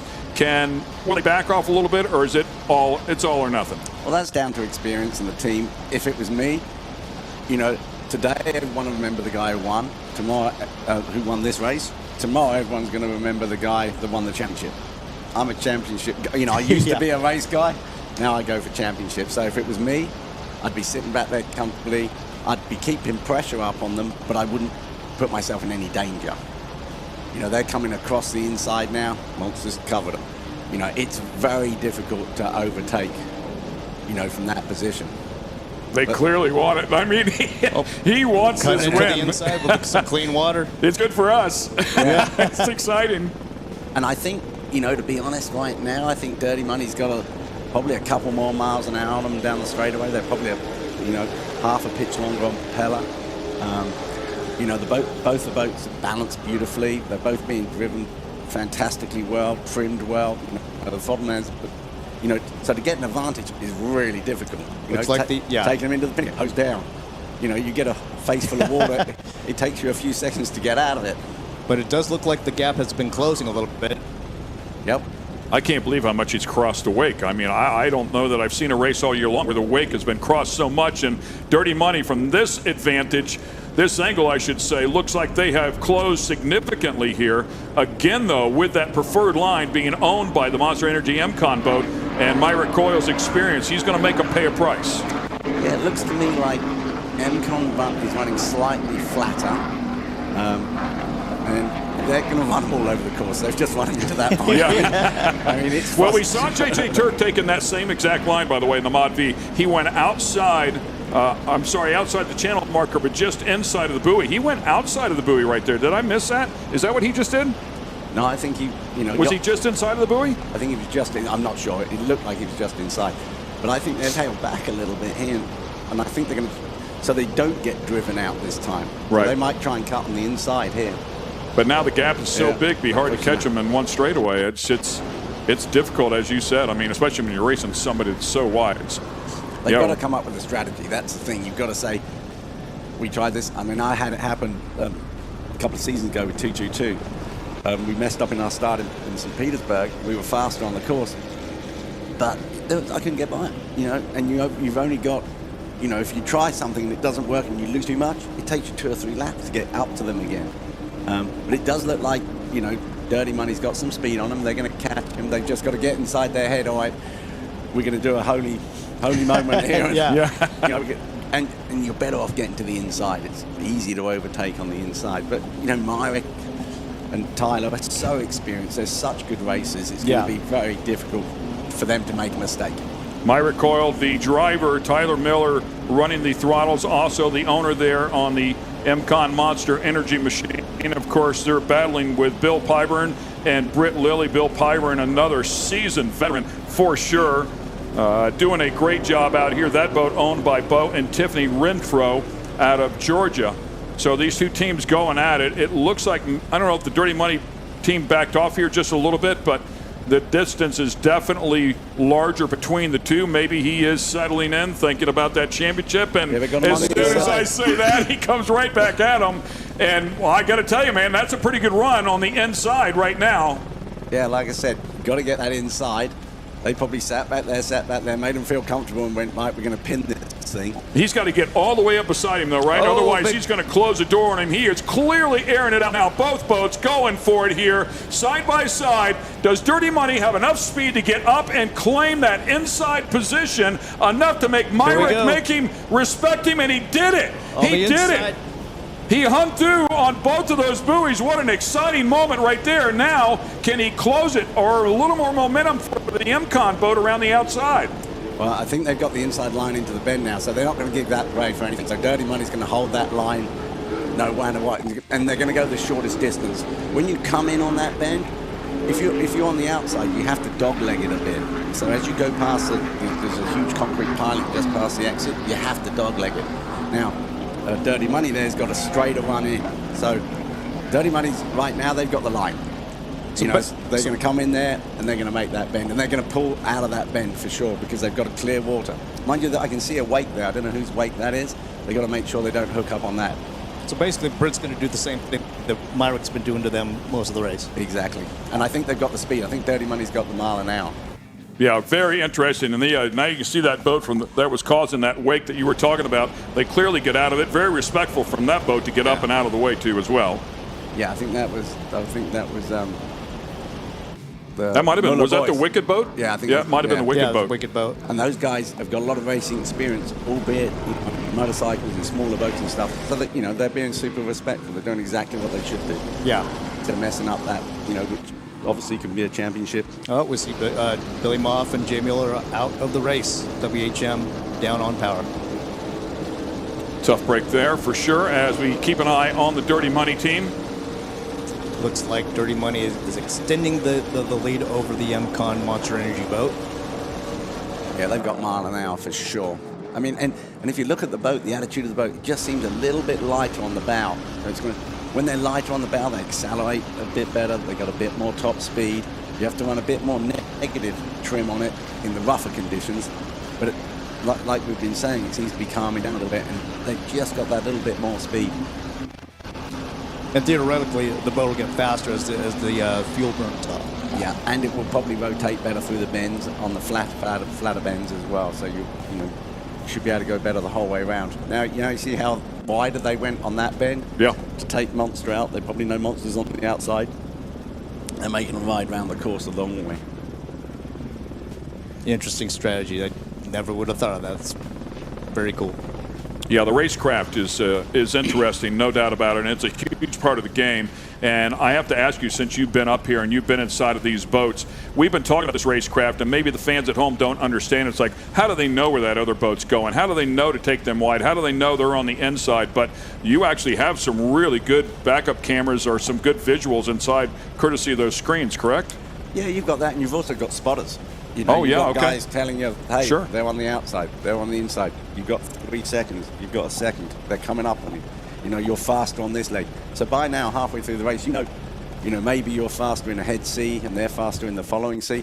So you've got to strategize that. You've got to catch them up where you're faster and really take advantage of that little bit of extra, because it is only a little bit.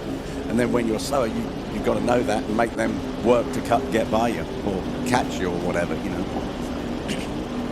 So from this vantage point, it looks like Dirty Money in first, MCON Monster Energy in second, and Gray Dale charging in on third.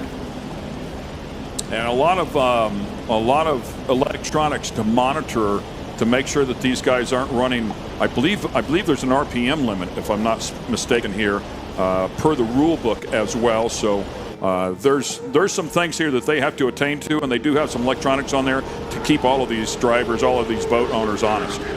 Yeah, I mean, they've got, tech, for the boats after the race, and they check all sorts of things, the heads, the actual mechanical part of it, and then they've got the electronics where they make sure you don't rev too much or they don't, you don't mess up too much. You've got to run certain carburetors, certain this, certain that, certain everything, to try and keep it as close as possible. Boy, just a beautiful boat, and this boat has been very, very fast all year long. They just had some crazy things bite them along the way. They had the hatch come loose at one race. Now they're trying to push it down with their feet, so they've just had little things that have bit them along the way, but they finally broke through, had that success there at Sarasota, and since then, man, Katie barred the door. Yeah, I mean, fantastic week for them. They've won the first race. It looks, I'm not going to jeopardize them. Yeah. Looks like they're doing real well. Of all people. Yeah. The last thing you want is some idiot up in a booth saying, hey, you're going to walk this. For the fans at home, it wasn't Ray and it wasn't me. It was the guy with the accent. But they look like they're doing a terrific job, and they've set the boat up beautifully. They've got another great team of guys, obviously behind all this. It's not all done by the guys in the boat, for sure. Well, they fed them steak and lobster last night, so we'll treat them well tonight, and we'll go win tomorrow. But yeah, they've done a terrific job, and anyone who can get these boats to stay together in these conditions when it's bumpy like this, they deserve, everything they get. It's not easy. It's a lot of work. It's amazing the amount of, you probably put 200 hours in for half an hour of racing. So, it's a lot. I believe the Gray Dale boat is sneaking up here in third place as well. Correct. Billy and Chris really letting it all hang out. Looks like Monster might have a bit of an issue here. Oh, yeah. So they took them to the pin again. Myrick's not giving this stuff away. Yeah. We're make you earn every inch of it, man. Yeah. I think the Gray Dale boat had a good run on Friday as well. So yeah, Steve, you've had an illustrious career and still competing, I'm sure. But you've had an interesting motto to your racing career. I've had a few. Yeah, when in doubt, air it out. Win or swim. Win or swim. Win or swim. Win or swim. Okay. I think when I was younger, I was a little wilder. The swimming days hopefully are over. Is that what you're saying? Yeah. Yeah, watching the CJ Grant Racing Gray Dale team pick their pace up there. You can see them right there in third place. Great looking boat, great looking team. You talked about Billy Moore before, running the throttles on that. Of course, his father, legendary. Chris Grant, the owner, out of Toronto, Ontario. Team manager Jen Grant out of Toronto as well. Crew chiefs Mike DeLapo. Nice. So a couple going on there. Chris Grant doing the driving inside of that one. Yeah, Chris is a hell of a driver. He only started, as far as the sport goes, almost like a rookie, but, he's got a few years under his belt now. Yeah. Oh, yeah. And he's really caught up fast. And, if you jump in a boat with Billy doesn't care whether you've done 1,000 races or one race, he's going to put pedal to the metal. Yeah. So, but, yeah, I mean, they're driving a hell of it now. But Myrick out in front, you're going against such a seasoned veteran. They're making them work so hard to get by. Yeah. So I think they've got more speed. Well, for sure they have because they caught them. But getting by them again is going to be very difficult. A lot to learn. This is when you learn from one of the best. It's funny that you say that. 2014, he came here to Key West. Grant, I'm talking about, Chris Grant. And that's what hooked him. He loved what he saw here in 2014, eventually bought a boat, but hasn't been racing. He just started, I think, 2019 or so. So you're right. I mean, really not a whole lot of seat time. Well, not compared to a lot of these guys. And he bought an older boat, and it wasn't competitive. And then they eventually, I think that was one of the old steel boats. And it is competitive. It's, and they're sorting it out. I know it was up at Billy's shop getting worked on before the Worlds to try and get some more speed out of it. So which they've obviously done. Looks like it's panning out. Yeah. Well, that's a common storyline because we've had GC Racing's Willie Cabeza, same thing. He came down with some friends, fell in love with the sport, and got himself into the MTI Concierge Race program. And even Reese Langheim, same thing. He would come down for the races and loved it, and then has found really great success with his team, Jackhammer. Good look at the MCon Monster Energy boat, driven by Myra Coyle. Fabulous, fabulous individual. I've leaned on him a lot this year. Great line. Oh, Great L is out, we're hearing, unfortunately. So was leaning on him really hard there, looking to bump up and possibly finish second. They finished third on Friday and was sitting in third here today. Would have been a great run over the overall points for sure. But Tyler Miller, of course, the owner, and running the throttles inside of this one, made a nice rebound after back surgery, got back inside of the boat at Lake of the Ozarks, and these two have been doing it the rest of the time all year long. Inside of this one, you actually filled in for them in the Class 1 boat in Cocoa Beach. Yeah, which was, really great. They made me feel really at home from the moment I arrived to the moment I left, and it was a, fabulous experience. We got a third. Wasn't really hot water out there. It was a bit bumpy, but it was fun. It was great. Mike drove the hell out of it like he always does. Quite interesting. I mean, I guess now Austin Holmes? Austin Holmes, yes. Is in third place, and that'd be a great. I mean, I'm sure their team will be thrilled with that. Yeah. And deservedly so. Absolutely. They've been working like crazy. Especially after Sheboygan. Yeah. Right. Podium spot. And this comes on the day of Vinny Diorio and his beautiful wife Danielle's 6th wedding anniversary. So congratulations them. So hopefully they can hold on and take a podium spot. Yeah, he's definitely punching above his weight on that. See, we're not allowed to say that. We can't say that. Again, I can't. The guy with the accident. You're right. He's a big guy, man. Yeah. So Steve's okay with it. It's like, man, just throw her at. Well, Vinny would get mad and then punch out Steve's kneecaps. Little humpy like Chihuahua, I think. What a gorgeous boat. Yeah, I mean, but Vinny's a great guy. Has put a huge amount into this sport. I mean, and his equipment is unbelievable on the land. You go out there, it's just beautifully presented. So speaking of that, it's the only Outer Limits catamaran boat out here competing, and you've set up a bunch of Outer Limits catamarans. Yeah, we built that one for Spirit of Qatar, actually. Okay. And when Mike Fiore was still around and stuff like that, and then the Qatar stopped getting involved in offshore and they went out of drag racing, etc., etc. So we sold that to Vinny. But it's been a development. It's his first race boat. He had lots of boats before, but all V-bottoms. Right. So yeah, and the boat's good. I'm not sure it's as good as the 388s, but it's a good boat, and he's learning how to run it. He's being, the first time I think he raced it, he put it on its lid in Cocoa Beach. Yeah. Wow. And I think that sort of slowed him up a little bit. Right. They got that out of the way. But super nice guy, super good racer. Now he's getting the experience. Right. He's going to get there for sure. I mean, they just need to find big moment. Yeah, they just need to find that little thing. It's going to be nothing, and then they're going to get that next little bit. Once he gets on the podium and starts to go up that podium, he's going to get hungry for it. Yeah. Big moment for sure. So in the world of short course off-road racing, which I've had the opportunity to do, whenever you land right side, left side, not flat, it snaps your head so hard. You bang it off if you have a full containment seat, you can bang your head hard enough to knock yourself out. When you see a boat land like that, is that physically, how difficult is that? Yeah, I mean, a lot of the boats got suspension. Less of the Supercats have got suspension in there. The suspension really helps when you get a whack on it. But you can hit the side of the canopy real hard. You see stars at times. I'm not sure that was that bad, but what happened there, we come around the bend, exiting the bend, good speed, jumped up, went sideways and dug in, and then you get that. Yeah. I mean, unless you've been inside of a vehicle to feel how violent it is inside there, when you're looking at it from out here, it's like, wow, that was a big moment, but you don't think about what the driver and drummer are going through inside of that vehicle. So you're strapped in tight, so your body's not going to move. Right. The only thing that can move is your head, which is your heaviest part of your body.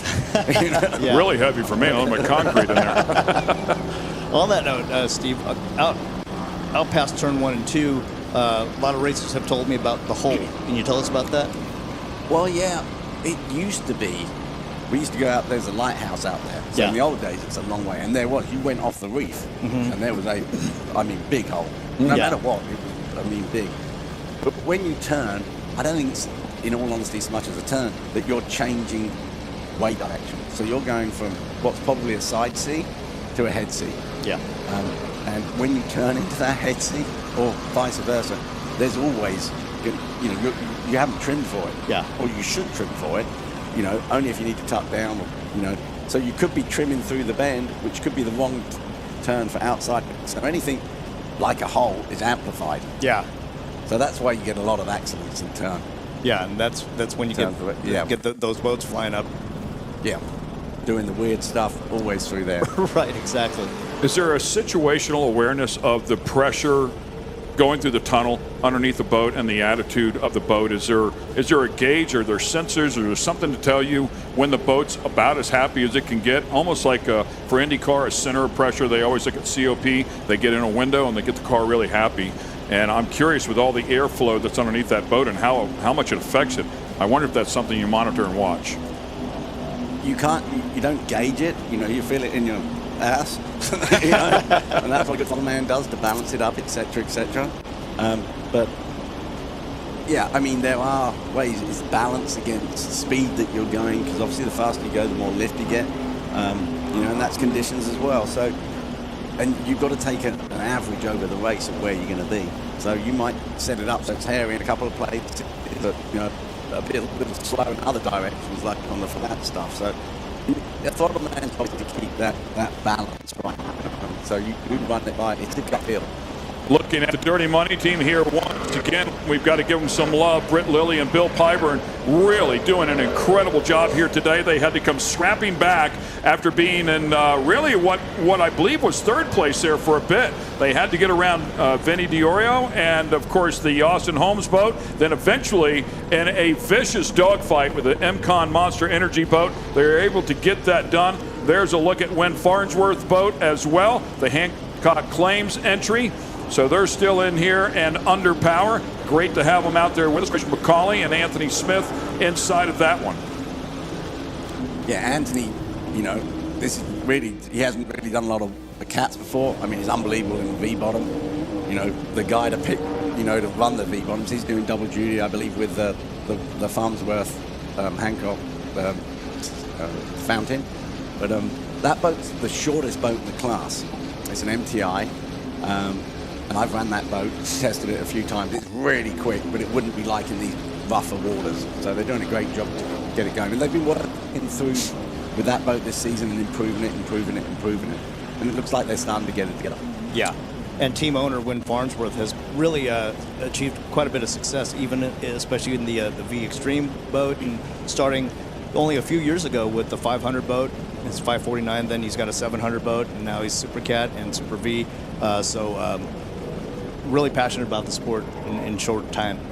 Yeah, they've got a big team now. Yeah. They turn up there, a lot of people again. Yeah. They had some adversity to overclimb after marathon. I heard a couple of motors. I want to give the kids some love here as we take a look at the Wicked boat. We were talking about the Wicked boat before and Jay Muller's sons, and here's a look at it. They did grab a win, as we were talking about off camera there, Ray, and at Michigan City a little bit earlier this year. Yeah, absolutely. And they're super talented, like Steve was saying, and glad to see them out there competing, out on the race course with Dad, essentially. Yeah, and they're probably in the oldest boat out there, so, and it's a little overweight, and it's a little this and a little that, but, they're out there, they're doing it. They're giving themselves a super strong baseline to get on. All they got to do is find a good sponsor now and start to, get themselves a different boat, and, but that's, we're well on that first run up the ladder now. Yeah. Chase and Jax. So we want to give them some love. Congratulations to the young guns out there. Great to see them in the category. As once again, the Dirty Money boat getting it done. We saw the Hancock boat go sailing underneath them there. Yeah, I was talking about Wen Farnsworth and the rest of that team a little bit earlier. The first event, they heard a couple of motors, and you know how when you have more than one boat, whenever something breaks, it breaks on everything. You don't get to fix just one. You got to fix them all, it seems like, Right. all at one time. But in a very short amount of time, they made the turnaround. Everybody showed back up. They were very competitive at Cocoa Beach. So testament to them and a brand new team, adding a lot of people on, adding a couple of boats on. They worked extremely hard this year. Looks to be that Dirty Money has lapped Wicked and Team Farnsworth way out in front. The MCON Monster Energy boat still under power as well. Sailing along through here. 38 minutes into this one, approaching the end of this final race here on Sunday for the 43rd running of the Key West World Championships. Super Cat category, big time boat racing right here. Britt Lilly and Bill Pyburn inside of the Dirty Money number 3 entry. Of course, that is owned by Bo and Tiffany Renfro. And right now, currently out front by a bunch. What amazing 180 that this team has had. Remember last year in Sarasota when the boat stuffed and practically broke in half. Yeah. And then to see where they've come since then, acquiring Britt Lilly to occupy the cockpit with Bill Pyburn running their Goodwin competition engines. Yeah, and I believe also working with the X-Insurance Pro Class 1 boat now as well. Those teams are pitted beside each other. There's a lot of help going back and forth, and it's starting to show some speed. So great camaraderie between the two teams. Yeah, they've been doing a lot of testing on the X-Insurance boat, and that boat's been, since coming into a Class 1, they haven't had a whole lot of luck. Yeah. But now they're working really hard together, and I'm sure they're going to start to get some results without a shadow of a doubt. And certainly Rick, for the amount that he puts into this sport, he's been a massive change for the sport. Rick is the man at the moment. He's doing a super job on the television, on the helicopters, and all of that. He's just, without him, the sport wouldn't be what it is today. Yeah, I mean, these views that we're receiving today, I mean, it hasn't, offshore racing has never been this close to the boats overhead. That is the man right there, Rick Lindsay, flying that helicopter that we're looking at and who we're speaking of as he keeps an eye on this boat. Well, the good thing about Rick is he's always trying to improve. He never says, "Oh, that's good enough." Right. Every time he's like, "Man, we can do this better. We can do this better. Get it done." And he's obviously an animal businessman. He's obviously, in anything he does, he wants to do to perfection. Yeah. As we're nearing the end of 14 laps in this Super Cat battle, Dirty Money way out in front. We started off with 6 and 7 laps in about the same time frame, and now we're up to 14. It could give you a good perspective, but we've also increased the money substantially as well, the size of the boat as well. Everything gets bigger and more expensive, and congratulations. How about that? Dirty Money Racing. They won at Sarasota. It was their first career team win in the category. And since then, they won on Friday. They won here on Sunday, the double points day. We can't call it, but mathematically, they should be your Key West World Champions here this weekend in the Super Cat category. What an outstanding performance. Congratulations to the whole team. Definitely hard fought and deserved win. Yeah, they've done a hell of a job this weekend. I mean, beautifully run, both races, didn't miss a beat, boat looked perfect.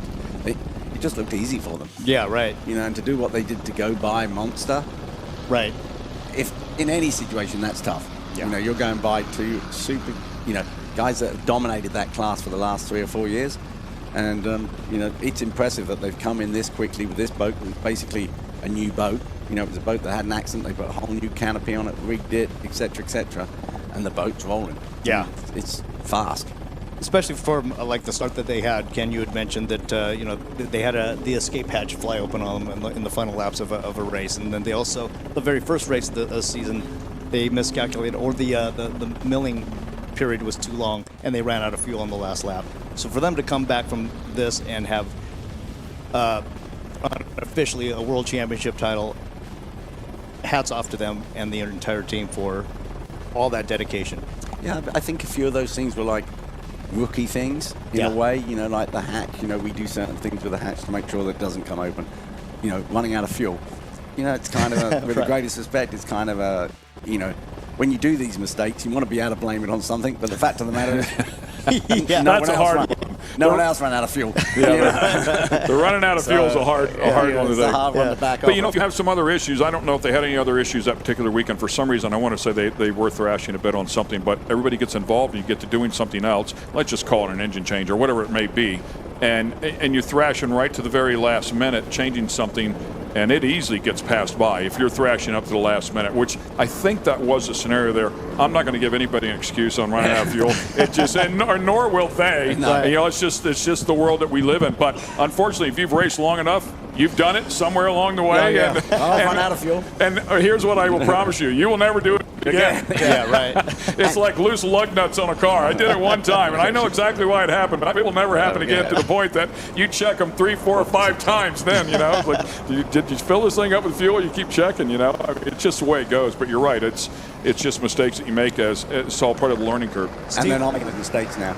And what I'd say, the other thing is, you know, you get tired, just like you said. You know, when you've been thrashing to get it all together, you know, and when you're rigging it in a hurry, you're like, well, maybe that's that done. Let's get on to the next job. So I agree completely with what you're saying. But they've done an incredible job. They're not making those mistakes now. Right. And this is a proof for the pudding. Tell us what they're feeling right there, Steve. Relieved. Yeah. He's like, just don't hit boats, and I'll be happy right here. So. Yeah, relieved. But they've done a great job. You know, they deserve it. You know, they ran hard. Mm-hmm. They're certainly the fastest boat in the class this week. You know, this weekend or week. You know, they'll be absolutely thrilled. Unfortunately, for Britt, he's got to go and climb in another boat and do it all again. Oh yeah, that's exactly right. I know that many people would call that unfortunate, but in the very next race, right? Yeah, right. Yeah. not far away. So yeah, and they didn't. They did get the flag, but. That was a little sketchy. We've been talking about that. Just getting the flag. This style of sport of racing, picking up the checkered flag is sketchy, man.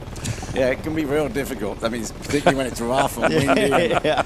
But yeah, I mean, they've done a great job. It's very difficult now for Brett. Brett's got to, you know, now he's all excited. He's chuffed to bits. He's pumped. Now he's got to refocus.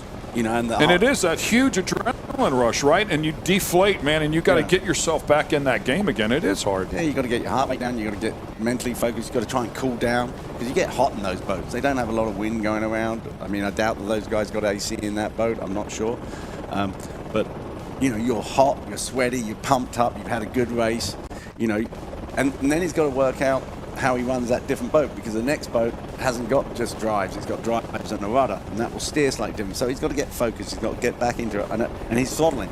So it's not like he's, you know, right. he's got to think like a throttle man, not like a driver, and it is two completely different jobs. So it's tough. I don't like to do it personally. You know, I'm not, you know, I like to come down here and focus on one thing. Probably because I'm getting older and, you know, and stupider and probably couldn't do it. But I do like to. Well, you're not racing this weekend, so you can focus on one thing, drinking beer. Yeah, exactly. I'm pretty good at that. So, yeah, so coming down here now, he's got to, you know, get back. Everyone's roaring and going, come on, oh, great, fantastic. And then you've got to go, right, we're going to get in this boat. Yeah, calm down. Right, we got the parade lap. We got this. Everything's good. Looking at the gauges, making sure that you're not getting turbo temps. And, you know, there's certain things on those 1100s that you've got to watch before start. Because if you get some weed caught up in, like, the top of the, you know, the coolers and stuff, you can get, you know, and you get off the line, sometimes it can go into Guardian until it clears. So you've got to make sure you've got good water pressure. You've got to make sure your temperatures aren't too high. So he's got to forget that fact that he's just gone out and kicked ass. Right. Check all that. And now he's gone from hero to zero again. He's got to get that hero status back. Right. Yeah, it's what you said. It's those small things that can bite you right off the bat. So if your head isn't in the game from the time you climb in the capsule and climbing out of one after this, all that adrenaline and all that thought process and all that energy, and man, your body just wants to shut down and crash. But he can't allow that to happen. He's got to get back in, get the head right in the game of all those little items. And he's got to get in. He's got to get it in the game from the drop of that. Yeah. You know, the raise of the green flag. You know, you've got to get hydrated real quick, and you've got to get, you know, all your things working. Right. So having followed these guys all season for the magazine, I know personally that these guys have given their blood, sweat, and tears into this, and so I imagine the entire team is just as, like you said, relieved as can be and overwhelmed with joy. You know, you saw their fans waving at them on the mole. Now they're going to go receive their hugs from wives and girlfriends, and what an outstanding day and performance weekend from Team Dirty Money. And it's real nice that, you've got 2 championships within a series. Yeah. Because they had a lot of disappointment in the national championships. Right. But they've come away at the end of the season with the Worlds. So, which one's more important? Actually racing-wise, the national championship, because it happens throughout a whole year, it's more races, etc. But, you feel pretty good when it's If you want to look at this as a consolation prize, it's a pretty damn good one. So. Right, yeah. It doesn't suck. And I certainly wouldn't call this a consolation prize, by the way. So, this is a big, big win, and hats off to them. Bo and Tiffany, hats off to them. They've given this team everything they need to go out there and perform. And whenever you work on this team, the atmosphere, the environment underneath that tent over there doesn't get any better. So he's provided them with the absolute best and best conditions that they can. So it comes back. It all trickles down. It starts at the top, right? Oh, exactly. And what's great to see in the sport is historically the owner was the driver of the boat. Now we're getting a lot more teams which are professional teams. So, you've got your sponsors who are involved in it in a big way. They love coming down. They love getting involved, every level of the team. And there's a few more of those coming now. And then you've got your professional drivers, right. And which is great to see. That can only mean that the sport's being backed from outside of, of the personalities in the boat. So I think that's a fantastic step forward. And I think this is a great example of the way the sport should be going. Well, Steve, you've done it back in the heyday when there was huge sponsors back in the 80s and 90s, with you racing against the likes of Chuck Norris and Don Johnson, and you had Trump Castles as sponsors and just big stuff. How does that rate to how it's going now with the onboarding of Monster Energy and other large sponsors coming on board, noticing and recognizing offshore racing as a genuine sport? It's slightly different because back then, you had your Don Johnsons in it, you had your Stefano Casaragis, Princess Caroline's husband. So they were all, wealthy guys who got into it. They might have brought some sponsors with them, but they were doing it because they wanted to do it. Yeah. Now what you've got some sponsors coming in, just like you said, that's recognizing the sport and saying, hey, this is pretty cool. It's a niche sport, but, you come to Key West, there's not many events in any form of motorsport where you can come for a week, right, and have the amount of spectators we have, physical spectators on event. TV's a different thing, etc. But physical spectators watching this thing and enjoying it, and they can get up close and personal. They can wander around, they can meet the drivers. It's not like Formula One where you can't even see the pits. Right. The cars go by and you're very detached unless you want to pay $50,000 to have a pit walk. With this sport you can get right into it, and I think people are recognizing that. It's a lot more. You can get closer to the people. Yeah. You'll be out in Duval Street, you go and have a beer with yeah. You can go and have with anybody, go and, sit there, have a chat and stuff, and they'll all talk to you. They're all super, super nice guys. Yeah. And I think that has a value to a company like Monster. I think it has a value, to the people who want to get involved in the sport.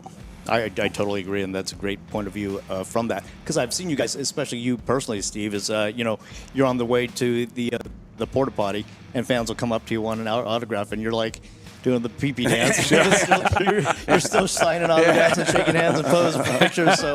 So good. And that's the smart fans are trying to catch him before he goes. Exactly. Yeah. And no one wants to shake your hand. I think you were the first guy that I came up to covering this sport, having the opportunity to come into the sport this year. But we were at Cocoa Beach, and I think you're the first person I spoke to. And the time that you spent with me right off the bat, you're easy to talk to. Obviously, your knowledge is second to none.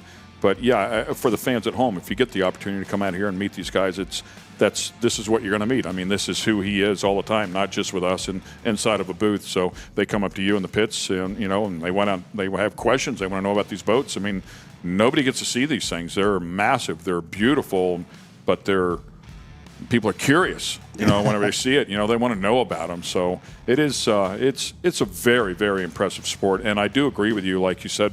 I mean, I still think it's people that are wealthy guys that want to go racing to a level, but now we are seeing some outside sponsors come in that see the advantage of the exposure, the eyes that are watching, to come in here and treat this as a business so it can go to the next level, and not just one or two teams, hopefully, a number of teams. Well, I think the other thing is as well, when you're a sponsor and you sponsor one of these super corporate sports, like Formula One, for instance, you're just a sticker on a car. They might be nice to you, but you've gone through a marketing company, you've gone through this guy. When you do a deal in offshore, you're dealing with the people who are racing it, doing it, whatever. Yeah. And you can be as involved as you want, or you can be as standoffish as you want. You can turn up to every race, you can turn up to no races. It's, and they'll look after you as much as you can. And I'm sure if you said to them, hey, I'm not getting enough social media, they'll up the social media. I think the sport, unfortunately, is a little bit naive to a lot of that stuff that they're doing in other sports. I'm involved in the E1 Championship, and the marketing on that is led, it's very clever. It's led by celebrities, and then they bring the sponsors in behind the celebrities, big money and stuff. But there's more than, there's lots of different ways to get to where you want to get. Offshore has chosen to be a very family and orientated, cool sport, easy very accessible and fun and cool. And the biggest billboards in the world driving down the street, when they're all tilted and stuff like that. These, you hear so often, I didn't realize these boats were so big. Yeah. And they're going down the road all on tilt trailers. So, it's, if they're not racing, they're going down the street, they're still giving you a huge amount of exposure. Yeah. Right. Which is great for the sport again. Tom Austin of Austin Homes, Vinny's new sponsor, he signed on just before the Sheboygan race. And while Vinny didn't do particularly well in the race, he almost flipped, and that video went viral. And Tom tells Vinny, so, can we do that again next time? It's funny you say that. I mean, we were the same scenario. My son made his Pro 4 debut at Crane, Wisconsin this year. And we had a moment where he landed on two wheels. It was up on the bike, and he drove it around the turn and set back down. And the sponsor was there, and he said, money's worth there, man. Yeah, he was excited because it took off. Yeah. Like you say. So it is those big moments, and people love it. It's so exciting, man. And when it goes viral, it's a ton of eyeballs, man. Yeah. As long as no one gets hurt, that's what we want. Right. And they really work hard on the safety of these boats. The APBA, which is the national authority, every time there's an accident, they go and go to what happened. The UIM, which is the the Union of International Motor Nautique. The safety rules on these things, what you have to wear, what's in the capsule, what sort of laminate schedule you have to use, how thick the glass has to be. It's really a big thing that come into this sport. In the 90s, we didn't have canopies, but, there were so many unfortunate deaths, that's, and slowly that technology comes on. And in the past, it's been, well, we'll wait to tell someone, we've done this safety bit, we'll wait till someone else dies to see what else we need to change. Now they're being proactive. Yeah, that's wonderful. Which you can do with all these new, all these new, programs for computers and stuff, FFDs and FSDs and things like that. You can really make a big difference. So I think that's improving it as well. Yeah. Speaking of people struggling from time to time like that with safety, we also want to remind everybody that's watching of the X Insurance Cares, a hurricane relief fundraiser. Scan that code right there and make a donation to $100,000, and X Insurance is going to match that. So a big effort right there to help out a lot of the people that are suffering here that have taken on some water, if you will, from the hurricanes that have hit down here in the Florida area and other areas as well. So make sure you check that out. And saw the X Insurance Pro Class 1 boat down in there as well. Hello, welcome to the X Insurance booth here, and you can see the big man standing alongside. It's great to have him in the booth with us as well. Wealth of knowledge and so much driving experience, so many wins, so many championships. Great to have us. And there's a look at the X Insurance Pro Class 1 boat. Just a thing of beauty that they have put together. And, of course, speaking of big moments and blowover moments, you were talking about the Austin Homes entry there at Sheboygan. This boat had one of those moments last year right here at Key West, and I was talking with Britt Lilly last night. You can probably expand on this. He said the two boats got so close together that they're blowing so much air off of them that it really has nowhere to go when they're side by side, and to the point that they were actually touching. And it looked to me like the X Insurance boat lifted just a little bit. I don't know if it was a chop, if it was a wave, if it was air from the other boat, but it lifted just a little bit, and it looked like it provided a relief for that air that was packed between the two, got underneath that one, and that's what blew it up and completely over. Yeah, I mean, really, these boats go fast because they've got a wing, and that wing creates lift, and it packs air in, and then, but as the boat's running along, it blows out at the side, all through the steps. So not only does it come out the back of the tunnel, it comes out the side. So when you've got two boats going along 150 odd miles an hour, there's an awful lot of air trying to escape. If one of those lifts a little bit and a little bit of air goes under it, goes that way rather than that way, suddenly the air doubles in that tunnel. And as soon as the bow comes up a little bit, the center of lift moves forward. As it moves forward, it blows over backwards. And it used to only happen in circuit boats and things like that. Now it happens in these big, 50-foot boats. I've seen it happen so often when they come together. And, there's nothing you can do as a throttle man. You can hit the trim down. You can do what you like. But you ain't stopping it. You're not stopping that air. Hey, we have a brief delay here that's going on, but don't you fret. Don't worry. We have a great interview put together. Jordan's doing a great job for us. We're going to take a quick break up here. We're going to send it down there and hear from one of the absolute best. And Mr. Tell us how you're feeling. Oh man, it was amazing. Hats off to all the Dirty Money guys. It was brutal out there. A long 14 laps. Backstretch is getting really gnarly. Just tried to keep it all together. Bill got me where I needed to be. We made the pass and put Dirty Money up on top. Now it's time to go out, get one for X. Heck yeah, well that was pretty awesome to watch, and everybody around here that's supporting you, and you guys are going to get out there again, which you're getting right back in, all sweaty. We see you working hard, and got Randy here. Randy, how are you feeling? This is what we work for. The Gene and the crew worked till 2 a.m. this morning, going over the boat, making sure it's good, and now it's my job. It's my job to perform now. They've done theirs, and I just don't want to let them down. Don't let him be modest. This guy's the man. He's going to go out there and we're going to kill it today. It's going to be great. Heck yeah, congrats guys, crush it. Woo-hoo! Back to you guys.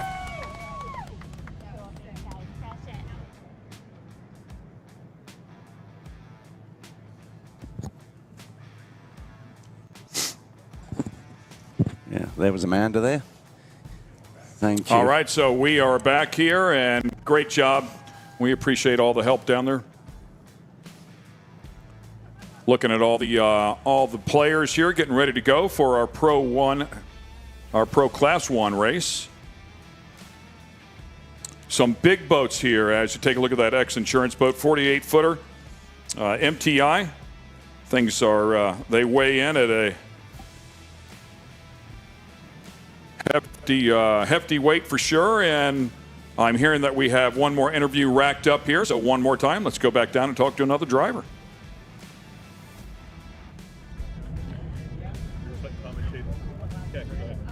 All right, guys, I have Amanda here. This is Britt's wife. You were out here just cheering him on. How are you feeling? This is incredible. What a world championship here at Key West. This is absolutely phenomenal. This beautiful weather. Everybody's here cheering each other on, and we just happened to get on top today. This is stellar. Incredible feeling. To be the best, you got to win Key West, and we did it. We are world champions. Let's go Dirty Money. Now we're off to X Insurance Class 1. I'm just praying Britt and Randy go out there and just have fun. Be safe and keep it all good. X, baby, let's go. Heck yeah. Okay, back to you guys. Sorry, guys. And once again, we appreciate that. Great to hear from everybody as we get ready for this one. We're talking about the weight of some of these boats here as we're getting ready to go. Some near 12,000 pounds these big boys weigh in at. Yeah, when we started the class, because we sort of resurrected Class 1, and we mixed Extreme and, and Class 1. And the Extreme boats were slightly heavier because they run a lot more power. So the Extreme boats were running in America, and they were running, I was running Miss Geico at the time, and we were, 1,800 horsepower. And there was wake effect at 1,750. But the boats were a bit heavier. They had a lot more equipment in them. So when we put it back together, we raised the weight limit of what Class 1 was, about 1,000 pounds, to be honest with you, to get it back up there. These engines were slightly heavier. People in Class 1 were predominantly using the V12 Lamborghini, which was a fantastic offshore engine. Everyone had to go to the 1100 Merc, QV4, which is a terrific engine now. We've been with Mercury developing that engine for racing. In the early days there was a few little issues, but they're sorting them out, getting even more reliable, which goes back to the customer, and that's what Mercury wants. And I don't think anyone's going to doubt the value of actually racing. That's why Mercury Racing started that department, back in the old days with Carl Kike, et cetera, to try and improve the product. And that improvement of the product is, goes the whole way down the line. Yeah. I'll run something past you here while we have a little bit of time to kill here. We just saw a shot of the XINSURANCE boat. It's kind of a hybrid between the two different styles of boat. We'll see an M6 drive on the back of the MCon Monster Energy boat. And then if you look at the DeFalco boat, it has the surface drives with the rudder in the back. If you take a look at the XINSURANCE drive, it's kind of a hybrid of both. The M6 without the skags on the bottom, but a rudder in the back. Yeah, I mean, there's a couple of ways of thinking about it. You know, that all the propellers are surface drives, which means basically half the propeller's out of the water, because when you've got it, without getting too technical, basically the bit that really does the driving is the bottom half of the propeller. So they're all surface propellers. A Mercury Mark 6 propeller or a Mercury drive is faster than what we call the surface drive, the Janssen style drives, because you put it higher, because you can put it outboard, so they actually, but they don't turn as well as a rudder.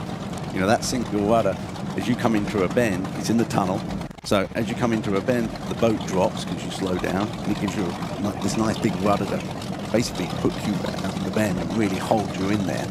And it's got clear water and stuff like that, you know, because it's down the tunnel. So they turn, or historically have turned better. And there was a lot of development done on them as well in Europe, because everybody was running the rudders. Now, the idea of the XINSURANCE boat was, and you know, boats have done it in the past, but I think Randy, you know, wanted to capitalize on the speed of the Mark 6 with the turning ability of the rudder. So the idea was they locked the drives off and would turn. At one point, they could have it so they could turn the drives as well as turning the rudder. Oh, wow. Which was even better. So they've banned that now. So now you're just up to the rudder and the drives. But technically, probably XINSURANCE, if you were going to do a long drag run, is probably the fastest boat in the class. Oh, really? Yeah. Interesting. Yeah, I love the thought process. I know it was a lot of work to shave those skags off. And they lost a drive somewhere along the way, and they had to change them both out because they didn't have the skag shaved off of the other drive. It's a lot of work for sure, but it's cool. I love to see the innovation and the thought process, and everybody's at that level. Their brains are all churning. How can we make this mousetrap a little bit better, if you will? Well, and the other thing is with a lot of the surface drive now, they've got what they call a quick change gearbox on the back of the boat. So they can change the gear ratio really quickly. To change the gear ratio on the drives, you either have to change the lower housing or the whole drive to change it, and it's not as fast. I mean, you can change the gear ratio on, you know, like the 222 boat, the DeFalco boat, as quickly as you can change the propeller. So it's literally seconds. Which do you prefer? I think, to be honest, I prefer the surface drive because I've got more experience with them. Sure. And you get used to a boat, you get used to how you want to run it, and you know, my boat, which was a Husky boat, and before that was Miss Geico, before that Spirit of the Northwest, or Qatar, and then it was, you know, so it's an old boat, but it's like, you know, I've never been out of that boat sort of thing. You know, I'm real comfy with that boat. Sure. I'm real comfortable with the drive system and all of that, you know, and it's a nice system. It's not to be said that the Mark 6s won't jump them. You know, there's a lot of boats being built now, a lot of people experimenting with different things. It's not as fast. Yeah. But, you know. One more time, we're going to go back down to Jordan. We were talking about this boat blowing over 1 year ago. It's been quite a process to rebuild it and get it back up into competitive form. And competitive form it is. And Jordan's going to learn us a little bit more. Teach us a little more there, Jordan.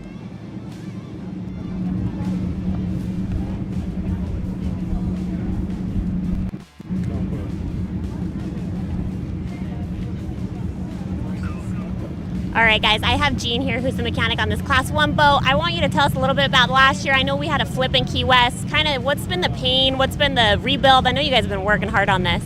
Yeah, like usual, you know, you have a crash like that, the boat was pretty much totaled, and a lot of commitment from a lot of people to get this thing back where it is. To be honest with you, I'm surprised it's even back on the race course this season after, you know, all the carbon repair, all rigging, testing. You know, I feel like we're right back where we were last year, where we're finally to the point where the boat's close to 100%.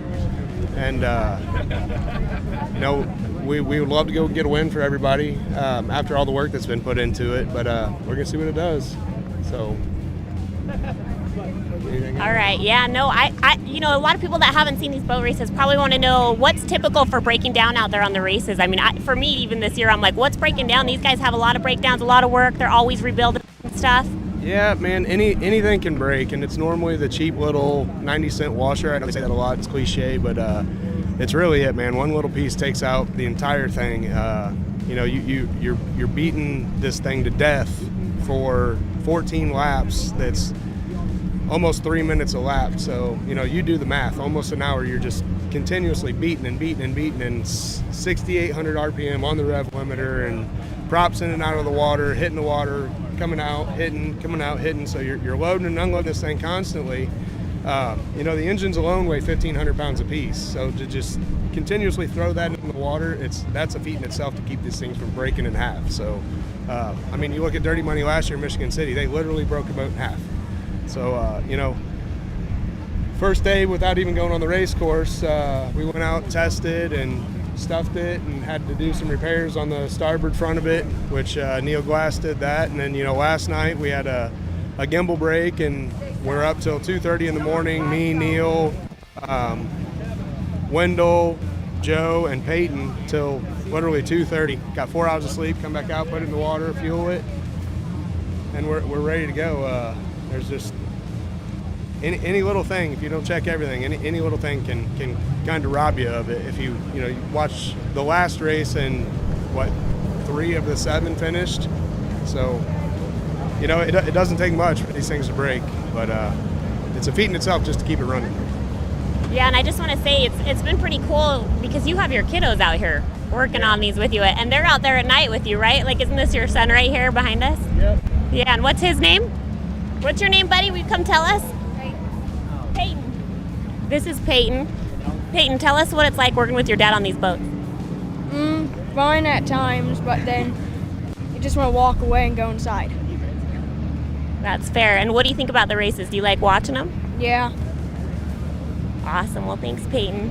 Yeah, cool. He's been out here every morning. Every morning I get up and I'm here at the pit 7:30, 8 o'clock, and he's been out here till 2 o'clock every morning. So pretty good for a 14-year-old, so pretty proud of him. Awesome. Well, thanks, and hope you guys get a win out there. Okay, back to you guys.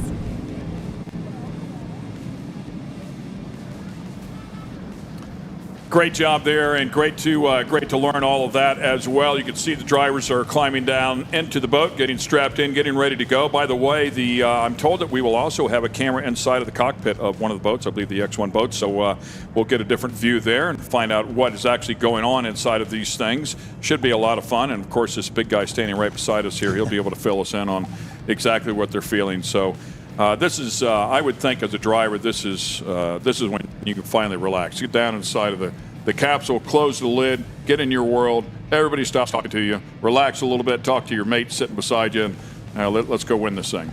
Yeah, I mean, there's a little bit of, you got a little bit of anticipation going on here. You get strapped in, make sure you're good and tight. There's nothing creased up in your overalls or anything, so it doesn't rub you during the race. Get comfy, make sure you got your gloves on. Make sure you close the all the cockpits are closed properly. Go through the start procedure. It's always nerve-wracking to hit that button. You want to make sure that it does start up, because it can be the silliest things. I've had, gone and hit it and got nothing. For some reason the starter motor's out or something.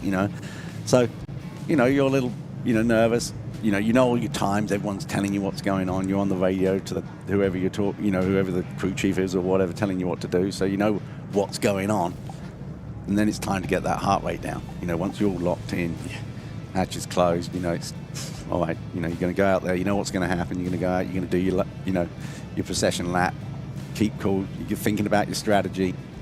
You know that particularly for these boats, that first bend is so important. I can't stress enough how much, getting to that first bend first is, particularly for like the Falco and 222. They're very similar boats, same hull design, same engines. Pretty close on props and things like that. So I think the race is going to be between those two, to be honest with you. I know that DeFalco went out there yesterday and put 2 brand new engines in and broke a gearbox. Yeah. Wow. So they changed that. So, in the back of Billy's mind, he's going to be thinking, why did we break that gearbox? Is there something else wrong? And they probably went through the whole drivetrain there and made sure that there was no vibration in the drop box. There's no problem in the torque tube. There's no problem anywhere in the drive shaft. So, he'll be thinking, I hope everything's all right. Everything's right. So there's, a lot of build up, but you just got to get calm. You got to get calm. And I think whether you're doing your first race or your 1000th race, you still have to work at getting calm. You still have to, get it in your mind. And you do it to get this buzz. That's the buzz that you do it. If you're just sitting there saying, oh, I'm not excited, well, go do something else. Go skydiving. Well, you're about to risk everything here, so I'm sure at some level, this is what you live for. You were talking about them, changing the gearbox. These guys also had a fair amount of work. They went out and tested yesterday and broke a piece off of the gimbal and had to change drives and change a lot here on this boat as well. And they said, man, we're so glad we went out and took a lap because we broke it now. Otherwise, this fails. And there was a crack in there that they couldn't see, but once it breaks off, as you know, they take a look at it, they analyze it, and they can tell it's been cracked a little bit. Yeah, it's we do. You can only check so much, and you can crack spray everything, you can X-ray everything, you can do whatever, but there's some bits you just can't see. And you got to go out there and do the testing. You got to put in the time, and all these top teams, every one of them is putting in the time. Every one of these got dedicated mechanics, and they're looking over every inch of the boat. So these we've got 5 Class 1 boats competing here, and they're all running the Mercury Racing 1100 competition engines. Steve, tell us about that, how those engines paired with these boats operate and how well they work. Well, excuse me, they're a turbocharged engine. Before we were running these in America, people were running the bigger version of these. The top teams were running like ours were being built by Kazi. They were 1,800 horsepower. Wake Effects was running the 1750s, the MTI teams. But the cost was, crazy. I mean, you were rebuilding the engines after every race. And, it just made it unaffordable for any other teams to come in. So we all sat down. It must have been before the pandemic for sure.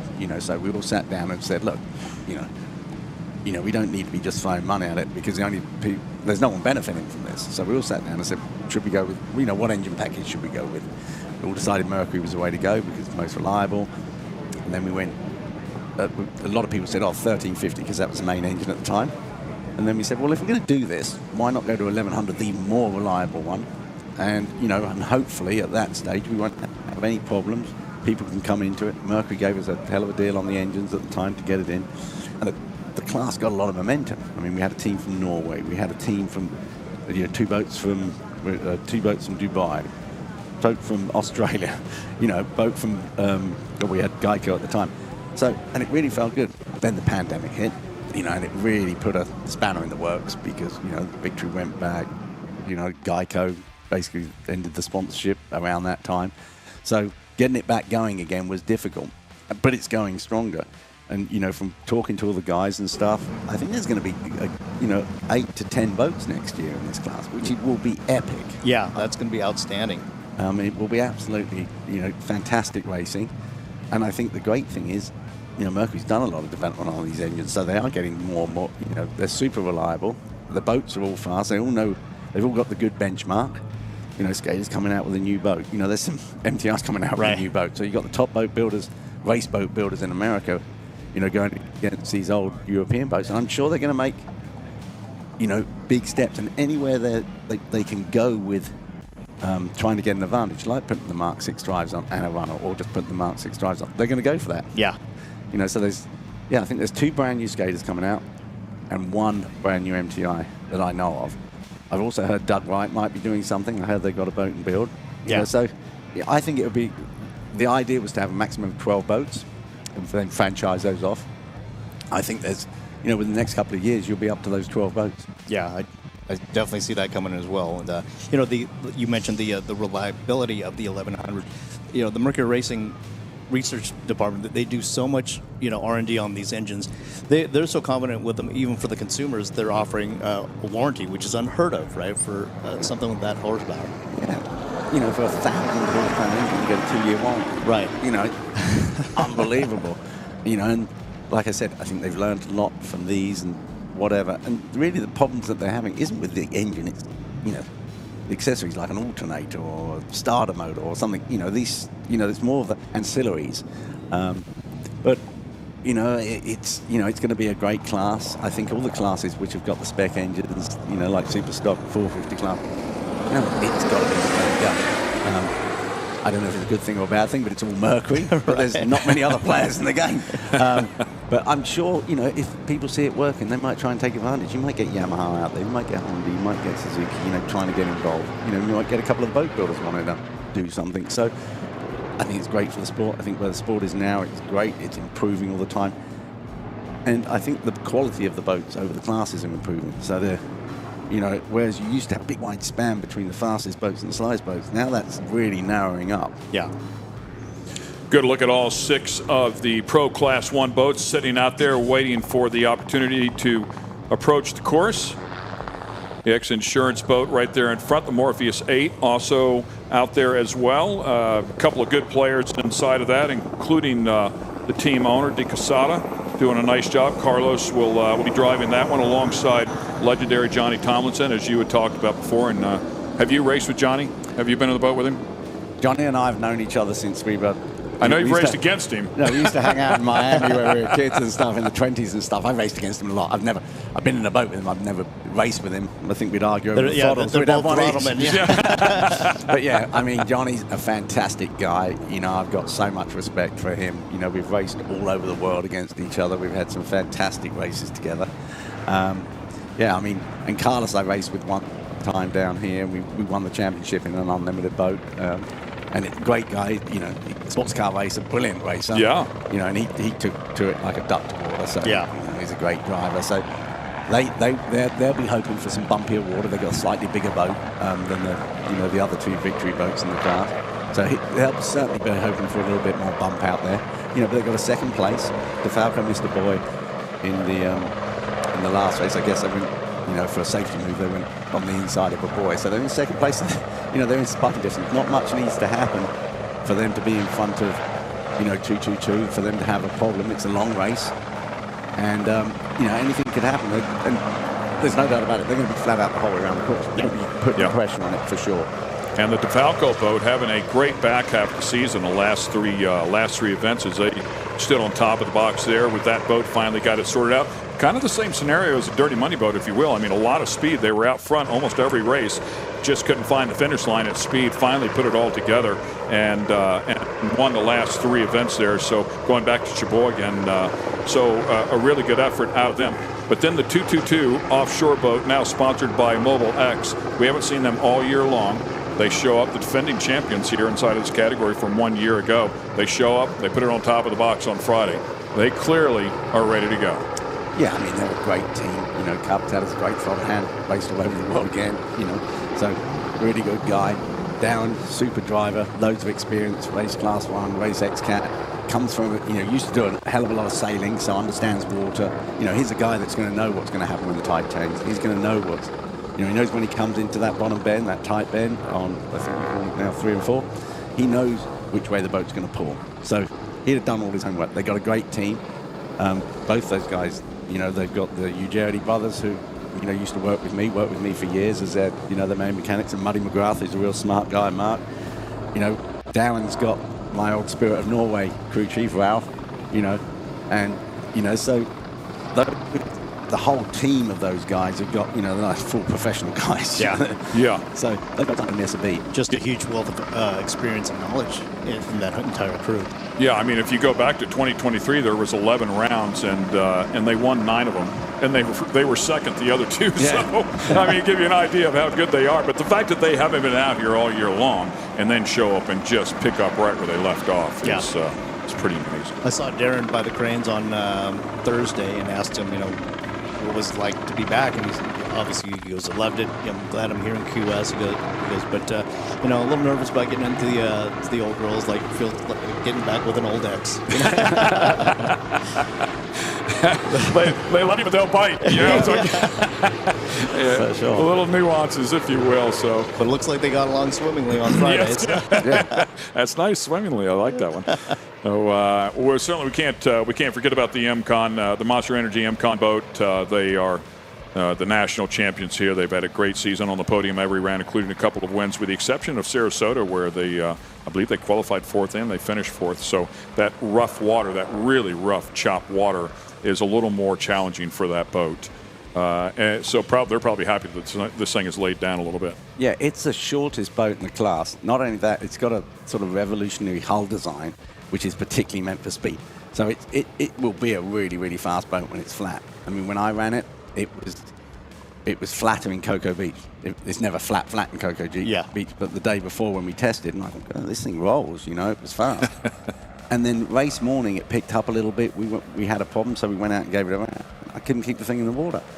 It's flat bottom, but if it was mirror calm like it was at Lake of the Ozarks, for instance, I think it's a winning boat. Yeah. It's just, it needs to be that flat. And you're not going to take anything away from Tyler and Marek. If they're given the conditions, they're going to take advantage of them. Unfortunately, I don't think Key West is the right venue for that boat.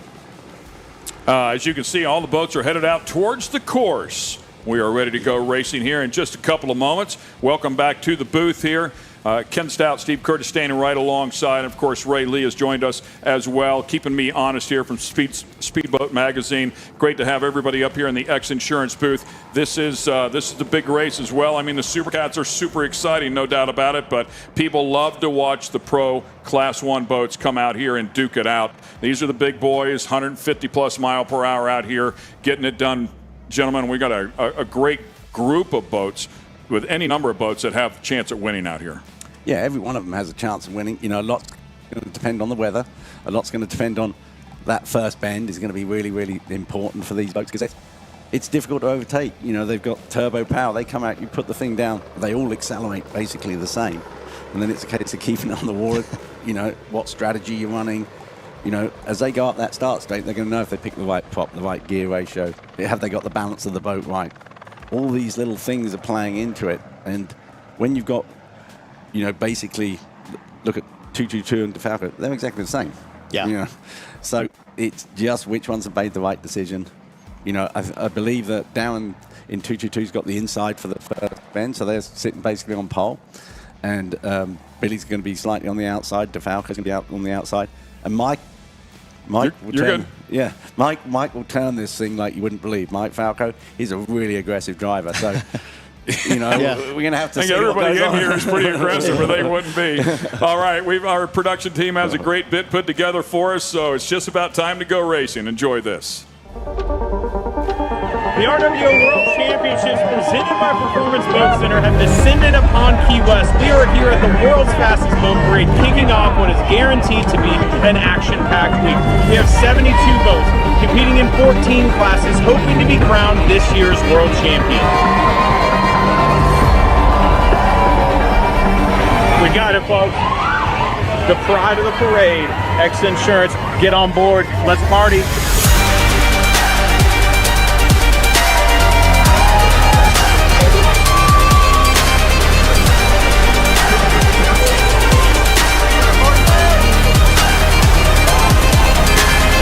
Make sure to like and follow X Insurance Sports on your favorite social platforms for live streams of every race and exclusive behind-the-scenes footage.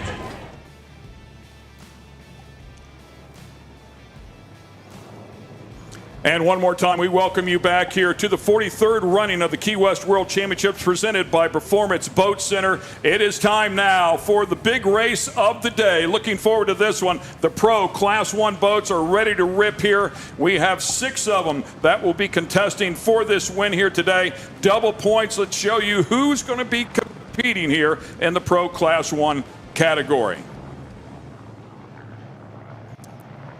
The MCON Monster Energy boat will be on board here alongside the X Insurance entry. DF Young, Good Boy Vodka, has entered as well alongside DeFalco Racing. 3 wins on the season. The Morpheus 8 will join the group as well as the 222 offshore Australia. Super exciting stuff here for this category. We'll also have a couple of the Super Vs as well. We got, we've got Team Farnsworth, Hancock Claims Consultants, and we've got race-winning brands as well as Cortez Cove Fountain Racing in V Extreme. So they're making their way out here. They'll get that recon lap we've been talking about, how important it is. It can change so quickly, but as we look out there at the water, I mean, that particular vantage point, it actually looks like it really has laid down in comparison to what we saw before lunchtime today. I mean, it was pretty vicious out there. You guys thought even rougher than what it was on Friday, where it tore up a lot of boats. But everybody's going to get a good look here. I guess they'll get all the temperatures up where they want them to be so that these things are truly race ready. Take a good look at what they're going to deal with on the racetrack, then get them lined up and look for a green flag. Yeah, you have to get them up to a certain temperature, otherwise they won't accelerate. There's a safety mode on them, so you have to get your oil pressure up to a certain temperature and your water pressure up to a certain temperature, which this lap affords you to do. But what this lap really affords you to do is to know what the water's like. And, you know, there'll be a lot of it, like the Good Boy vodka boats. I know they're looking for bumpy water. Yeah. They excelled. They won the race that was bumpy, in Sarasota, I believe, or Coco. So, they'll be looking around there going, right, how fast can I come into this bend? Where should my trim be? Have I got the ballast in the right spot? Although they can't change the ballast, there's a few things that they can change coming through that bend. So I think there's, and you're just learning. You're looking at the other boats. You're saying, is it going to pull up? They'll know the forecast.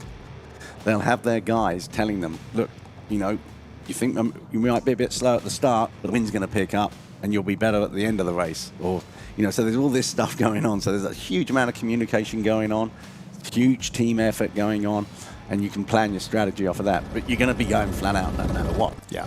Speaking of strategy, obviously a good start is always important. But Class 1, you can do what's known as the slingshot start. Can you tell us about that? Yeah, we start on a buoy. So they've got a Monster Energy buoy normally, and the pace boat will go by that buoy and raise a green flag. But as soon as the pace boat has gone by that buoy, then you can overtake it. You can't beat the safety boat to that buoy. So the race starts on that buoy as long as the safety boat's gone by. So you can sit back a bit and anticipate it and run through it. It's difficult to do, because you've got 5-6 other boats in front of you, right. And you can't always see it real good, but you know what speed they're going, you know what sort of speed you can catch up. And the best starts is like that, because you can be running 10 miles an hour, 20 miles an hour faster than all the other boats, even if they hit it perfectly and they're up with the boat. So, yeah, you can slingshot it. There's a few guys that are particularly good at it. But the issue is, if you jump that start, penalized. You're penalized. You're not away. And it's not a little penalty. All right, gentlemen, we're getting ready to start this thing. Ray, I'll start off with you. Pick one.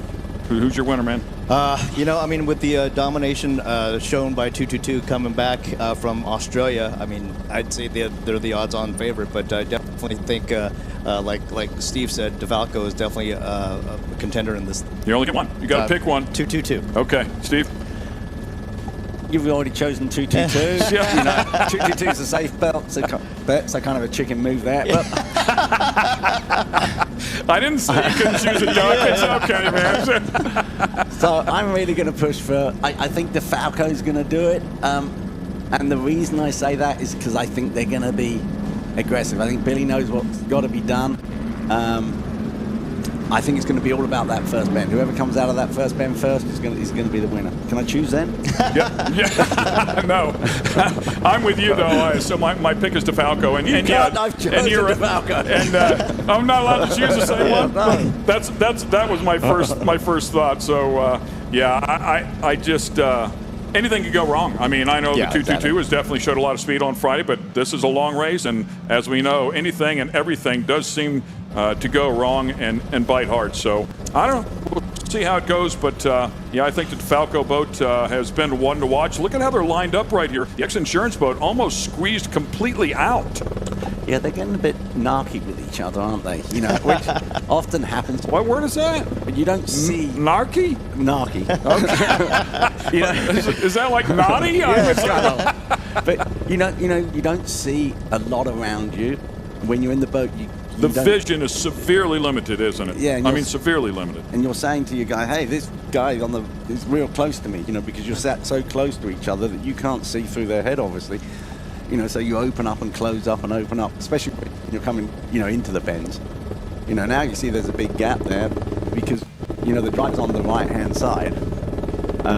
So he couldn't see how close he was to the boat on the inside. Yeah, so, right. that's why there's gaps there and stuff. But I mean, I've seen collisions before the start, because they just haven't seen it, Right. Not intentional at all. And this turn is so tight down here as well. So there's a good look at our X-Insurance Helicam. And the gentleman in there running the gimbal for us, giving us these great views, and will do so all race long. You can see the rooster tail starting to pick up here, the speed starting to pick up as well. We'll look for the green flag here. As Steve had just indicated, they'll be watching that pace boat. Again, it looks like they're tightening up here. They're going. Looks like going. They're going, right? Yeah. I don't know who went out in the middle, but they've gone way out. I mean, that looks like... Is that the Morpheus 8? I think that's so. the Morpheus 8 that is way out front. And Carlos De Quesada inside of that one, along with Johnny Tomlinson. And so Morpheus jumped is what we're hearing. Tomlinson was ready to rip, man. Yeah, he doesn't miss a trick. I mean, Johnny is fiercely competitive. Yes. And maybe he thought it went up and he nailed it. But they look to me like it looks like they've called the start to me right now. They're all pulling in. So they're going to do a restart rather than penalize them. So maybe more than one boat jumped the start, or there was a... It did look like there was somebody else with him, right? I mean, to me, too. I think they were the first to worst, if you will, or first one to...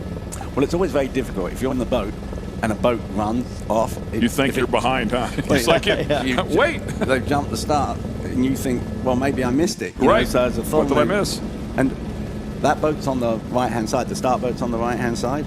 If you're a throttle man and you've got the speed, and you can't see it because, you can't see through your driver again, and a boat suddenly shoots out, you're going, well, that's me gone. And all you can see then is rooster tail. You wouldn't be able to see if that flag's up or gotcha. not. So you're just assuming it's go. And the radio's going, they can't see it either.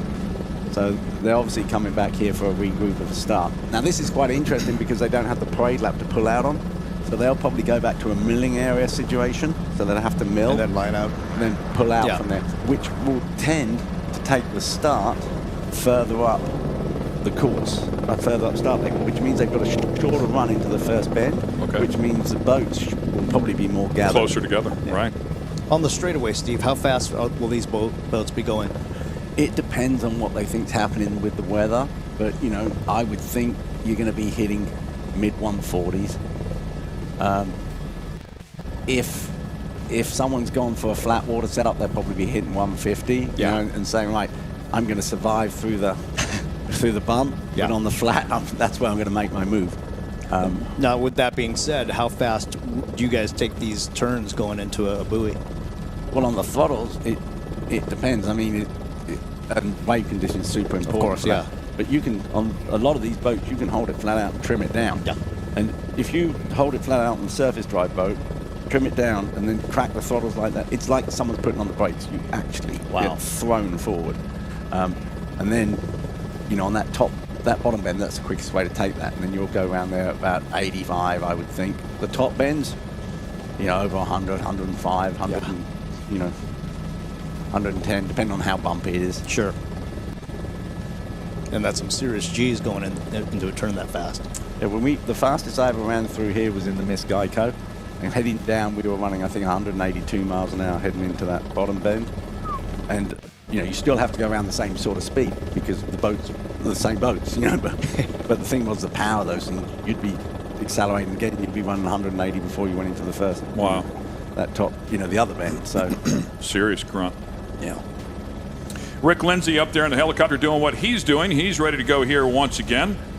We thank Insurance for all of their support and all of the beautiful video that they've given us over the weekend. I believe they got a new camera, which is... that gimbal hanging down off there. That's why that guy's sitting right beside him, right, with that massive, looks like a laptop, or it looks like he's running, he's kind of in his own cockpit over there, running all the controls for that camera. Pretty cool. Yeah, that's Rick's son, Parker Lindsay, and he does a phenomenal job at controlling that thing. I did not know that was his son. I did. I met Parker at Sarasota, Didn't realize that. They do a great job, and he's gotten really versed with it in short order.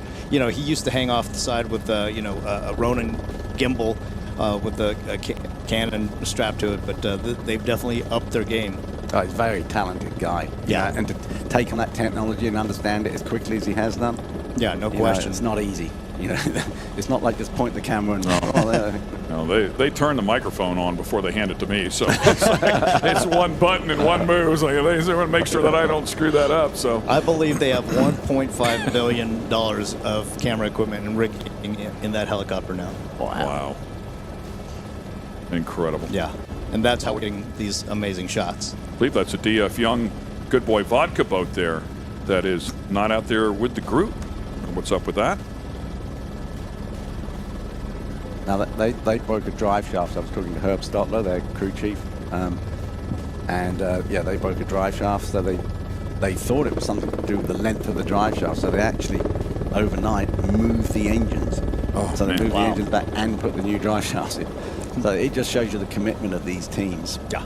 You know, and the variables that they have to move that stuff and what it must do to the center of gravity, you know, the CG on the boat, to change, I would think even, you know, a half an inch to an inch of moving those engines would be a big weight displacement. Yeah, it does, and it's the mass where the mass is for the balance and stuff.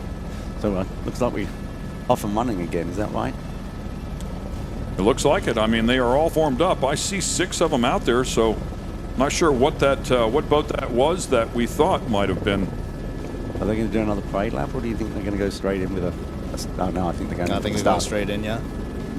We're all caught up now. Once again, the XINSURANCE Cares Hurricane Relief Fundraiser. Make sure you scan that code with your phone and make a donation. In the meantime, we're going to start this Pro Class 1 race. And the XINSURANCE boat there looking to take the early lead here. Here comes a Morpheus 8 one more time. The 222 Mobile X as well, right there with them.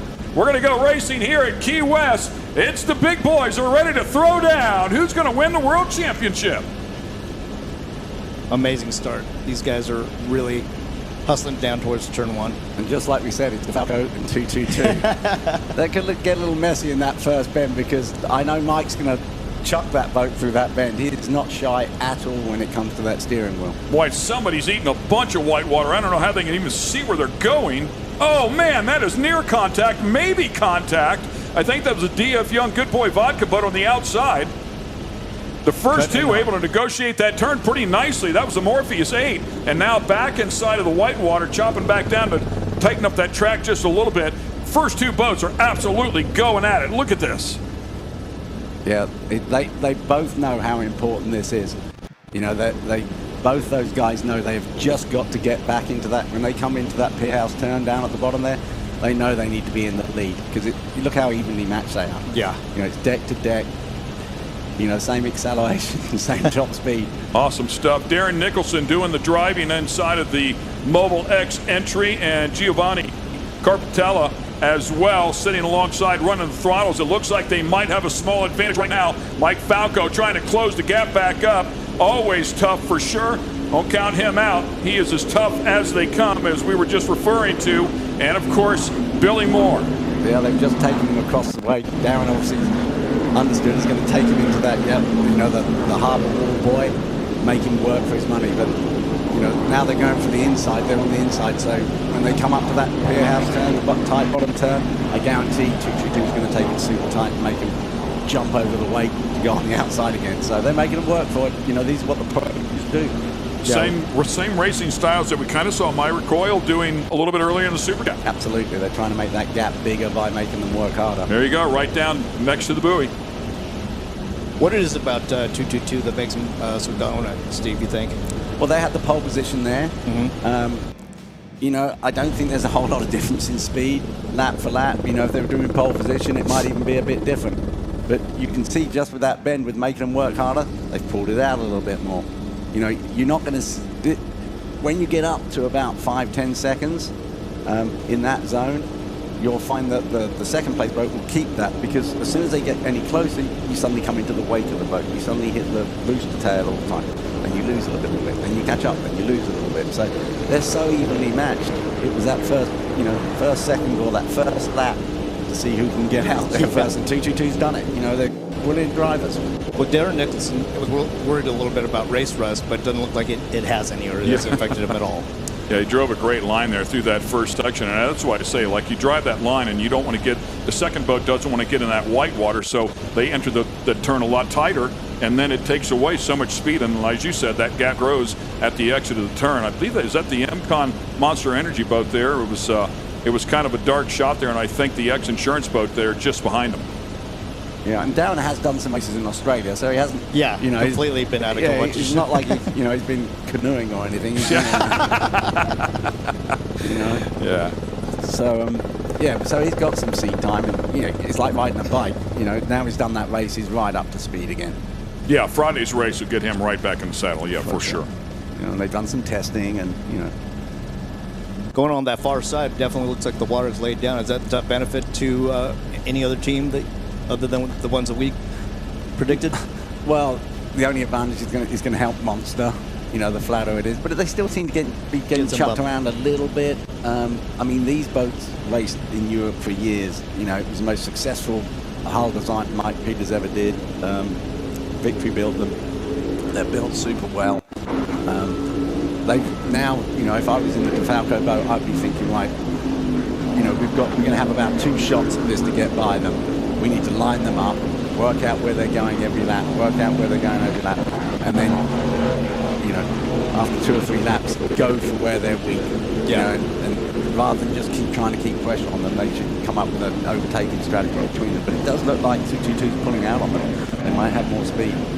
So Team DeFalco used to campaign an Outer Limits hull, and now they're running Victory. What are the differences that you see between those 2 race boats? Well, DeFalco was an old race boat. In fact, it was Carpatella's old race boat. It was a Fendi boat. But it had put on some weight. It was a bigger boat. It was more like the Morpheus boat. But the CG was too far forward on it for some reason. And they never really got to grips with it. And this boat here is the boat that they're in now, the DeFalco team's in now, is one of the old Qatar boats. And it's just a great boat. I mean, it's just a super, super running boat. Mobile X boat there out front. That is a 222 offshore. Great to have the Mobile X sponsorship added to that team as we take a look at the Monster Energy MCON boat. Same team, same driver, same throttle man as we saw in the Monster Energy, or the MCON Monster Energy boat in the Super Cat category. So very, very talented for sure. Those guys are very capable. Tyler Miller and Myrick Coyle, and they've had an incredible season here so far this year. You never ever count them out. Brand new boat, a lot of development, as you talked about before there, Steve, a lot of development on that boat. You were in that boat at the beginning of the year. Very impressive how far they've come in a short amount of time. Yeah, but you can see the boat as it comes up there into the bump, where the other boats were running reasonably, the 222 and the Falco were running real flat. They're working it. They're being pushed around a little bit, and every time that boat comes out of the water or the bow comes up, it loses speed. Okay. Those other guys can just lay on the gas, it stays down. So they're working probably twice as hard as the guys up the front, but they're still going fast. Yes. They've got a new boat coming. They're going to learn from this boat. Oh! Big moment right there, man. That thing really flew the nose. And that's the problem with that boat. You're going along, you think, oh, I've got it set up, and suddenly, boom, you're up in the air and you're flying, and you think, how did that happen? X-Insurance boat, as you can see right there, Randy Kent and Britt Lilly. And yes, the same Britt Lilly that we saw a little bit earlier, that won behind the wheel of the Dirty Money Machine. Great job for him. Congratulations, trying to double up now. More importantly, what an incredible turnaround for this team from here 1 year ago. Boat looks great. They've dug back the last couple of events, and they keep finding speed. Yeah, it still doesn't look comfortable out there. It's not their fault. When you look at those first 2 boats, they're just locked over and running, and they're just having some, they need more setup time, and they'll get it, and they'll get there, I'm sure. You've got 2 talented people in the boat, you've got a hugely talented team behind it. What they need is a bit more time. They've literally got the boat ready, I think it was the 2nd or the 3rd race, so they haven't had that time to dial it in, over time. Whereas the front 2 boats have been dialed in over the last 5 years. They're great boats, so that's what they're short of is testing time. And not to mention the fairly new pairing between Randy Kent and Britt Lilly racing together. Yeah, but both those guys got a huge amount of experience, and I've got a huge amount of experience for Britt. You know, he's a second generation racer. You know what he doesn't know about boats. You know, it's nothing, right. You know, so. But how does chemistry play into that between the two racers? It depends. It's a bit like having a girlfriend. You know, you sort of find your ground, find out who's going to be the tactician, who's going to tell each other what to do. I haven't spoken to them about it. I mean, I know with Britt in the boat, we got on great. We didn't actually talk that much. I don't talk much in the boat anyway. Yeah. You know, I always feel that as a throttle man, you're better off throttling to the driver. Oh, we got a flip in turn 3 is what I'm hearing. And you can see boats slowing down here. Obviously, they're going to get safety out there on the course as quickly as possible.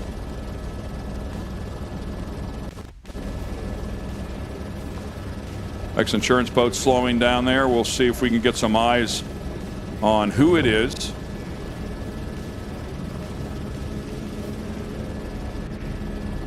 And a little surprised to hear that, to be honest with you. I mean, the fact that it has laid down, but that water's laid down a good bit. But again, if it's a couple of boats close to each other, things change. And then, of course, the MCON boat, we saw the nose of that one really up in the air. I believe that's the DF Young Good Boy Vodka number 17. That one is upright. But that may be the boat that had the issue. Maybe a spin or something. Spin out, or it's still landing right side up. Looks like it's under power. Yeah, maybe did a 360.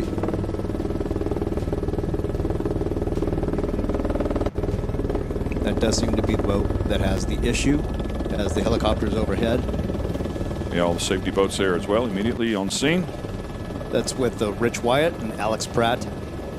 First year racing together. Had good success throughout the season. Good Boy Vodka, DF Young. Steve, you know Rich. You've known him quite a while. What kind of racer is Rich? Oh, Rich is a great racer. You know, and the boat's a fantastic boat. It needs a little bit of weather to make it really work. Yeah, it looks like a lot of damage there on the back boat where it says Good Boy Vodka. Something up there. By the way, they did come out and they kicked the season off with a win at Cocoa Beach. Yeah, I mean, the boat runs really, really well, but it needs it does need a little bit of weather. Alex Pratt's a good driver, good ex-motorcycle racer. Looks like they've hit something or someone, got a big old hole in the side or bang up. But you could do that through water pressure, or you could do it through hitting another boat. Yeah, and we're not seeing another boat just yet. Be curious to find out what happened there. I'm sure there's a lot of cameras on it down at that bottom end. So. Yeah. Yeah, trying to see if we can. Let's see if they can get us a little closer view. But man, it looks like a lot of damage there to that right side of the boat. You know, they might have hit one of the boys. There's steel boys down there. You know, and they won't. They won't give. They won't give. They could have hit that. They could have hit another boat. They could have. I mean, they could have whacked it in sideways, jumped up, whacked it in sideways, and blew the side out of the boat. So there's lots of options. The main thing is obviously they're safe. Yeah. Obviously they're heading back to the pits, and I'm sure we'll do a restart now. Now, depending on how they do the restart, because it varies from class to class, you know, this class could line right up again. How would they, do you suspect, restart in what order would they restart this race? They would start it in first, second, third. Whoever's leading at the time of. Yeah, if they'd have done 70% of the race, normally they would have stopped the race and given points at that point. But as they haven't done that. Wow, it looks like that looked like damage on the deck to you. It does, yeah.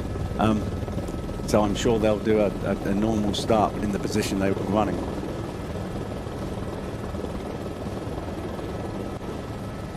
That's a big hole. Yeah, that looks like a gash across the side of that deck too, right over the DF. It wouldn't surprise me if they didn't have rolled it, but rolled it right side up again. Yeah, I mean, that's a lot of damage. And it looks like it's gone that side too. Look at it, the whole thing. Oh, yeah. Whoa. That is a huge, looks like the boat's almost broken in half. That's a lot of damage. Very surprising it's still under power. Oh, now we're seeing smoke out of the starboard side engine. Exhaust. Yeah, they need to get that boat under the crane real fast.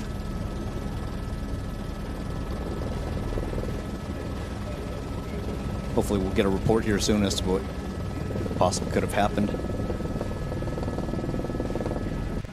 Alex Pratt drawing that, as you talked about before. Rich Wyatt, owner and throttle man inside of that one. See the fans down there and enjoying a wonderful day out here in Key West. Watching the absolute best in powerboat racing. Great condo to own right there. For sure. Yeah, I hate to see that for those guys. Rich Wyatt, of course, former teammate with Mark Granite as well. 222 Mobile X boat out there.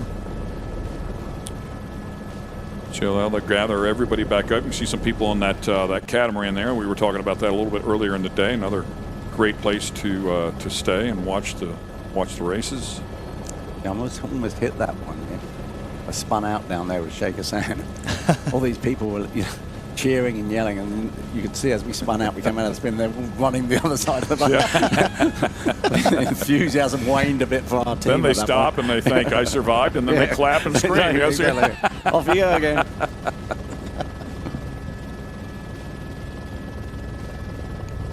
X-Insurance Cares, we'll bring that up here for you one more time, and we'd love to have you folks chime in there and help us out. Make a donation. A hurricane relief fundraiser. And as you can see there, donations matched by X-Insurance. Helping out the people that need a little bit of help down here. This place down here took a pretty good beating there near back-to-back weeks. So I heard that the X-Insurance guys came down here and were just helping out normally with, anybody, and it was... yeah, not even their clients, just helping out. Yeah, really, very cool. I feel like they're going to make their way back over here, which is great news. I'm sure they're going to get them in under the crane so they don't sink and then start the race. I'm sure that's the plan, because it doesn't look healthy at all, that boat. I don't know if it looks like it's dropping a little bit back end. Those pumps will only pump so much water out. Right. Definitely some serious damage sustained with that boat. Such a shame. It's such a beautiful boat. Yeah. I mean,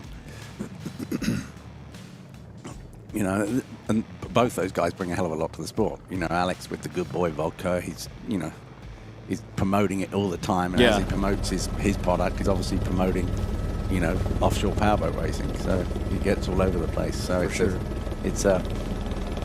ran superbikes at Daytona, by the way. Yeah, he used to. I think he drove BMWs, I believe. And, he's got some fantastic pictures of him. I'm a bit of a motorcycle geek myself, so I like talking to Alex about it. He's fast too. Yeah. Oh, I mean, that's not a game for the meek. No. Nor is this one, by the way. So, but yeah, he's certainly worthy of it. As we see an incident like this, and it would appear as though maybe they rolled all the way over and back upright. Let's talk about the safety of these boats and what's incorporated to them. Obviously, we see a hatch there on the top that they climb in and out of. What the fans might not know is that there's actually a hatch on the bottom as well. So if they are inverted, what's the process there? Yeah, so really, they're pretty much sealed now, the good ones. So if you do go over, the cockpit doesn't fill up with water. So you can actually get out the bottom hatch. It's slightly smaller, so you only get up one at a time. When we do a dunk test, they run us through the procedure of who's going to get out first, etc., etc. Sometimes you can roll these things over and have a huge accident, not even get wet. Oh, wow. So, what they work on is the fact that you survive the accident and then you can get out. But normally by the time you're thinking about getting out, and if you're not full up with water, you can be a lot calmer. So if it's dry in there, you say, all right, we're fine, I'll go, I've got some time now, we're both fine. And you open up the bottom hatch. Before you've done that, there's normally divers down there tapping on the window, giving you the thumbs up. And, right. So they're all ready to go. So the safety has improved, miraculously over the years, and the divers, are so well trained, understand what's going on. They come around and look at all the boats, so they know every boat, how all the hatches open, etc., etc. So it gives you a huge amount of confidence to push. It's, in the old days when we used to do these huge courses, you had to look after yourself. If you had an accident, you're on your own. You're on your own. I mean, I remember one of the Miami Bimini races, they'd lost a guy for like 4 hours because the boat completely sunk. He got in the life raft. We had to carry life rafts back there, and then floating up the Gulf Stream. I mean, they found him halfway to New York. So, you know, it's changed, but the boats are obviously going a hell of a lot faster. You know, not a marathon race back then, it was a different thing, but, you know, it incorporated its own dangers like that. Right. You know, like you had a problem with the boat. You know, you'd be lost at sea for a bit. And, but, you know, nowadays, you know, if they'd had an accident in that bottom bend, they were probably running over 100 or whatever, and, you know, oh wait, you got damage to the boat, but you can always build another boat. Right. Yeah, as long as the driver throttlemen are okay. Yes. First and foremost. Yeah, I was kind of curious about that.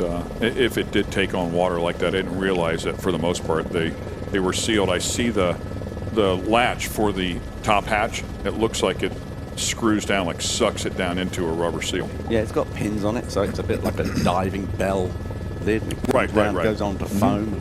And the idea is that the canopy is meant to be as strong as the bottom of the boat. So everywhere on that canopy is got to be as strong as the bottom of the boat. So that you sit in this like really pod, and that's including the glass. You know, the glass is, you know, minimum for like an inch thick. Some of them it's 2 inches thick, depending on the materials they use, polycarbonates, etc. And you know, and the smaller the window, obviously, the stronger it is. So all this gets calculated and put into it. And, you know, the APBA and the UIM are really chasing to stay on top of that, you know, and make it stronger. It's easy to say, oh, you know, make it as strong as you like, but then you've got a boat that, you know, be so heavy it couldn't go anywhere. So it's a balance. I haven't talked to Randy Sissom at length about the way he builds his boats. He overbuilds them for too much safety, even at the sacrifice of speed, to make sure that the boat is safe first and foremost. I think most of the boat builders are like that now. You know, they agreed. Yeah. You know, they've got a huge amount of experience.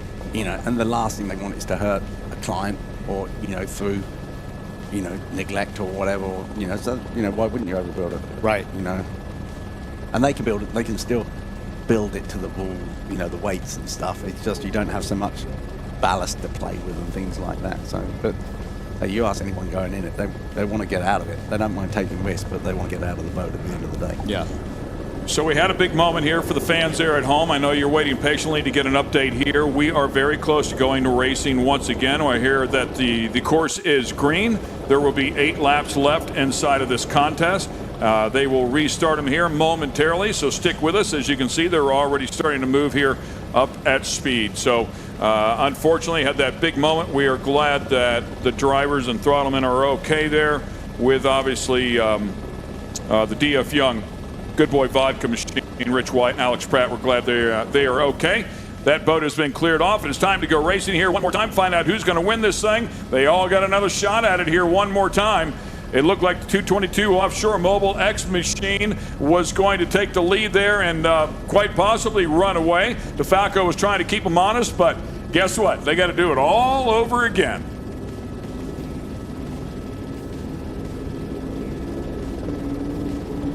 Up at speed here. Boats bobbing up and down just a little bit. They pick up the throttle. Rooster tails are growing. The Morpheus 8 coming on really hard right now. We did hear that the DF Young boat did spin out, is what we're being told. But that is in the past for now. Everybody's okay. We're racing here 3 wide. The 222 Mobile X there on the outside. Third boat on the outside. Maybe a small margin, but way to the outside. The Morpheus 8 down here in the bottom line, the preferred line, might come out of this thing with the lead.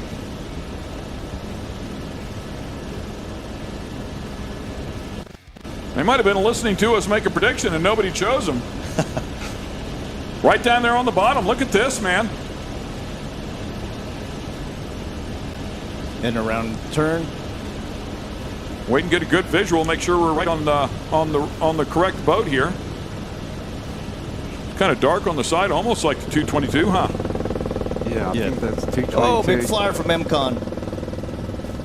Yeah, MCON's not enjoying that water. No. You know, they were right with them coming into it, and then it gets bumpy. You know, it's very frustrating when you're in the boat and that happens, you know. And those two guys know exactly what they're doing in there, and they're getting the 110% out of that boat for sure. Yeah, that is the Mobile X boat. My apologies there. Really good restart here. certainly what you would expect out of them. That boat for sure. I mean, I know it's not just the boat, it's the people inside working the controls. Big moment right there, 12,000-pound boat flying through the air.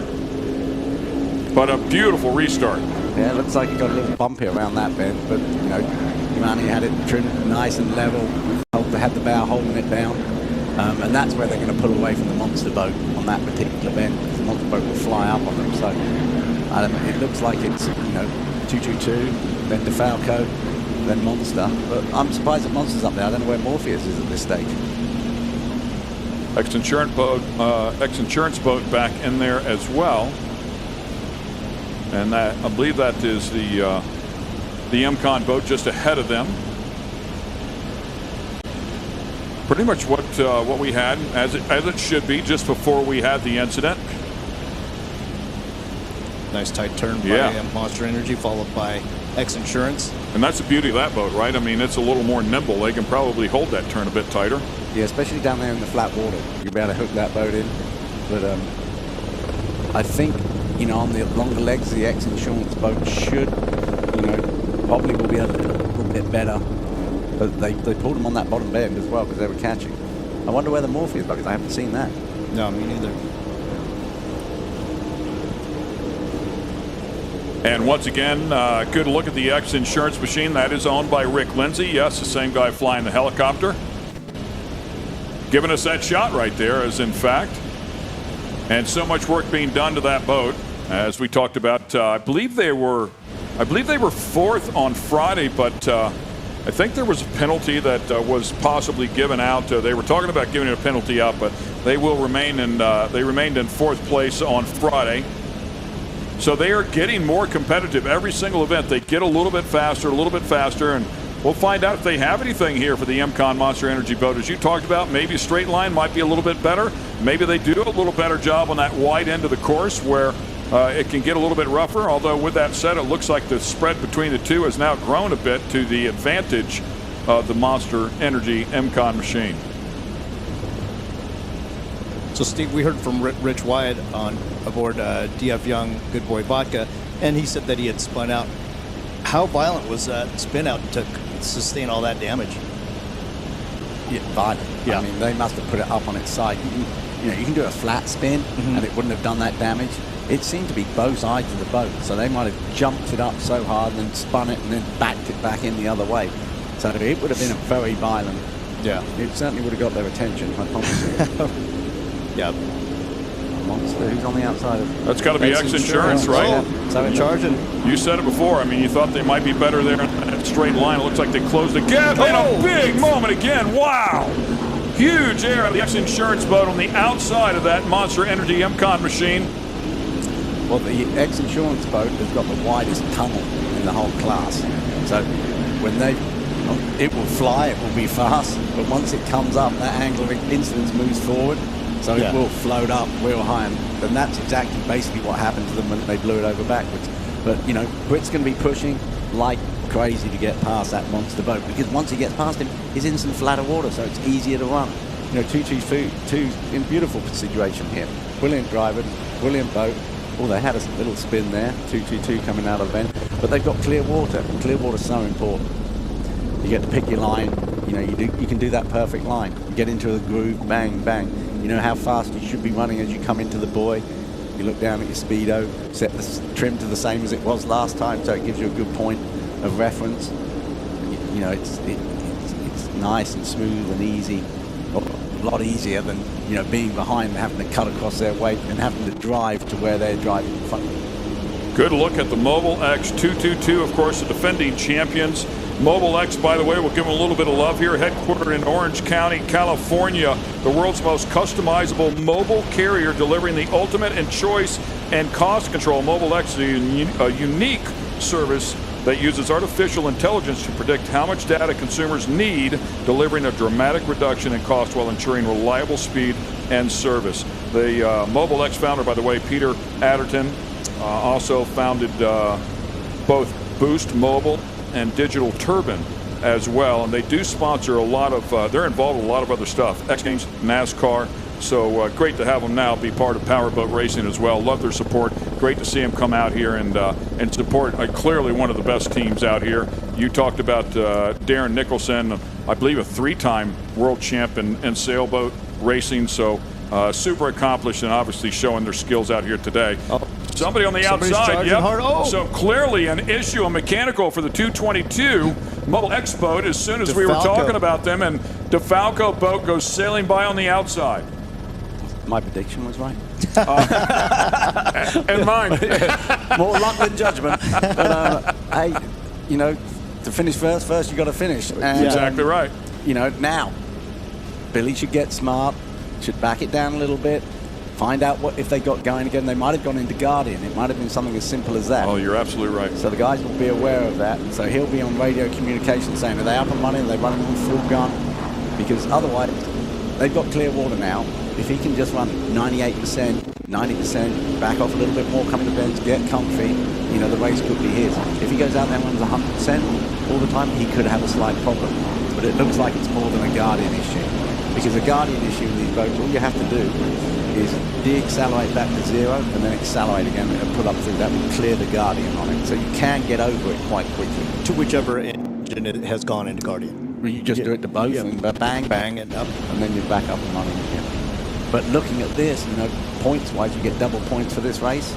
Well, this would be mathematically. Yeah. This is your winner here. Yeah, we don't want to say that near this early, obviously, but you know, another 7 laps to go here. But yeah, mathematically, if they can hang on to this spot, they passed Heck, they would be our world champs here in the Pro Class 1 category. So. Yeah, we'll see. I was with you, and I was wondering, well, they are back up to speed now, so it might have been exactly what you said, Steve. Yeah, it looks like they've got speed running again. So, but they would have been communicating now at this point. So, you know, Mike will be well aware that they're running at top speed. So they're going to go, they'll get the countdown. So they'll say, oh, you're 15 seconds behind. You know, and after this lap, oh, you're 13 seconds behind. You know, so they'll be knowing how many more laps they got to do, how many seconds a lap they're catching them. These guys, the only thing they can do now is just run it as hard as possible. So you're really going to see what that boat's capable of now. But, you know, Billy's got to play it smart, you know. And you know, this could still turn into a real good race. So I always like to just explain for the fans at home, because we take these words for granted all the time. You say went into Guardian, people at home are saying, what is Guardian? So let's explain to them that's actually a safety device that if there's a sensor on the motor and it senses something that it's not happy about, it pulls the motors back. Yeah, and it can be anything. You know, there's a number of what we call Guardians on the thing, and it's like it's a Guardian to stop the engine from blowing up. You might be getting a little bit higher temperature. You might be doing too many over revs, so just holding the throttle down at over revs, and it puts a Guardian into that, and you have to clear it. So it could be one of anything. Now, Giovanni will be looking at the gauges, and the guys on the shore, if they got telemetry, will be saying, okay, this is the problem, it's cleared, you know, go. So it's, this is really when you get anxious in the cockpit. Right, sure. You know, they know they've got to give it 110% now to try and catch them. And there'll be a huge amount of radio communications going on in both those teams to try and keep them, well, the Falco out front and 222 catching up. Yeah, and when you say you can clear it quickly and get back to throttle, you have to get back up to speed. You got to build boost. All that while a guy is going 140 miles an hour driving away from you turns into a pretty big gap. Yes, for sure. But, you know, if they don't know, I had a race a couple of years ago in South Soda, and because I stopped, I actually stopped and cleared had to reignite the engine, stop it and go again. They thought I was out the race, so they backed down. I managed to get a run up, and then by the time I was getting that run up, it took them a while to get back into the group. Oh, wow. Just like you're saying, you know, we managed to catch him, but it's pretty rare. Got a message from Rich Wyatt. Both he and Alex are okay, but he says, I'm not sure if it went all the way over or not, but it landed up right side up, so that's a good thing. But there was quite a bit of damage sustained either way. Yeah, tough go of it for those guys that have been digging all year long, as we talked about kicking the season off with a win there, and had a couple more podiums along the way, by the way. I mean, the season with a win and a total of 4 podiums, so They had some good success there this year. I'm sure we'll build off of that. See them again next year. Looks like Monster Energy has extended their lead over XINSURANCE. Yeah, so I think you've got 222 still in second place at the moment, So chasing DeFalco, 222, Monster, and XINSURANCE, yeah. And I assume at this stage Morpheus is out of it. Yeah, like we said, we haven't heard from Morpheus, so we must be out of it there. And then obviously DF Young would give us our total of 6. Both the helicopters up there giving us a shot, as well as the sunlight changing. As you get into the late afternoons like this, a certain point, and I don't know, maybe with the time change here, maybe they will have to deal with it, and certainly that red flag issue, but dealing with the sun coming through the windshield and looking straight out into it. Yeah, very much so. You do get a lot of glare, and then you can get salt on your windscreen, like off salt vapor. Oh, yeah. And it's even tougher to see. And it crystallizes. Yeah. And you see. So, for sure you'll be getting some spray, especially if you go through people. I mean, I've got to the point sometimes where it got so bad, I've gone through the wake of a boat in front of me just to clear it. Oh, wow. Yeah, sure. And you're meant to have freshwater screen washes, but sometimes they don't work great or whatever, But this is going to be the race. You can see by the wake in front, they're still a ways back. But that, it's going to take nothing for them to catch up. A bad turn, a little bit of a spin, anything, a little guardian, 222 would be right back in the race. Ken, where did DeFalco finish on Friday? Third. Yeah.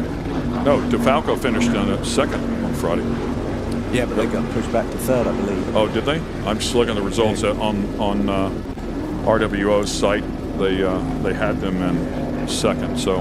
I think they finished on the water in second. I heard they got put back a place because they missed a buoy. That's what I heard. Okay. Well, and that's what I'd heard. I heard that they might hand out a penalty, but I never heard if that took place, and according to timing and scoring on there, so I was just going by time scoring and what they posted, but yeah, quite possibly something had changed there, courtesy of race control. Yeah, so hey, obviously everything that we're discussing is unofficial until everything is calculated at the end of the day. That would still put them in 222 and the two catbird seats, if you will, battling for this championship, because now, if that was the case, it would have bumped Morpheus 8 up, and they're no longer in it here that we can see anyway. So it's going to be between these two. If they both finish the race here, and double points, I would think would be enough. Yeah, pretty sure it would be. I mean, these guys are having a great race. It seems that the Monster is faster on the inside of the course, and XINSURANCE is faster on the outside of the course, and they're doing this sort of concertina effect. And the Monster boat seems to turn better at that bottom bend, but then the XINSURANCE has to deal with their weight, so that might be the issue.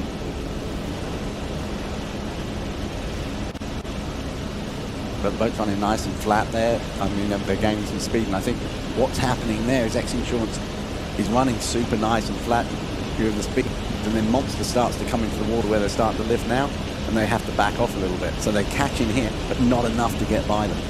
I know there's bonus points involved, and there's some other things that get involved, but just some quick guerrilla math. If DeFalco Racing was bumped down to third, that would be 81 points. If they win here, 281. If 222 finishes in second, that would be 180 points. With their 100 points on Friday, the spread would be 1 point for the World Championship. So just saying, and again, there's other points that get worked in here, but just some quick guerrilla math there as it potentially stands right now. Yeah, they've changed the points as they normally do for Class 1. Class 1's normally a lower point seed, but this is a totally different event for the rest of the year. It's not part of the Nationals, it's not part of the Class 1 Worlds. It's actually a completely different event, so they've got different points, different rules and regs for it. That was a beautiful beat there for Monster.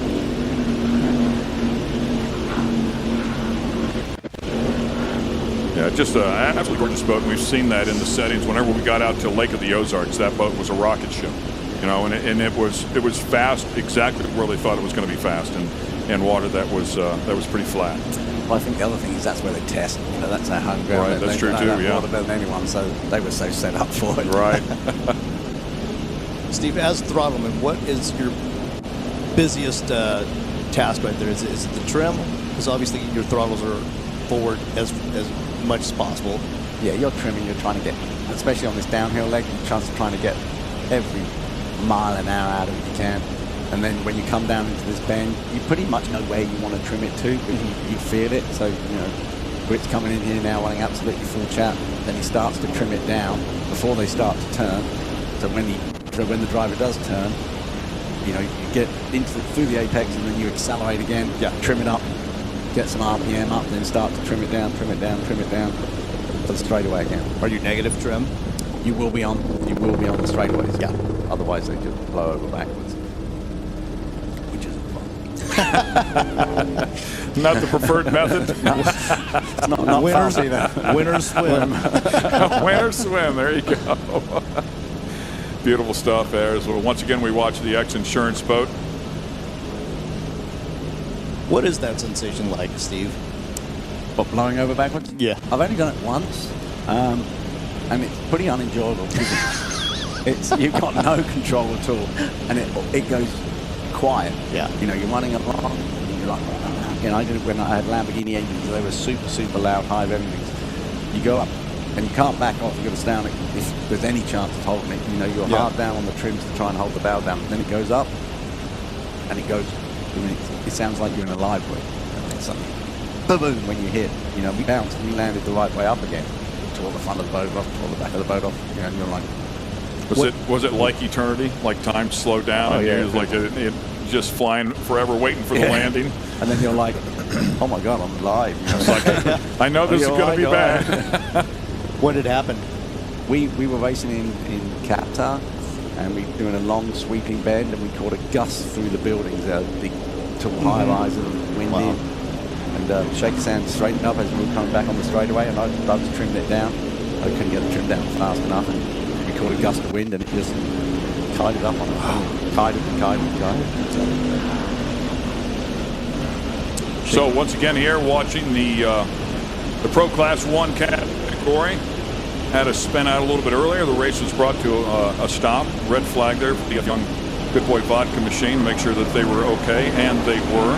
Unfortunately, some damage done to the boat, but I'm sure they'll get that fixed up and be ready for the 2025 season.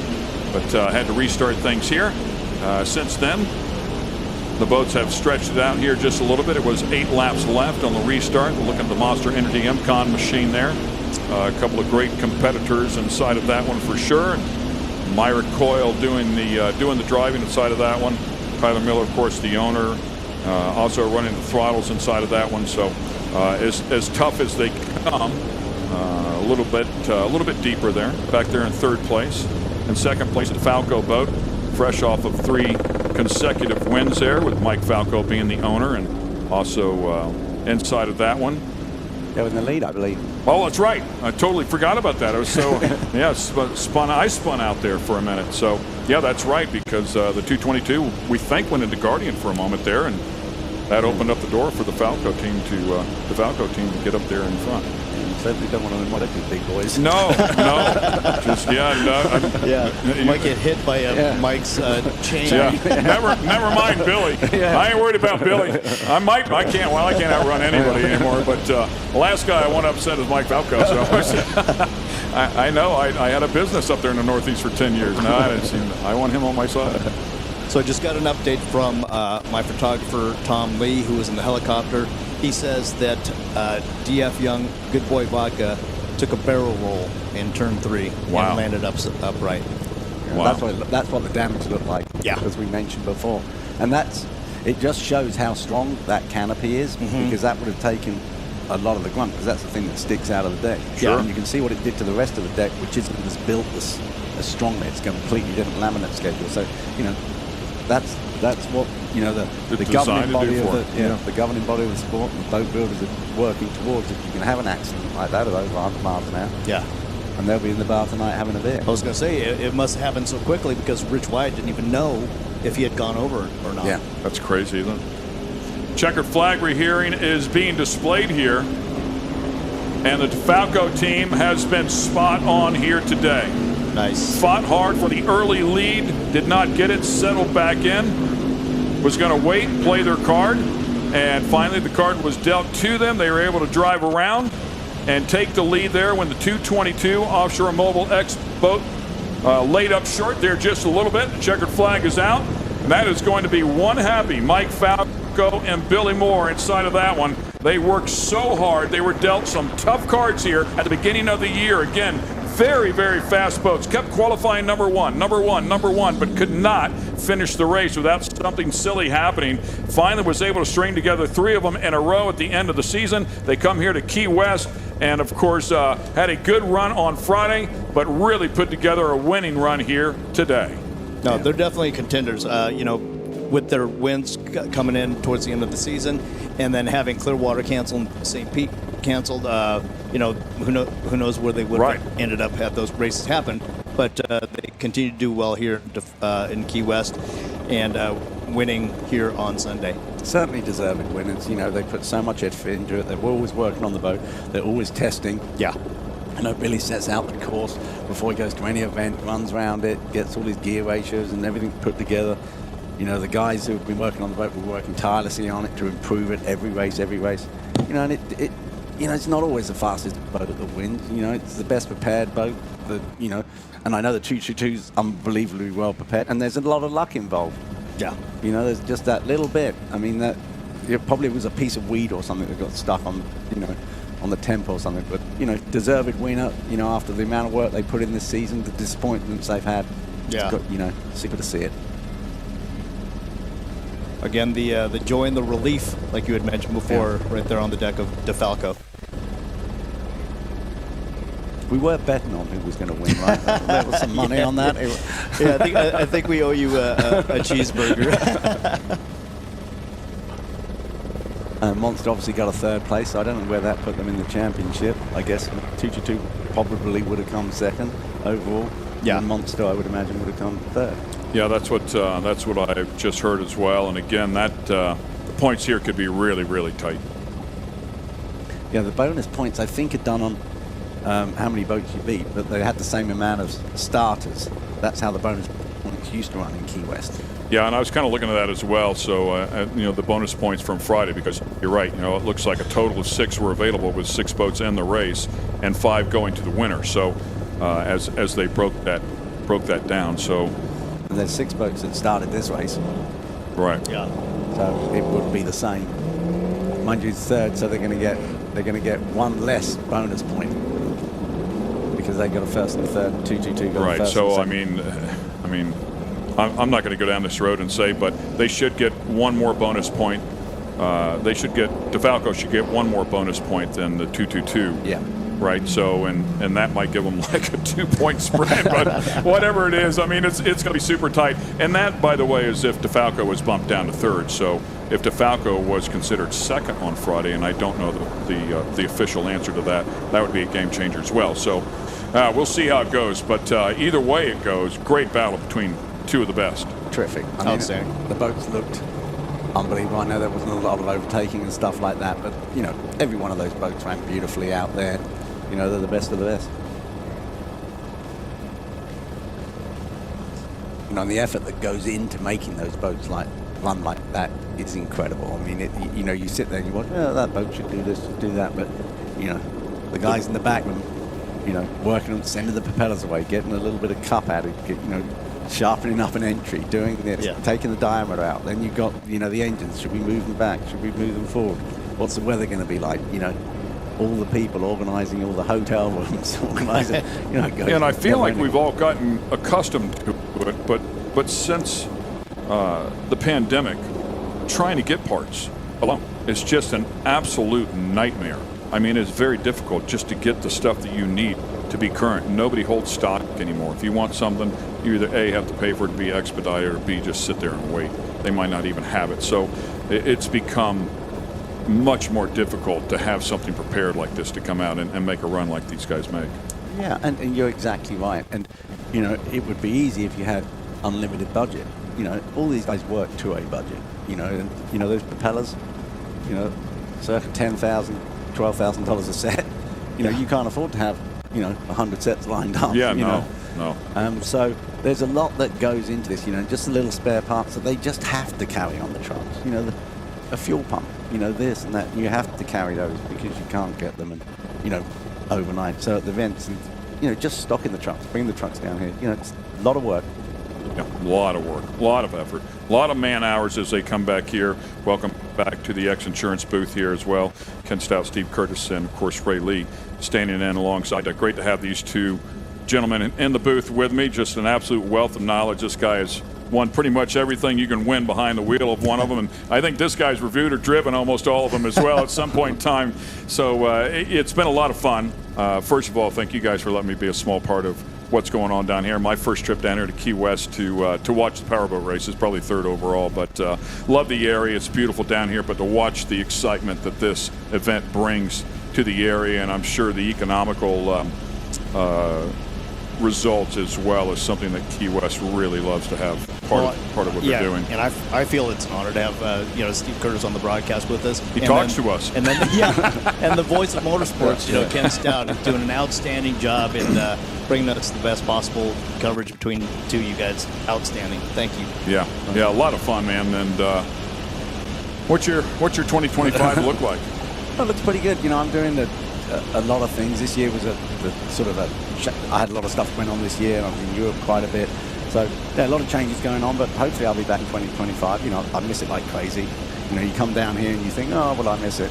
Yeah, I do miss it. You watch the guys, you want to get involved, and you feel like a bit of a spare part down here. Right. That's why it was super nice to be invited along to hang out with you guys today and watch a race, But no, it's... and not get sunburnt because but yeah, it's super nice to be down here. The economic impact of Key West over the years, the 43 years that it's been running down here, it's got to be incredible. And I think it's their biggest event. It used to be Fantasy Festival. I think they called it Fantasy Fest. Down here was the biggest, but now offshore is, and it's been it's solid. I see people here year after year from all over the world. No Norway, question. England, and every year these guys have been coming for 10 years.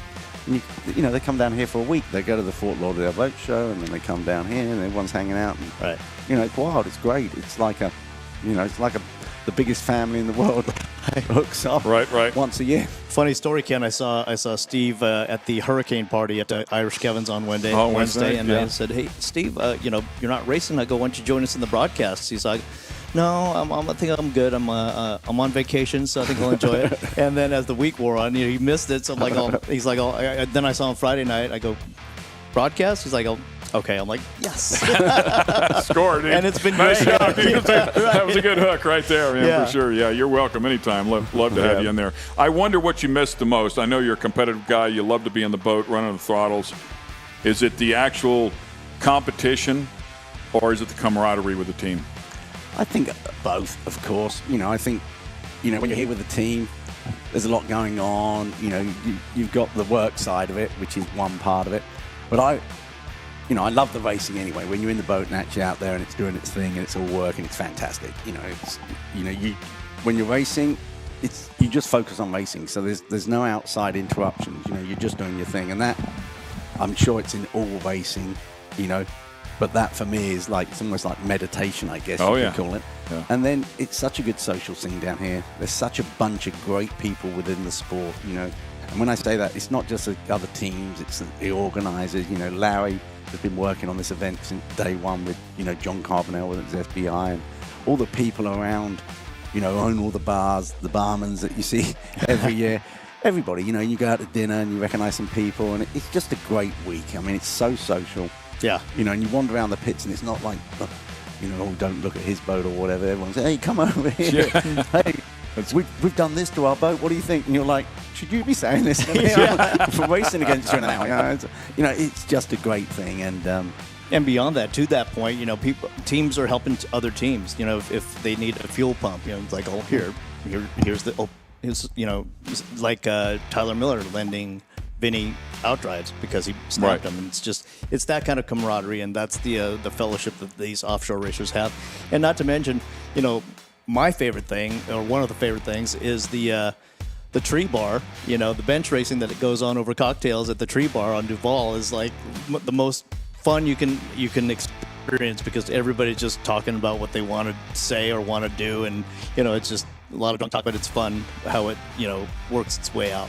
Well, that's awesome. I'd not heard of the tree bar, by the way. The tree bar that I'm associated with is from Short Course Off-Road, and it was out just south of Las Vegas in Nevada. But we had the same thing where everybody went to the tree bar, literally a gigantic, tree in the middle, and everybody went around. I didn't realize they had a tree bar here in Key West. Is it a palm tree or is it a regular tree? No, regular tree just below. Oh, is that the one where the roots are growing out? Oh, I know what you're talking about. Yeah, I do know what you're talking about. And there's a bar right there and a pizza place. And, well, there's a bar right there no matter where you're at. That's true, yeah. But there's, and the crazy thing is, I've never seen any trouble. No, right, exactly. Yeah, so really you come down here, they're trash talking each other and laughing and joking and stuff. There's never any trouble. No. And that's the attraction of the sport. That's why families want to get involved in it. Because you can, you can bring your kids along. You can do that. You can hang out with that. Everyone's welcoming, and it's been like that ever since I've been involved in it. It never got to the point where it's so edgy where you don't talk to this person, you don't talk to that person, or you can talk to anybody. Right. Johnny Tomlinson, is the nicest guy in the world. Won everything. Yeah. He's like the king of Key West anyway, pretty much. He hasn't had his best week down here, but because he normally just wins. Well, Johnny Tomlinson and arguably Steve Curtis, both of these guys, the best throttlmen in the world. And on the podcast with Myrick, Myrick used to run with Johnny back in the day. Yeah. And Myrick asked Johnny, he's like, "Oh, hey, who do you think the best throttlman is?" And Johnny says Steve Curtis. So, yeah, I've got a huge amount of respect for him. Johnny's brilliant, So, and it's not just about going fast, because anyone can go fast. You put the levers down. What it is, it's about his race craft is incredible. Yeah. And like I said, there's not many sports where you can talk to a guy at that level, and he'll just talk out and chat to you. Oh, well. Is this the Super Stocks, I believe? Super Stock, yeah. I think Super Stocks are firing up here. Steve, you're welcome to stay if you'd like to stay. Oh, I love this class. Please, I'd love to stay. Please stay. Absolutely. Please here we go. Yeah, these guys racing. are absolutely incredible. And this class is just such a success story. Yeah. I think we've got 15 boats here. That's outrageous. Yeah. Jack Hammer, the defending race winner here from 1 year ago. Speaking of Jack Hammer, I spoke to Reese Langheim and his partner for the weekend and former partner, Ricky Maldonado, and they told me that their strategy is to get to turn one and get there first, and they're not lifting. Yeah. Well, they've had huge success this year with the Jack Hammer boat, and I heard that didn't Ricky break his leg or something? That's Julian, his son, who's Reese's regular partner, and they earned the national title for the year. And he was in a golf cart earlier in the week and overturned it, and broke his hip and his femur, and he's at home now recovering. So get well soon, Julian. And sorry you're not here, but your dad's doing a remarkable job in your place. Yeah, they finished up second of the points in 2023, bettered that here in 2024, struggled at Marathon a little bit, but after that was either first or second at the next four events, 2 wins, one at Cocoa Beach and Sarasota, and then Lake of the Ozarks and Sheboygan finished up in second, finished up third here on Friday this year. So, oh man, big air right there. Just caught a glimpse of whoever that was, but definitely flew the nose in a big way. Steve, that was a relatively clean turn. Yeah, that Warren. Yeah, look real good. Despite all the boats. And this is a class I started in a long time ago, but with twin outboards. We didn't have canopies at that stage. But these boats are like go-karts compared to the big boats. Yeah. They're very reactive to trim. You really have to work on them all the time. So much fun to run. I mean, they're just dynamite. And they still react the same, but they're just more nimble. You can do more with them, chuck them through the bends. You got to watch, they don't accelerate quite so hard because they don't have the power, but it's fantastic racing. Yeah, from the looks of it, looks like Jack Hammer's out in front, Ray Marine in second, or perhaps Alan Longcare in second, Ray Marine in third. Well, look at this. All three. Or a couple of boats right here. Yeah, really close. We're looking at Ray Marine overtaking Alan Longcare. That's Cole Leibel and Gary Ballou in the Ray Marine boat. And that's the Ray Marine boat's a victory boat, so is the Jack Hammer, which is the same builder as 222 and DeFalco. Yeah. So they're built by the same people. They're newer boats, these, and they're derived from the X-Cat, which is a form of racing in the Middle East where they use the 450 Verado engine. Great battle here side by side. Ray Marine out there, just a small advantage here. Struggled on Friday, finished outside of the top 10, but clearly feeling racy here today. About a half a boat ahead there. And by the way, it was Team Allen Lawn Care that he was battling with who won here on Friday. Yeah, but they got the outside. They pushed him out. Ray Marine had the line into the bend. Then they pushed him out too far.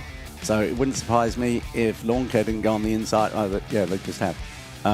So yeah, that he probably should have waited, got on alongside him and just hugged him going around the bend. So he overshot the bend. But the way that boat's running, I can see him going by him. Allen Lawn Care overtaking Jackhammer for the moment, doing a battle. These boats are all 32 foot in length, all running Mercury Racing 300s. Cole Leibel of Big East, Ray Marine, is the nephew of veteran legendary racer Lauren Leibel, who you've raced against. Yeah, I spoke to him yesterday. Whilst I was having lunch, actually. Yeah, super nice guy. You know, he's a great. You know, now he's got the 47 Apache. Did some marathon races with it. Yeah, and you know, he looks. You know, I think Lauren's like 70 years old. He looks like he's 50. I mean, I don't know whatever he's taking, I need to get some. A couple years ago, he was campaigning about the Canada Homes in the Class 1 and won the championship, correct? In Supercat. Supercat, with John Tomlinson. Right. You know, and they came down, and they didn't have the fastest boat, but it was rough for that thing, and they won the championship. It was, you know, typical Johnny and Lawrence. Yeah, so. And then he retired again. Yeah. But, speaking to him yesterday, he's like, I really miss it when I come down here. So the Allen Lawn Care battling hard there with Jackhammer, and Jackhammer getting the advantage. Looked like he had to check up. The Allen Lawn Care boat had to check up just a little bit as things got rough. A little deeper in the pack, you can see how churned up it is. A bunch of roost everywhere. It looks to me like the chop is picking up a little bit here too. Obviously a little bit smaller boat, so it doesn't take much more to really upset these things. Yeah, that's Sean Torrente in the new boat. Yeah, the S2 powerboats, Allied, running with Sean Connor. Yeah, and that was a very experimental boat, completely away from the norm. They did a lot of things, and some things worked, some things didn't. They keep working on it. They're going to get it back. You know, Sean Torrente's going to get it sorted for sure. You know, he's eventually. I know it's very fast in a straight line. They're saying they're super happy with it, but it just needs a little bit more work because it's a brand new design. Yeah, S2 powerboats, co-owned by Sean Torrente and Sean Connor. Hence the name S2. But it looks like the water's, on the inside nice and flat, and it's still a little choppy. But it makes such a difference with these boats if you're behind the field, because you get all those wakes and it's bouncing off the wall when you come back down here. It's got nowhere to go, the water, so you get that wake coming back down. It makes it tough to catch up at that point. But it looks like Ray Marine hooked up today. Yeah. Just there we saw Allen Lawn Care with Billy Allen and Randy Keys working well together. Randy Keys had his own team, Supercat team, Clovar, a couple years ago, but he's partnered up with Billy Allen, and they've had good success. Superstock category, some 14 boats running out there on Friday, so a nice size field here. Yeah, that's when it gets super interesting. When you got that many boats, you can't make a mistake. If you're out front, you make one mistake, 2 or 3 boats will go by. So you have to be so on your game. And look at that boat run. I mean, they're just completely smoking. I mean, it looks beautiful. Yeah. Coco's Monkey just ran an excellent turn between turn 3 and 4. Yeah, Coco's Monkey, part of that incident with Celsius that we were speaking of on Friday. 2 boats getting together. Unfortunately, Celsius rolling all the way over and back upright, was able to make the repairs to the boat. Went out, tested a little bit yesterday. Oh, great to see them. I'm sure made the start. There's a look at Coco's Monkey as well. Was actually in an establishment on Clearwater Beach called Coco's Monkey, and I was wondering if it was the same place. It was not. I believe this Coco's Monkey is another Key West company that sponsors them down here. Yeah, the owner is Courtney Collins, which is Coco, and Monkey is her dog. So that's oh, really? Yeah, it's an apparel company. Is that correct? Yeah. Yeah, because where Like I a was, boutique. it was just like a sports bar, you know, a beach bar, right? Called Coco's Monkey. But I was like, what are the chances? It's got to be the same thing, you know? I mean, but it was not. With driver AJ Bogino and Pete Bogino on throttles. Fun name for sure, and great to have another local company down here sponsoring one of the boats that's out here. My videographer Carter Body, it's his favorite team offshore not because it runs well or does particular, but just because he loves the name. Makes him laugh. I caught some air there. Yeah. There seems to be the wider you go there, the waves are a bit more swellier. So, you know, if you notice that, you know, you've got to take that into account in the next lap. Say, right, I'm going to go tight to the pin, even if you have to back off a little bit more and it's not as flowy. Because as soon as those things get airborne, you can't be on the power. Yeah, you're right. You can see it, little white caps on top of the swells the further out they go. Yeah, so, you know, if you can stay in, it might help you a little bit. You know, and you're looking for, you know, a second here, a second there, you know, to make a big difference at the end of the race.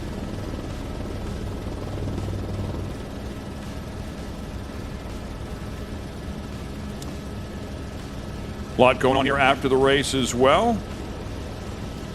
People will head over to the amphitheater at one point, which will happen a little bit later on. They'll hand out a bunch of awards as well.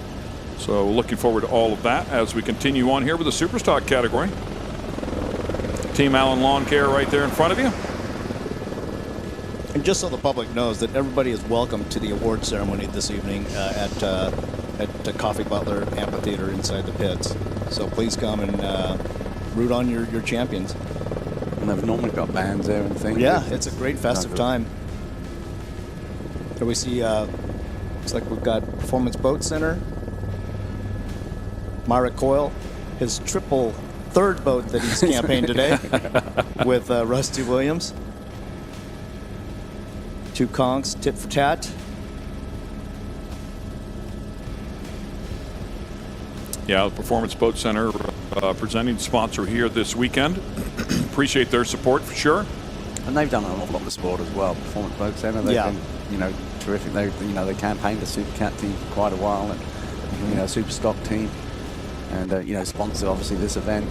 You know, Mark, and they, you know, a big part of the Lake of the Ozark events, and you know, they've got a fantastic facility up there and do great work on boats, etc., etc. Yeah, it's the Taj Mahal of boat facilities for sure. Yeah, and they do a great, you know, job on the water, and they've got Marek, so yeah. Your national champions there, Team Jackhammer with Reese Langheim and Julian Maldonado filling in. I'm sorry, with Ricky Maldonado filling in for Julian. And that's a Victory Team boat as well. So those and Ray Marines, you know, and they're both very similar. The bottoms were designed by, or had some input from a guy called Åke Mannerfelt, who's a Swedish guy. He came up with some fairly radical, or slightly different changes to a lot of them, and you know, to give them more lift, etc., etc. But they've really dialed them for this power as well. Yeah. Because they were initially meant for 450 horsepower side. Now they've got 300, so they had to do quite a bit of dialing in to get the boats running like they are today. Isn't Victory manufactured by the country of Dubai? Well, it's owned by the Dubai government. You know, yeah. They started off as a race team, and now they do all sorts. You know, they do circuit boats, they do pleasure boats, and you know, for the Sheikh, and they also, you know, they build a lot of these type of boat X-Cats. Yeah, as they were. You know, they built some pleasure boats, and they're involved in running 2 teams in the E1 series. So they do all sorts of different stuff. You know. What are the water conditions like? Race conditions in Dubai as opposed to out here? They can get rough there. Yeah. I mean, the last race we did there was quite rough, and that was right in the bottom of the island. It was like a palm tree. Yeah. And you sort of raced in and then back out again. But it can get rough there. You know, sometimes it can be, you know, flat beyond belief. Mm-hmm. But you know, it can get bumpy. They tend to run slightly longer courses in Europe. You know, 4 miles would be a real short course for us. Oh, really? Yeah. Yep. Another good look there at the Jackhammer. Doing a great job here in this one. Trying to bring it home. Finished up in 3rd on Friday. Boat Depot was in 4th. Team Celsius ended up in 5th, which is pretty amazing there, considered they rolled completely over. And I consider that I heard they were trying to sell that jackhammer boat. Yeah, but I bet they're glad they didn't maintain it, yeah, and taking on more championships. Yeah. Yeah, it is kind of tough to do, isn't it? I mean, when you get one sorted like this, that's that consistent, it's hard to let it go. I mean, I know you want to advance and you want to keep moving up the ladder, but how long does it actually take to get one really happy? And it just looks right, you know, in the water. It just looks, you know, watching it all season long, it just looks comfortable. And if it ain't broke, don't fix it. Mind you saying that, they've just been overtaken, I think. Is that them? Not sure if that was them or not. But yeah, it just looks comfy. It never looks... Yeah. Coco's Monkey out in front of Jackhammer.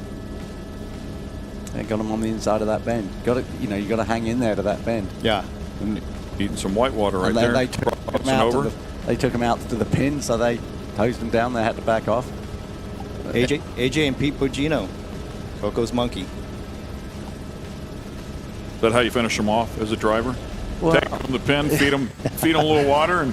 Well, the thing about this course in particular is you've got, you know, buoys that you can't go outside of halfway down a straightaway. So if you're in tight and you come across them and you've got that 2 boat length, which is the regulation pretty much, and you pull over, but you know you've probably got 4 length of water spitting out the back of this boat. You know, 4 boat lengths of water. So if you come across on someone and they can't go any further because the pin's there and they get penalized if they go the other side of it, all they can do is get wet. And as soon as you're wet, they say, oh, you can nail it through. But you know, number one, you're going into their water that's being pushed back. Number two, you've got a load of water hitting you, slowing you down. It ruins all the aerodynamics of the deck, and you'll lose a couple of seconds easily. And you come out the other side of it, and they're gone. They're gone. You're like, oh, I thought I was in contention here. There we see Ray Marine, Big East Construction, hitting some big swells out there. Yeah, that's running well there. That's dialed in. And it took them forever to get this boat dialed in, but now it's... Yeah, with Throttleman Gary Ballou, who you've raced against numbers of times. Yeah, Gary, I mean, Gary was at one point when I first came over here, he won every race with the outboards. You know, he's been in it the longest. Yeah. And I know he's worked with the Victory team to start bringing the boats over here. You know, and they didn't quite get them together, but he's certainly sorted it out now. I mean, that boat just is running perfect. Yeah. It doesn't look like it's in the same race as the other boats. It's, you know, when it's jumping level. You know, Gary's got a huge ability in a boat, so yeah, just been doing it a long time. Excellent Throttleman, and there's no mistaking that livery of Big East Ray Marine. Yeah, it stands out. That's what you want for a sponsor. I mean, you want it to pop. Right. Everyone looks good. When we were tongue-tied. Yeah, it happens. With Miss Geico, yeah. No, we haven't been drinking, but I think that might be the problem. Yeah, so under sober up here. Yeah, I mean, when we were with Miss Geico, that was the same thing, you know, and the sponsors, you can see them miles away. Jackhammer coming back now, it looks like, on Coco's Monkey. Oh, yeah. Head-to-head right now in front of the mole. And they're on the inside of the bend. So that's where they want to be. I mean, hopefully, you know, they haven't got an issue with Guardian kicking off or something, or... Yeah, so you mentioned Guardian on the Pro Class 1 boats. They also have Guardian on these power plants as well. Yeah, and it can be something so small. You know, it's, you know, like I said, you can pick up a little bit of weed or something that blocks a little turn just for a little bit, or you can do an over rev, or you can do you know, it takes nothing.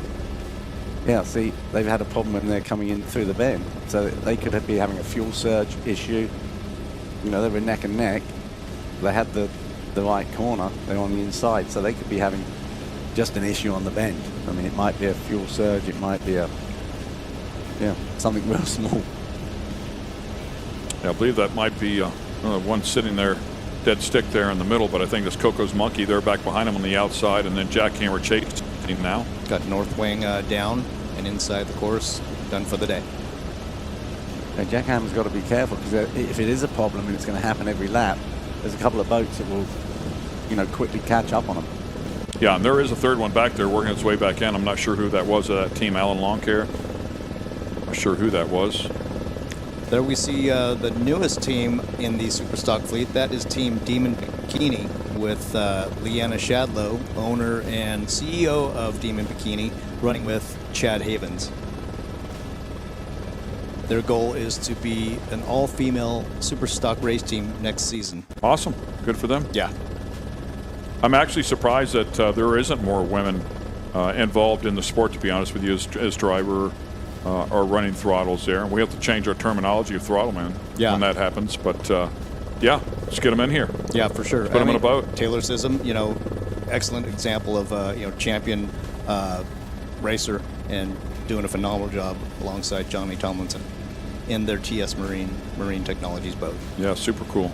Yeah, one of the most famous women, Betty Cook, who raced in the 80s, and she won the world championship. Yeah. With John Connors on the throttles and stuff, and she was, that was when they, offshore was, 200-mile races and out there, and she was a grandmother. She was unbelievable. So in the iconic Kama boat, right? Yeah. Kama and others. So it doesn't make a lot of difference. I mean, and I know with the E1 series that we're running, we have to have one male driver and one female driver. Yeah. And no one in between. None of that transgender business. Identify one way or the other and call it a day. Okay. Yeah. Fairly strict on that. So there's no box for let me help them out. Let me help out. There's really only one or the other. So I know some people think maybe different, but there's only one. Pronouns not necessary. I did ask. I'm a Trump on that one. So yeah, and it's amazing the lap times. Real similar, there's no advantage or disadvantage. Now it's not quite like this and stuff. You can get up to speed pretty quick, but yeah, there's nothing to say that a woman is not going to be better than the guy in offshore power boat. Yeah, and when you talk of the E1 series, it's obvious it's the electric boat series that run the Firebird boats. The foiling. Yeah, the foil. Yeah, so they're up on the foils, and like you mentioned before, each team has essentially a celebrity that's the team owner or representative. Yeah, exactly. Thomas Brady's involved, Will Smith, and Checo, Rafa, the tennis player. So it's the parties are very cool. That's for sure. Yeah, and we've got two female racers out in my neck of the woods on the West Coast. That's Team Miami's Anna Glennon and Sarah Price. Yeah, she's on my team. Yeah. Sarah's great.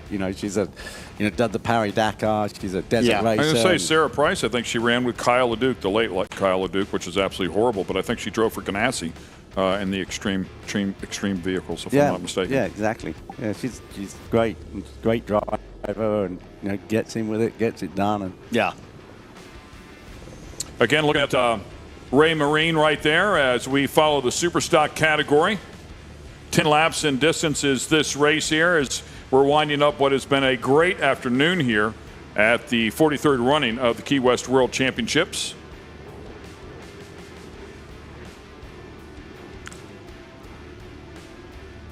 Team Bermuda with David Selly and Stephen Bridges. Not sure what position they're in, but good to see them out still running.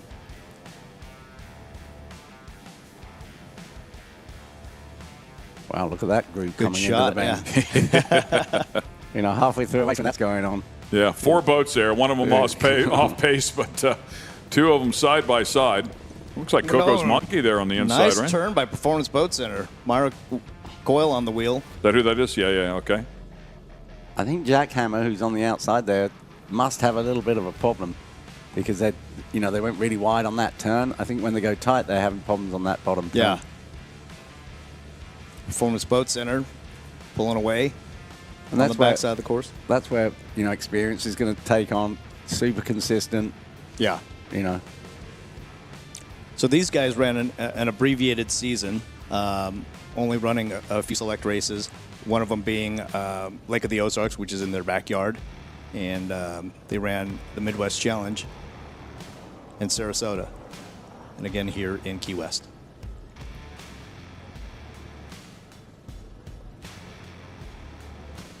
The dog ride, it's a very pretty boat, Yeah. It's super clean. Looks really happy. I mean, it just looks comfortable to drive. Yeah. company owners Mark Waddington, Brett Manier, big fans of offshore racing and really support the sport, being title sponsors for continuous year after year here in Key West. Yeah, but Ray Marine is certainly the star of the class right out here. I mean, way out front, running super nice. Getting a little bumpy out by that, I guess you call it turn 2 now. Yeah. He comes back in, but the boat just looks super. I mean, the first step on that boat's way forward. It's breaking off of that nicely and running super flat.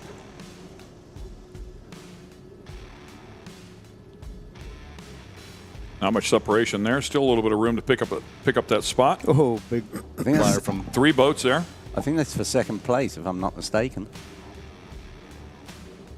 Getting tight. There's Mom Ain't Happy with Tom Kennedy and Scott Bloomberg. Funny name. The mom just left of Mom is a funny graphic. You guys need to go check it out in the pits. Holding an anchor. She's holding an anchor. Yeah. Yeah. I think Performance was slowing down there. Tit for tat. Yeah, tit for tat, closing up. 2 conchs, yeah, for sure closing up and able to get the spot here for now. Oh, big air in there. I mean, it takes one wave when you're that close to each other. If you catch a wave a little bit wrong, you've got a little bit too much positive trim, and suddenly you lost a couple of places. This is really what racing's about.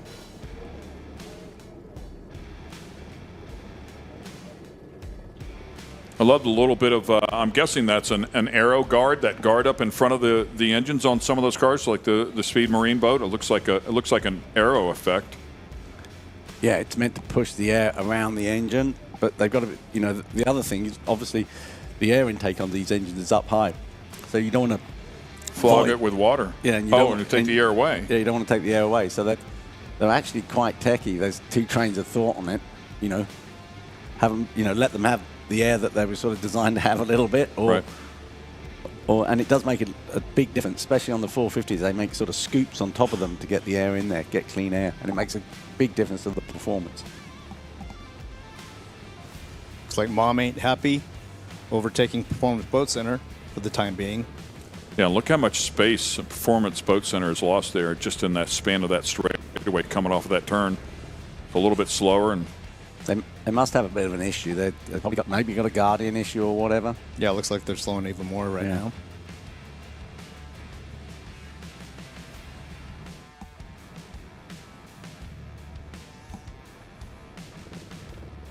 In excess of 25 minutes so far in this race, so approaching the conclusion of the Superstock category race. The last race of the day, so we'll see how this one wraps up with the largest and most competitive class in the series. Well, coming back. And like you said, maybe a Guardian issue they had to work their way through and starts making a charge back. Yeah, you can have a fuel surge, or and some of them will repeat. If it's like a temperature issue, and you'll think, oh, I'll hold it there, and then boom, it gets you down, and you go, oh my, and then you go crazy to catch up again, and it looks like that boat's down. What was that? It has to be so frustrating when you're sitting inside the boat. But that's what Myrick says on our podcast, is that, being a mechanic and a racer is the benefit, because you can identify what the issue is right away, whether you're able to get up and running again, or if you should be done for the battle. Well, that was in the early days. Always the throttle men were the mechanics. They always were. So, and when you were doing a race that would last 3 hours or whatever, you could afford, you'd break down, change a propeller, and could still win the race. Or you'd have an engine problem, you'd get in there, sort it out. You used to take toolboxes with you and alternators and, solenoids and things like that.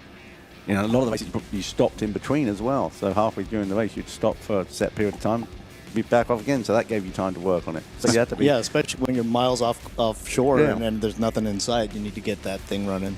So I would say, the professional throttle hands were mechanics. Yeah. And it's changed a little bit now, but most of the throttle men have got mechanical intuitions for sure. Sure. Makes sense. Tit for Tat overtaking Nuff Said. Also, I believe, a new team to the class. I mean, I think Tit for Tat's in second, aren't they, at the moment? I mean, Raymond's got almost a half-lap lead. Yeah. And they're just flying. It looks perfect. Yeah, it was a good look at those guards I was speaking of before, and no guards on this one. So yeah, to your point, there's different thoughts.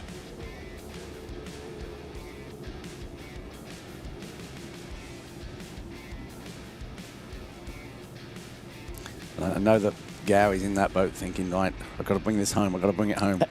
And you, when you're out there running, you're saying, oh, did I hear something? Did I feel something? Yeah. Does that, it goes a little squirrely. You think, is the engine falling off the back? He's got all those the thoughts, and the things going perfect, but you still hear, imagine stuff. It's an incredible feeling. Yeah, it's almost better if you're in the thick of the battle. You're not paying attention to that. You're racing the guy out there beside you. But when it's just you and everything's going right, you're like, this isn't. I don't know. I mean, it doesn't go right. No. Not for very long. Well, it's more of attrition out there. When it's bumpy like that, you catch one wave wrong, or go into Guardian a couple of times or whatever, and suddenly that lead disappears so fast. I've seen it happen so many times on the last lap of the last corner. Something's gone. It's heartbreaking when you're in there. S2 powerboats, Sean Torrente and Sean Connor.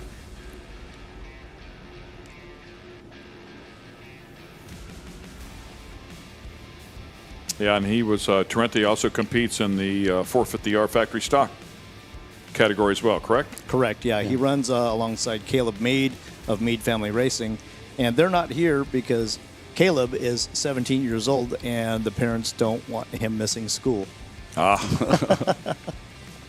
It'll pay dividends later. Yeah.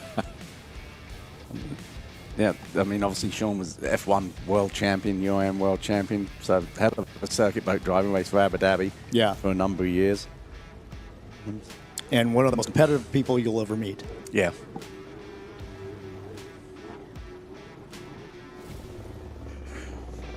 GL Construction and entry, ES25. Team Bermuda, running with David Selly and Stephen Bridges.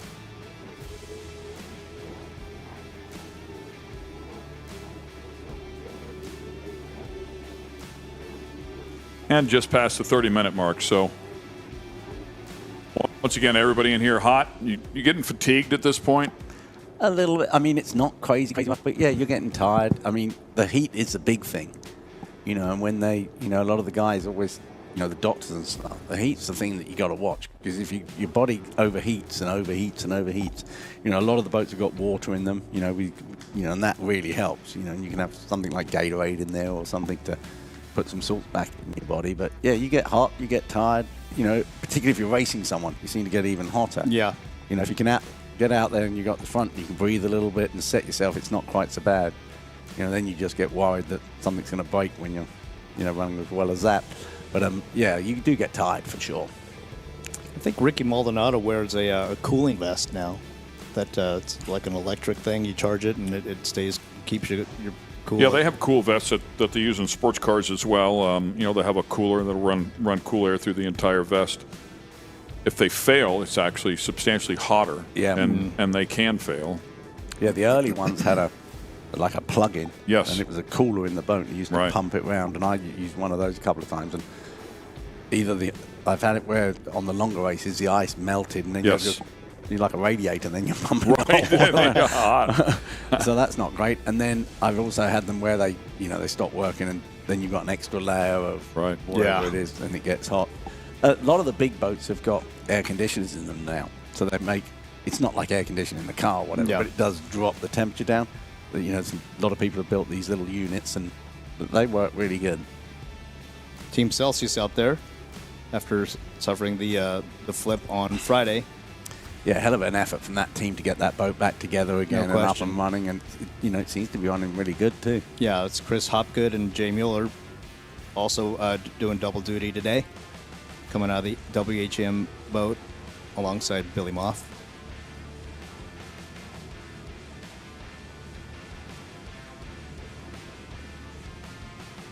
They normally, when you're doing this course and you're heading out of the harbour, they've always got a big boat on that. That's what you head for when you head out the harbour. You're not looking for the buoy initially. You just see in that boat, and you know the buoy's to the right of it. So you head, slightly to the right of that big boat, and there's another buoy on turn 2. There's another big boat, and that's the one you head for when you come around the bend. So when you're jumping around there, as soon as you see that boat, you say, okay, straighten her out now. And interesting. So if somebody moves the boat, you're done. And there have been some big boats out there, and they've been like in the middle of the course, and I've seen guys head for them instead. Mistaking them. We're actually chatting with somebody here, I think it was Friday night, and she said our boat drifted into the middle of the course, she said, and we were converged upon immediately by 4 or 5 safety boats, support boats. Like, they're all looking around like, what did we do? What did we do? It's like they didn't realize they had drifted into the course. Yeah, those guys are having a hell of a ride. All the boats are looking good now. I think it's flattened out a little bit, to be honest. Yeah, this it does has been seem the that way. flattest race so far. Seemed like this morning it's got rough and it's got flat. Yeah, this morning was rough for sure. It was launching those bracket boats way into the air. Of all the boats. Yeah. That's the last thing they need for sure. They should have swapped it all around a little bit. Have a look at Team Jackhammer running right across the front of the outer mole. Reese Langheim, his wife Sarah Langheim, and his regular partner Julian Maldonado. Did they finish or did they break, or did we have a checker flag?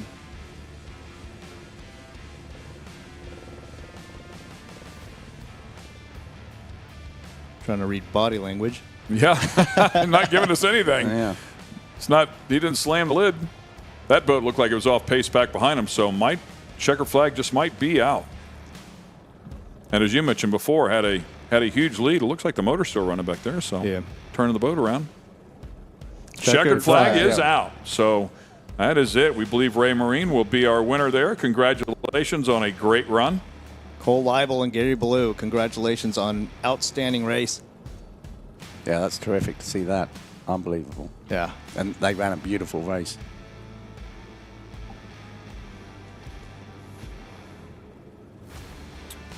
So good stuff there for sure, man. It's been a great weekend. Unfortunately, we were washed out there on Wednesday, but got the full show in on Friday. A lot of exciting action. And, of course, obviously, Championship Sunday here today. Great to have you gentlemen here in the booth. There is a look at the checkered flag as we were talking about that here for our Superstock category.